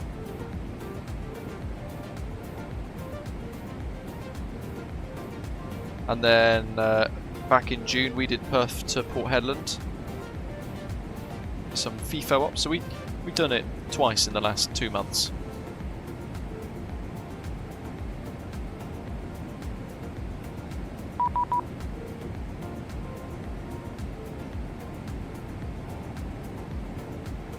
Vancouver Centre, good afternoon, or good morning rather. Osprey 165 Heavies, 777 Freighter inbound. Currently descending through level 177 Bezov with information Charlie. Osprey 165, hello, contact arrival 128, Contact arrival 1286, Osprey 165, thanks, good day.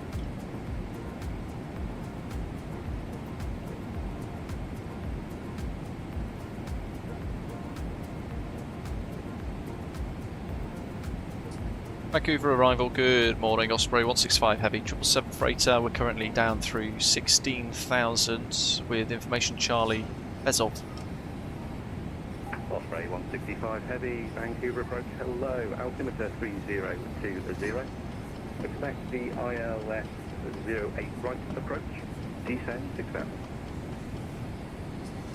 Altimeter 3020, expect the ILS approach, 08 right, and descend 6,000, Osprey 165.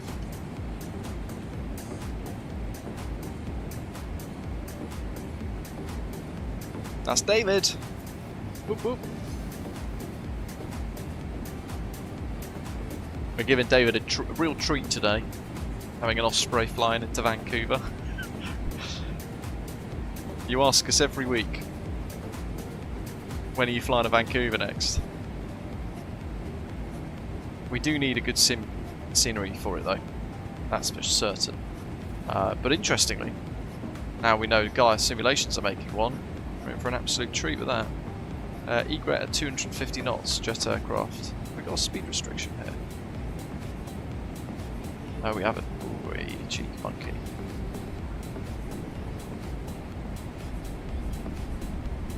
We're going to fly proper cargo dirty dog now. See if we can achieve this in 5 miles. Rapid deceleration. Let's hope we don't not spill the gin in the back. Into the pea soup. Not that the weather radar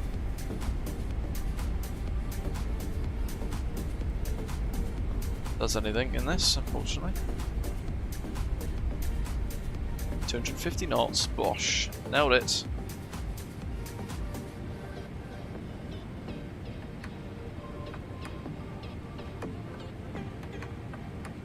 that armed? Yeah. Good. Just want to make sure it's not out. Remember, with the WeTune Beastie, FedEx 121, descend 3000. when we get through 10,000, that should automatically turn off to allow us to go sterile cockpit. This weather's great. I haven't, Ian, no. Let's keep that turning. Dear, not with speed brakes. There we go.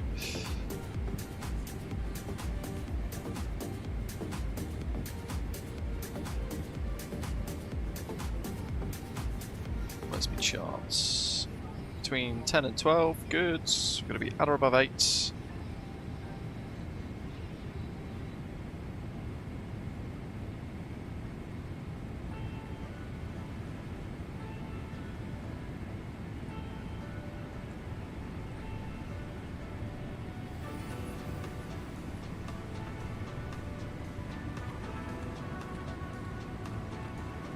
I feel like the VNAV's just decided to kill me. We're going to level off this descent a little bit because we've got 20 miles. We've still got to be at or above 8,000 feet. We can sort this rate of descent out a bit and then try and intercept the VNAV path again. You saw the PFD flashing away at us there a minute ago.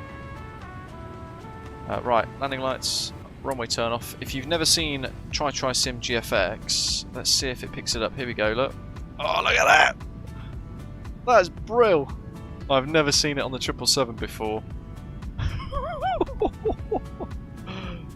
That's what we're talking about. That's weather simulation.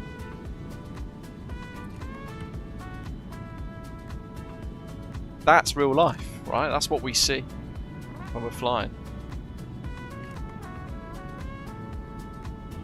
Absolutely brilliant. I love Sim GFX. It's the best 15 quid in simming I've ever spent. Look how cool that is. We go, look at that, external fly past. We're not in a bubble. We're totally hidden. Little another pocket, look, see if we disappear again. We'll do it again. Oh, hold on. Oh. No, look, we're invisible. It's great. Let's probably focus on the flight deck.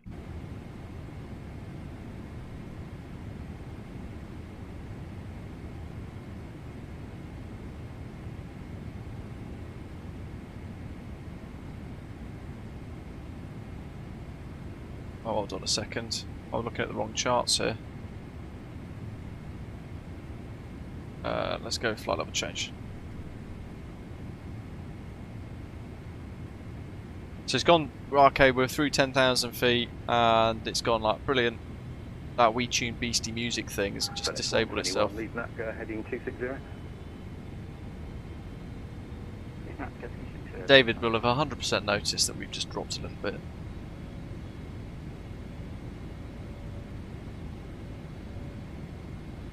I was looking at the wrong charts because Navigraph's double pinned, 2.6 left. I had that one up, which had different speeds and different altitude constraints. Look, at 280 knots is fine. Vector for the ILS runway 08 right.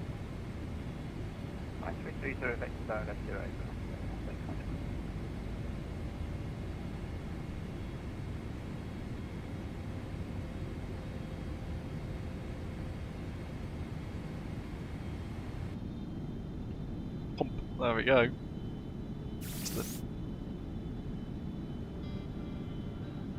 Now it knows we're above, or at or above 10,000, so it's put the music back in.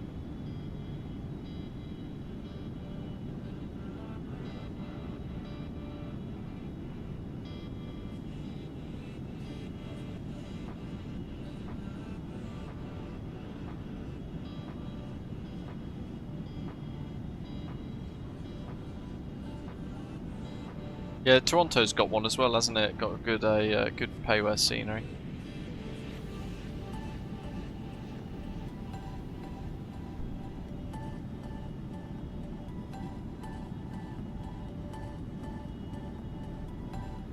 So if it wasn't for having to fly the jet, this would be my focus. Can you guys hear the air traffic controllers? Okay, hopefully you can.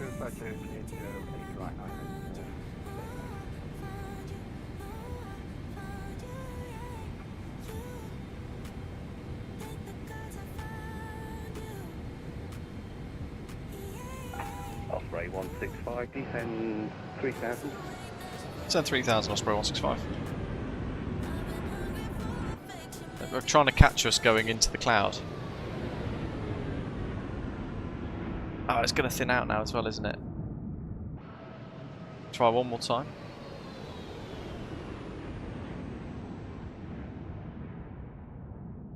There we go.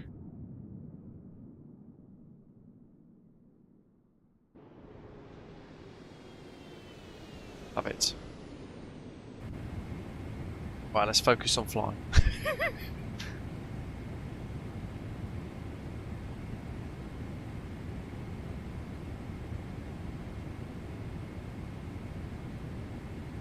What have we got? Taco max 220 knots.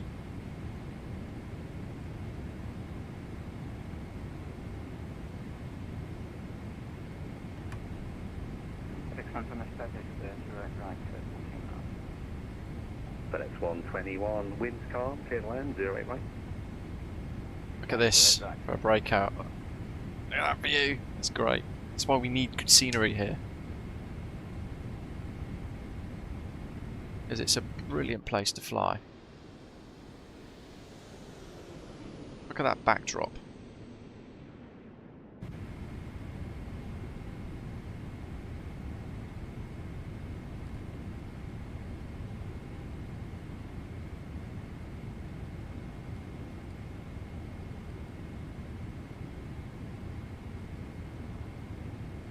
Sort that out.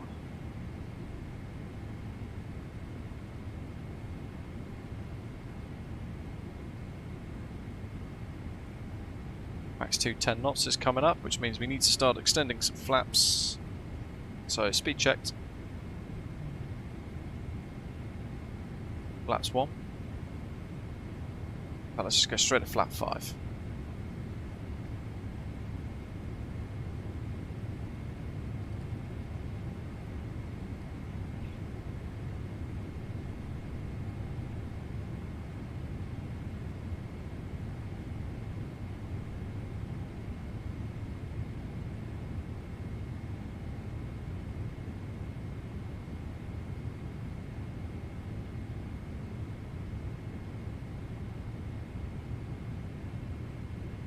Okay.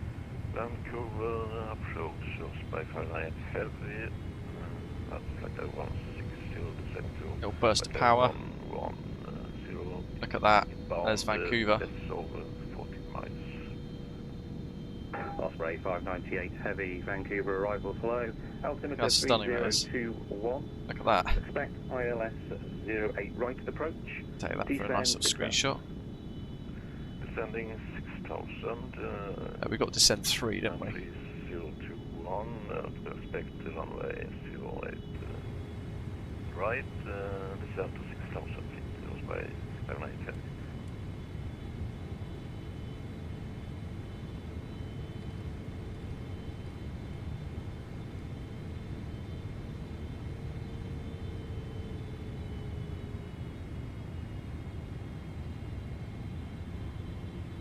Okay, let's do 1,800 feet per minute, see how we get on with slip.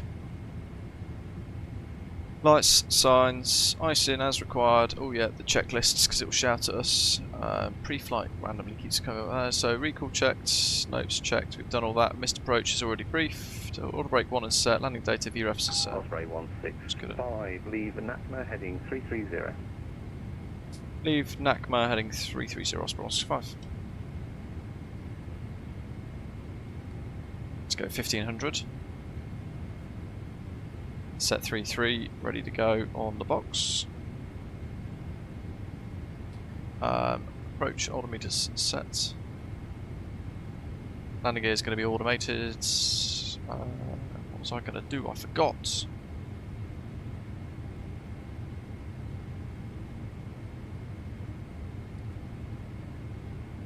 I'm going to prop that down to 800 feet per minute now, so it's a nice smoother rate of descent. I was going to do something and I've totally forgotten.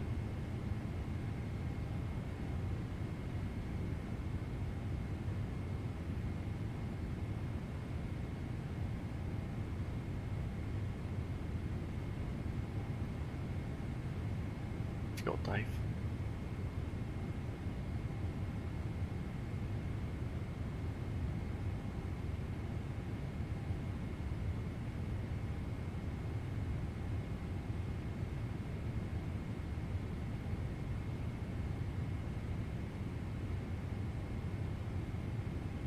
You can definitely hear David on approach, can't you, giving us the ATC.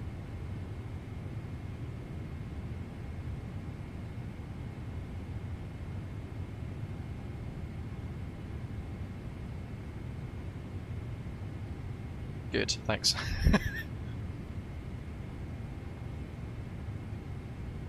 I'm petrified of another Cross Africa or whatever. What was it we did? Was it? It was the like Nairobi overload event sort of thing, wasn't it? And for 2.5 hours we had no ATC. Okay. Let's go to heading select.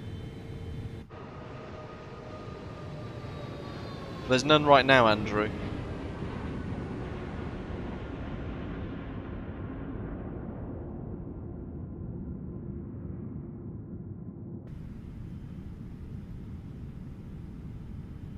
Through there, look at that.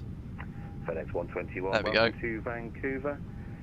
Taxi to the apron via Delta 3, Delta, apron your discretion. Look at that wing flex. Delta to apron, FedEx 121, thanks. Looks like a little bit of rain up ahead over there, the tip of the wings. Just go to this view here. You got a little, looks like either rain or mist.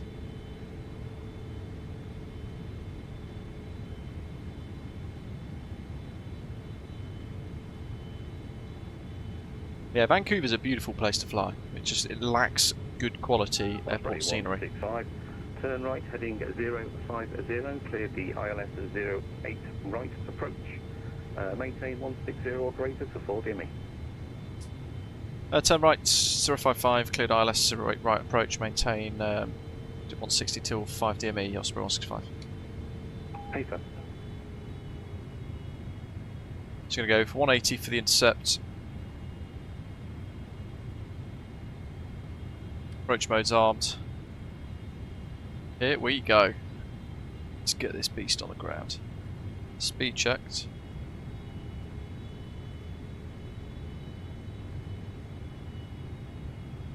Flap 15.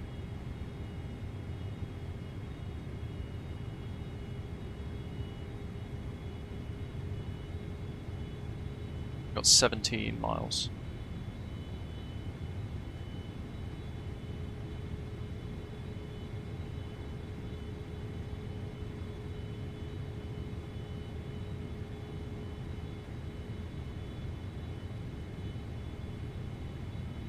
Captured.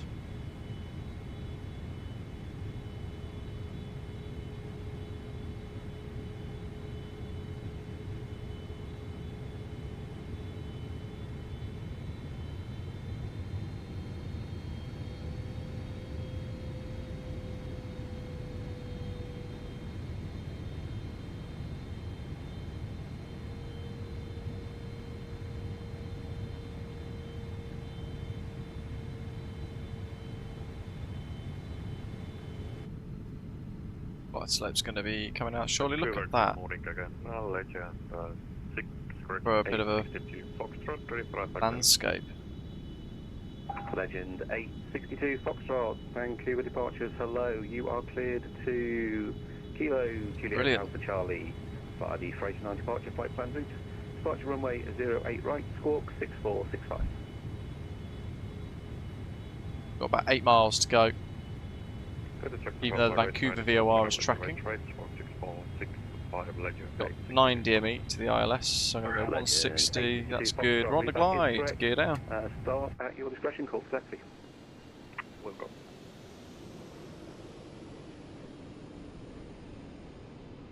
Osprey 165, wind 080 at 5, clear land, 08 right.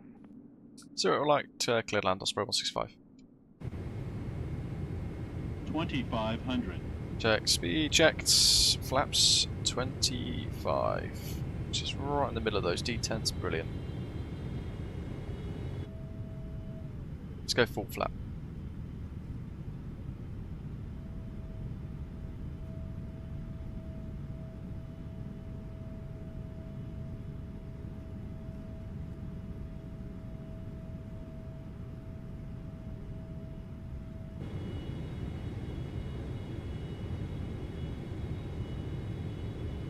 US 137, 142.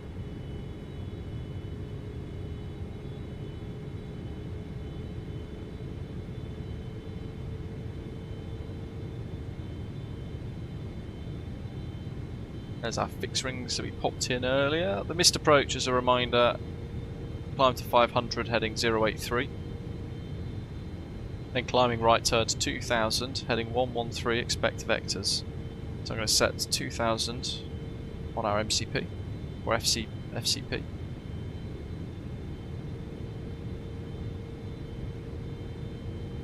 Yeah, light signs, that's all good.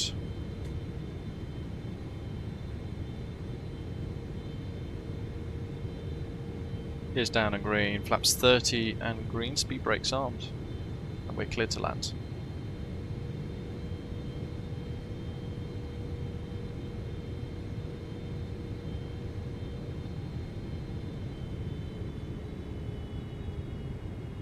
.37 142.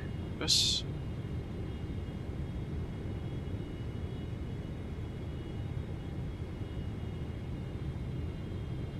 Okay, let's get all of the automation off and hand fly. Autopilot off, arc control, auto thrust off. Ooh, that's the gear.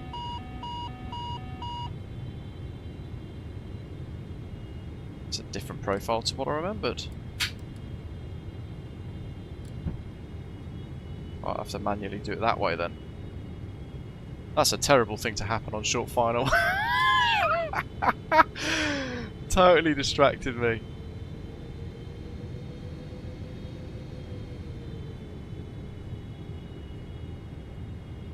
Right, yeah, gear down 3 green. Gear down a green.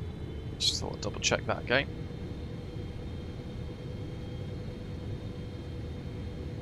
$400.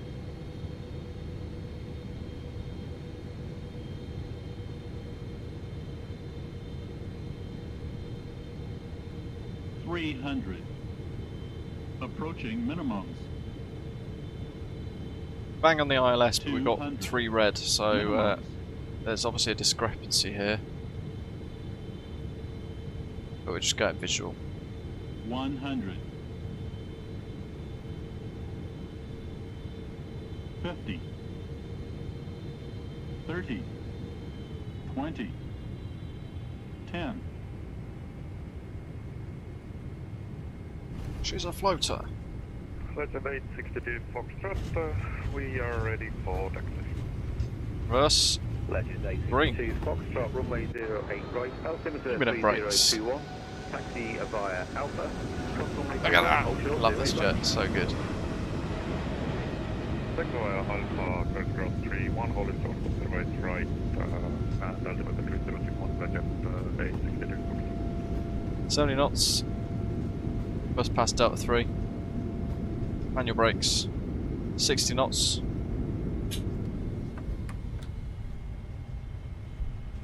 Just get rid of the reversers for a wee second. This is FSimStudios, Vancouver. It's pretty rubbish. They have allegedly been working on a version 2 upgrade for many months, almost like a year or two. And we're yet to see it. Okay, all brakes disarmed, just turn it off. Osprey And then on the 598, tiller, descend 3000. not using the rudders, use my wind control tiller for this.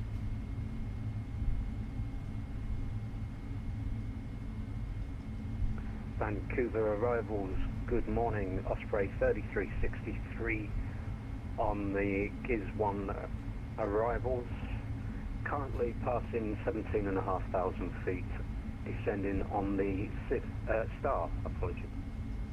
Osprey 3363, Vancouver arrivals, hello, altimeter 3021, expect the ILS Zulu 08 left approach. We'll expect the approach for 08 left, and it's 3021 QNH. Traffic, Osprey weather. 3363. Osprey 3363, descend 8000.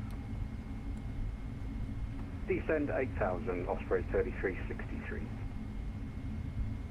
Osprey 165, welcome to Vancouver, tank taxi Delta, apron your discretion.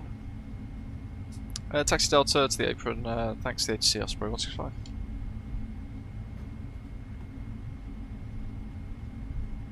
So it's this apron here.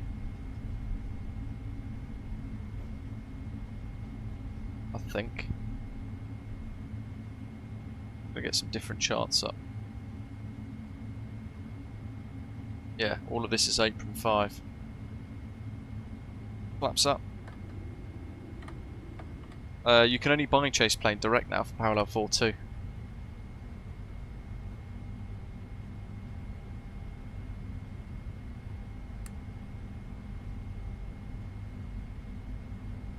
Osprey 598, leave NACMA heading 330. 330 Osprey 598.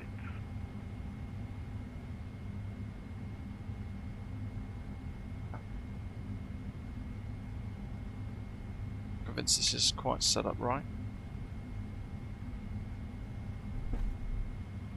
You've got to be kidding me.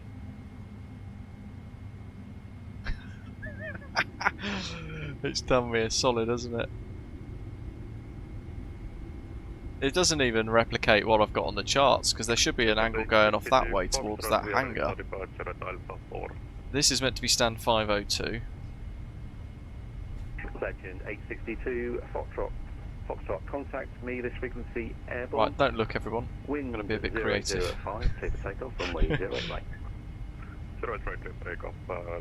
Hope I don't strike the tail wheel. Thankfully the nose wheel steering is ruddy good. You turned a bit early there, turn left heading 270. Whee. 270 Osprey 598. Oh. You know what?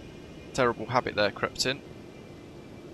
Used my rudder pedal to turn and ended up knocking off the nose wheel steering.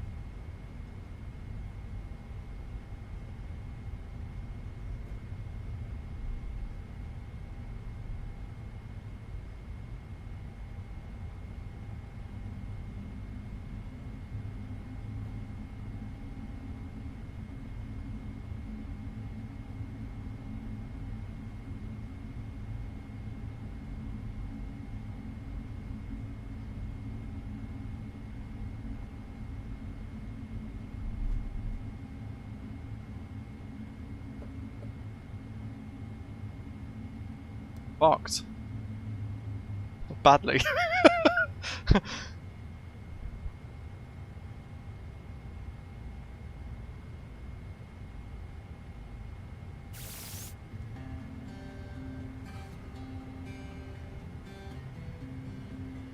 Beacon off.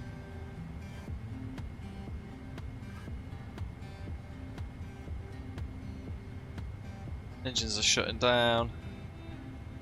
Legend 862 Foxtrot passing 1000. Round ups, chocks. Legend 862 Foxtrot, Vancouver departures, you're identified, climb 16,000. Request deboarding. Climbing to 16,000, Legend 862 Foxtrot. Yeah, this doesn't really match, look, if I show you the Legend charts. 862 Foxtrot, proceed The scenery direct doesn't to even Hong Kong. match any of this. It's just it's rubbish scenery. Direct to Chuka, Legend 862 Foxtrot. Like there's that stand there that I was going to Right, pick. 598, Doesn't even turn right, heading exist. 350. That's where that is. 350, Very disappointing scenery. Gets worse the more you look. Great jet though. Right, look at that. Hey, yes. Oh, you know what? I was going to go to the runway, but let's not do that. Let's use chase plane spotting.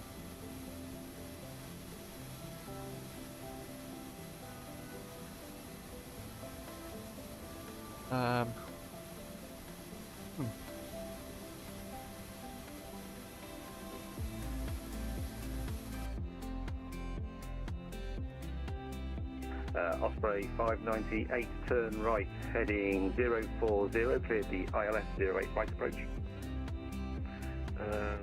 Clear for... Let's manually move there, shall we? Approach, Auto spot.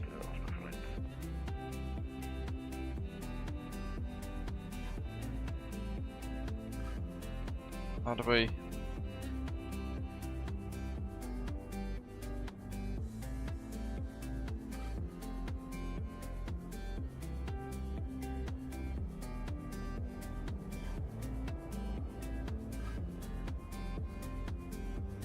Oh, let's reset all my filters.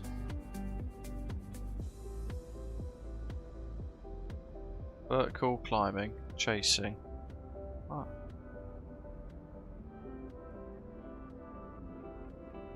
Max range. Pop it on 12.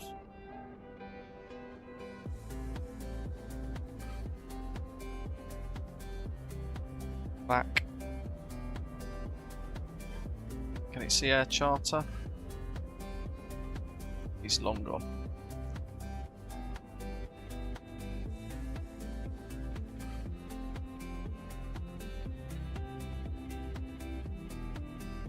Osprey 5908 is on final.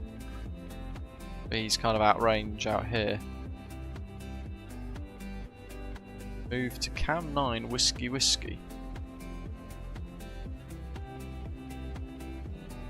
Legend 862 Foxtrot, contact centre 133. This is the thing, like, it's a bit squiggly. Like, this is a random place to have a camera. Have a nice day, Legend Let's pop it on the fire lane. That's the touchdown zone there.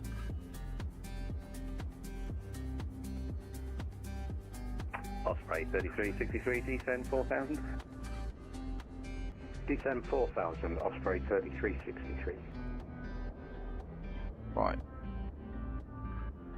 Auto spot. We're just gonna, I'll minimize it for now just to see what we get.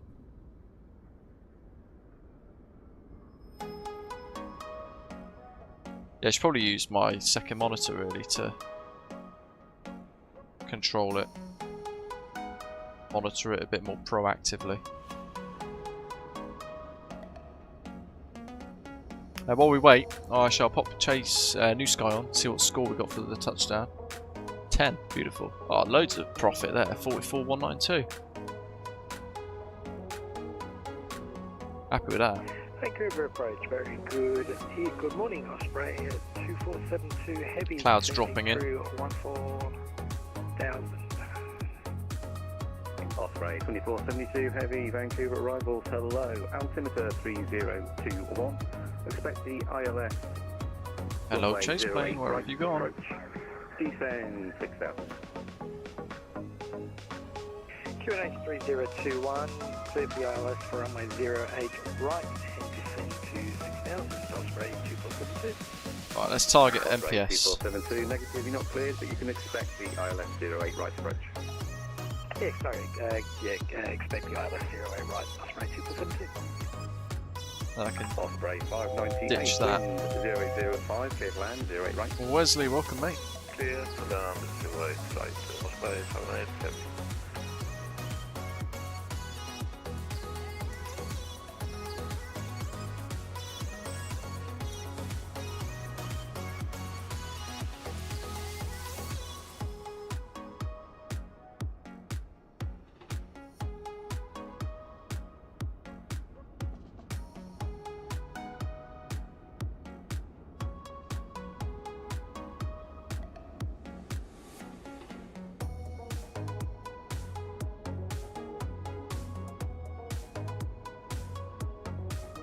Here he comes. Chase plane spotting mode. No ATC at Memphis, unfortunately, Wesley.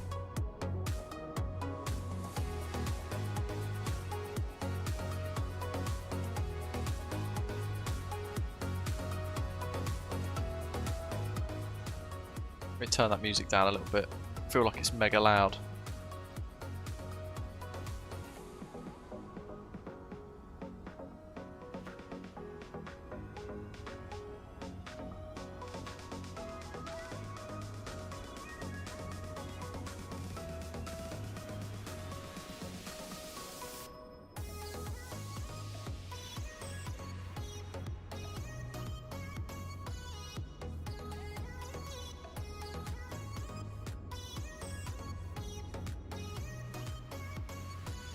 Yeah, doing well, Wesley. Thank you, matey. How are you doing? Hope you've been well. Been a little while.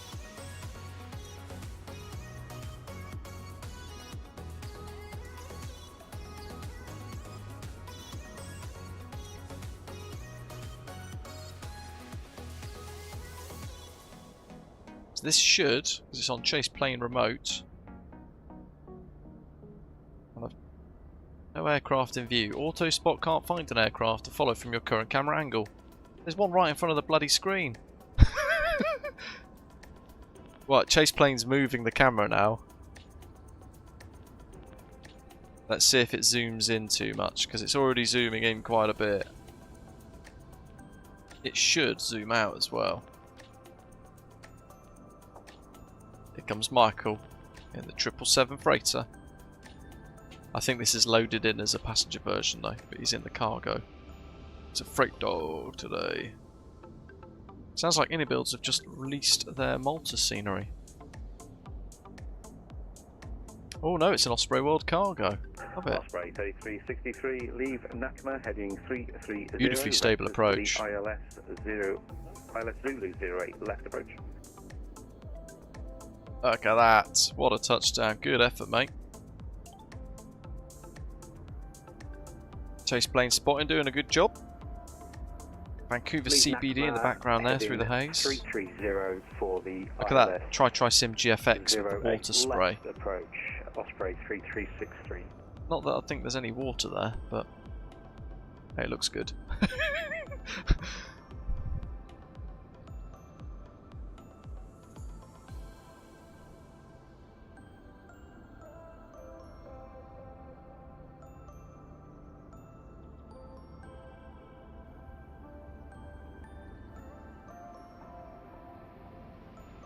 Osprey 598, welcome to Vancouver, taxi Delta 3, Delta to apron 5. Taxi Delta 3 Delta to apron 5 or Osprey 778 heavy, and thank you. You come in right behind me, Michael. You can park behind my bum and shut down there if you want.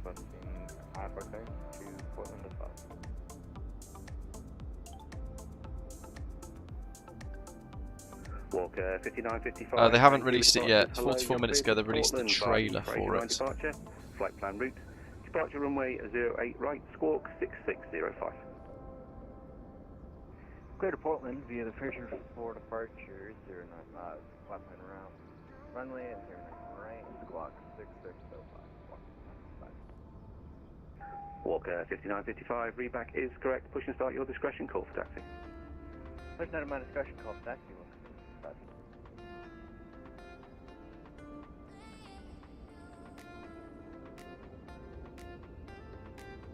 It's great how it follows it. I do like that.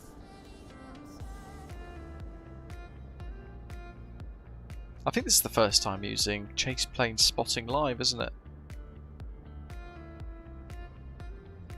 Osprey 3363, turn right, heading 050. Cleared the ILS Zulu 08 left approach. Turn right, heading 050, and we're cleared for the ILS Zulu approach, runway 08 left, Osprey 3363. 08 left. Got to move over somewhere else, don't we? Hold on. Let me... Where's me remote chase plane Dewberry? That means we've got to... Let's zip there. Still trying to spot Michael. Is that, where's the touchdown zone? That's a good spot. Well done, me. Ah, chuffing heck.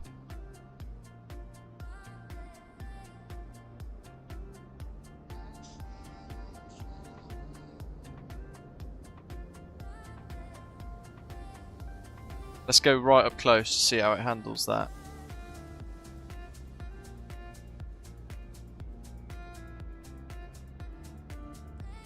Alto spot.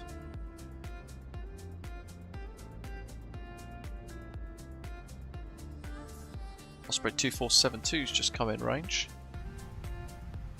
Oh wow, you can actually click on it and join them. I didn't know that was a feature. We're going right behind Michael there. Osprey 598. And there's Osprey 2472. Which means when Ian comes in range a little closer, Osprey 3363,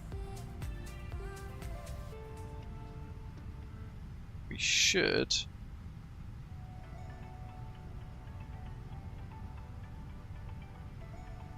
be able to pick him up.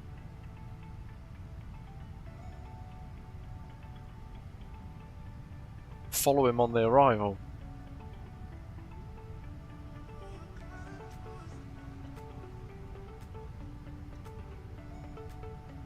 You can pan around on that view too. Air Canada 203, Oh. 851, with Delta clearance to Calgary, please. Air Canada 203, Vancouver departures. Hello, you're cleared to Calgary via the Vancouver Port departure. Flight plan route. Departure runway 08 right, squawk 5433. Right, that's going to make you all nauseous. Cleared Calgary via the Vancouver Port departure. What do you reckon? Should we leave it like this, or should we get a pan view for his touchdown? 08 right and 5433 on the squawk, thanks. Air Canada 203, readback is correct. Push and start your discretion, call for taxi. Yep, starts on us, we'll call you for taxi. 232. Osprey 3363, wind 080 at 5, clear to land 08 left. Clear to land 08 left, Osprey 3363.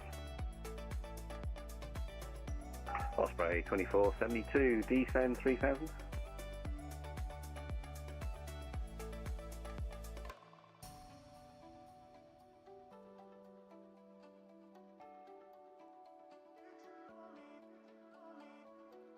Walker 5955, So you can get chase plane via that link in the description. You go right down to the bottom and you can see there's like a purchase thing. Taxi via Golf Hotel Lima, cross runway 13, hold short 08 right. Golf Hotel Lima, cross 13, hold short 08 right, Walker 5925. Or if you just want the direct product page, it's that. Osprey 2472, descend 3000. Descend 3000, Osprey 2472. Still reckons it's got its speed brake up, but I doubt that very much.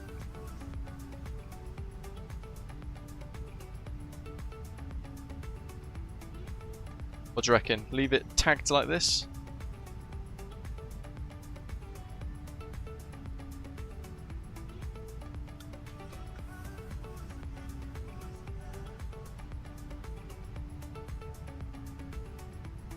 How's Ian getting on?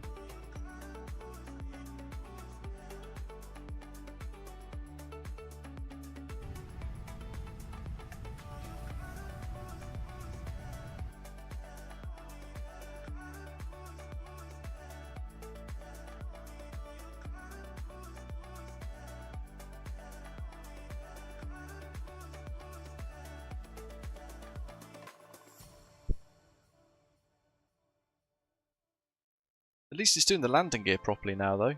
For a little while, where the MSFS model matching and AI used to go a bit weird, didn't it? With floating aeroplanes and things, but we're actually getting gear retraction and things, which is great.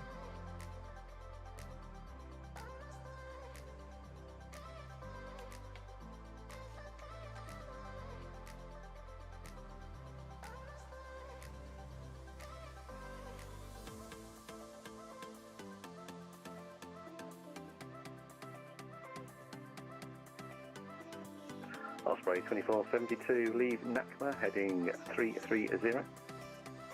Lead next, Oh, heading that 330, bloody time, I know. It took long enough. Ian is our last pilot in. Other Ian, Osprey 2472.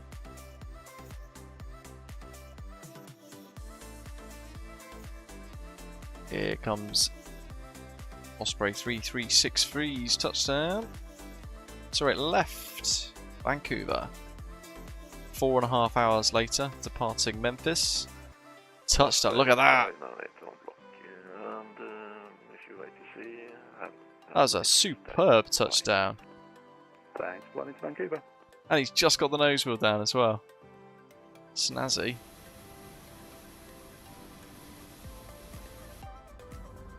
We go to active cam modes and just see what it does. And we can chase it here as well, like if we can go to like here. I can just take over the control, but that's where it goes random. Look, it's gone. Oh look, there's a new Air Canada there, shiny shiny. Osprey 3363, welcome to Vancouver. Where are you looking to park? Passenger terminal, please. Osprey 3363. Osprey 3363, roger, taxi Mike 3, Tango 8 in your discretion to gate 78. Let's highlight the Air Canada again. Just there, starting to push back, look. Taxi Mike 3, Tango. Oh, shiny shiny! Gate discretion and it's stand 78, Osprey 3360. And that's where it does random stuff sometimes with the auto spot. Because it goes, okay, well that aircraft's vacated, that's boring. Oh look, there's one pushing back. It's not quite the logic you would expect. Walker 5955, contact me this frequency, airborne, wind 080. David, thank you very much for your air traffic control, mate. Much appreciate it. Hope you enjoy the flying today. That Walker Air Transport's heading out. There's Ian down below. But I could now target the Walker Air, zoom on outlook and just leave it on like a pan. It's very flexible. You just have to kind of get your head around how the logic of it works with the chase plane spotting function to then work around it. But Ian's in range, he's all the way up in the clouds somewhere.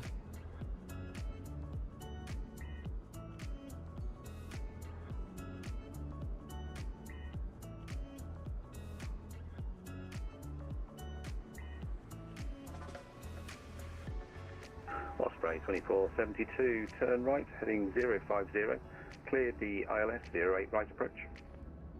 050, clear to the ILS 08 right, Osprey at 2472. Look at that. We've actually got proper spotting chase plane stuff now. Off goes the Walkerette.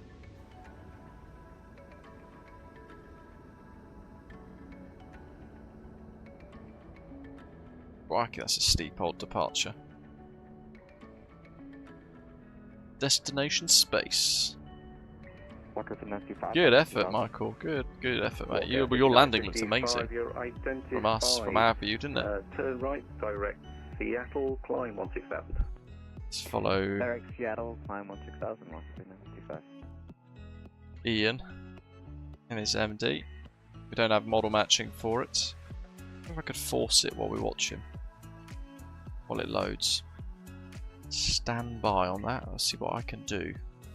Where would it be? 2024 add-ons. Osprey liveries.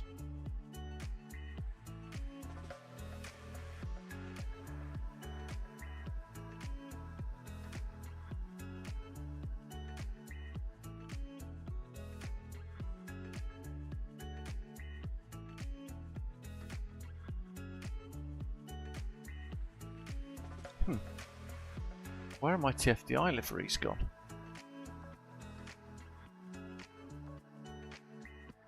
Yeah, that pre-flightly thing, do you remember when that all completely bugged the heck out of my sim? I still haven't got everything back since, properly. I keep discovering things.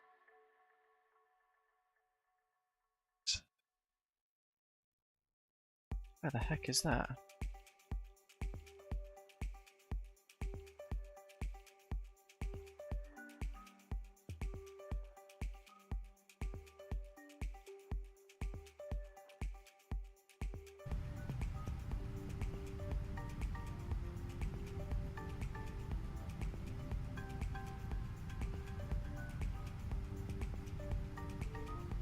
And approach Air Canada 203, ready for taxi, 08 right. Air Canada 203, runway 08. Oh, brilliant. Yeah, that'd be why. 3021, taxi via Juliet Charlie. It's deleted Juliet, my Lima, cross runway TFDI liveries. That pre-flightly thing that happened ages ago. Okay, Fantastic. Juliet Charlie. Juliet Lima, cross runway 13, hold short 08 right for Air Canada 203.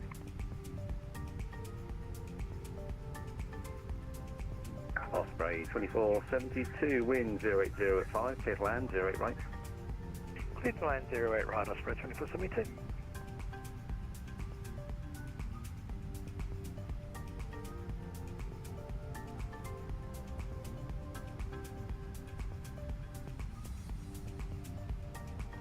Walker 5955, contact centre 133.7, enjoy your flight.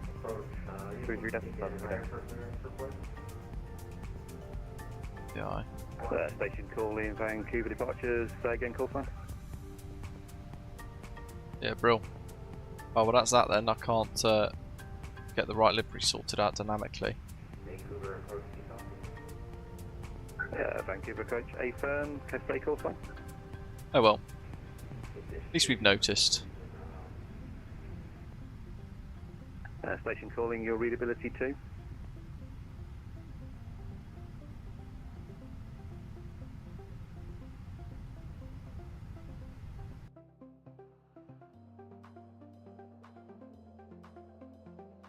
Is he on 08 right?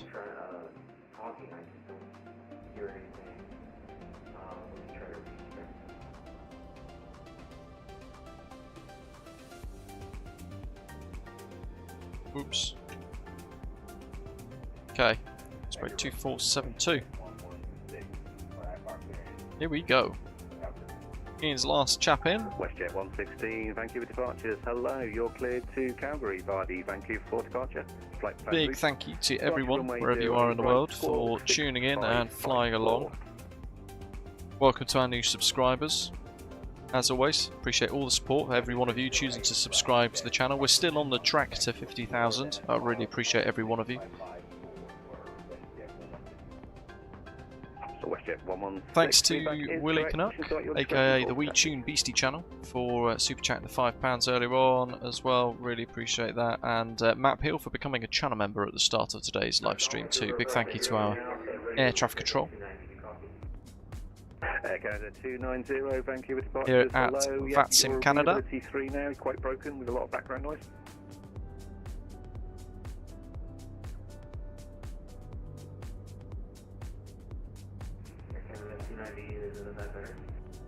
Air Canada 290, that's better. You're cleared to Seattle via the Fraser 9 departure, flight plan route. Departure runway 08 right, squawk 5217. Next week's stream's probably going to be Sunday again. It'd be worth having a look at some of the VATSIM events, to see what we've got coming up. And I'll be curious to see what we've got for hoping in the next few days. Back is correct. Push and start your discretion. Call for taxi. We'll know what I'll be controlling for cross Africa. First time as an S2 tower controller for that event. Hopefully we'll get something decent. That's the 29th, isn't it? Yeah, Saturday the 29th. I know that because I'm working the 25th through to the 28th. Then I've got the 29th off, and then they've cancelled my day off on the 30th and the 31st. But I'll then be working all the way through to the 4th, which is really great fun.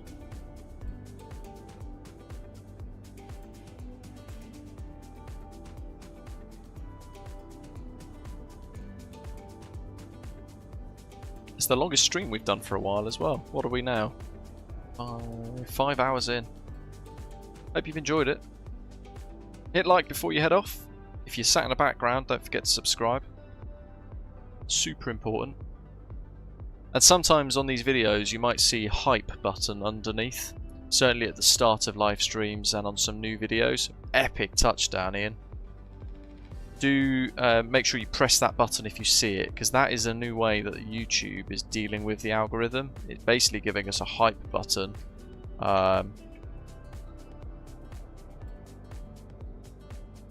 Which is really annoying.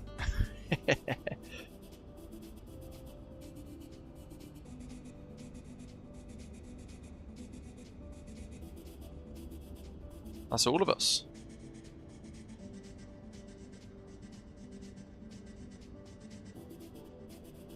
I shall leave you with this little pan shot as Ian vacates down the end like myself. Great touchdown, matey. Enjoy the rest of the weekend wherever you are in the world. 2472, welcome to Vancouver. And I will see you Vacate left on Delta next 5, time. Taxi Delta to the apron. Delta 5 and Delta to the apron. Thanks for watching. Take care. Thanks for flying along.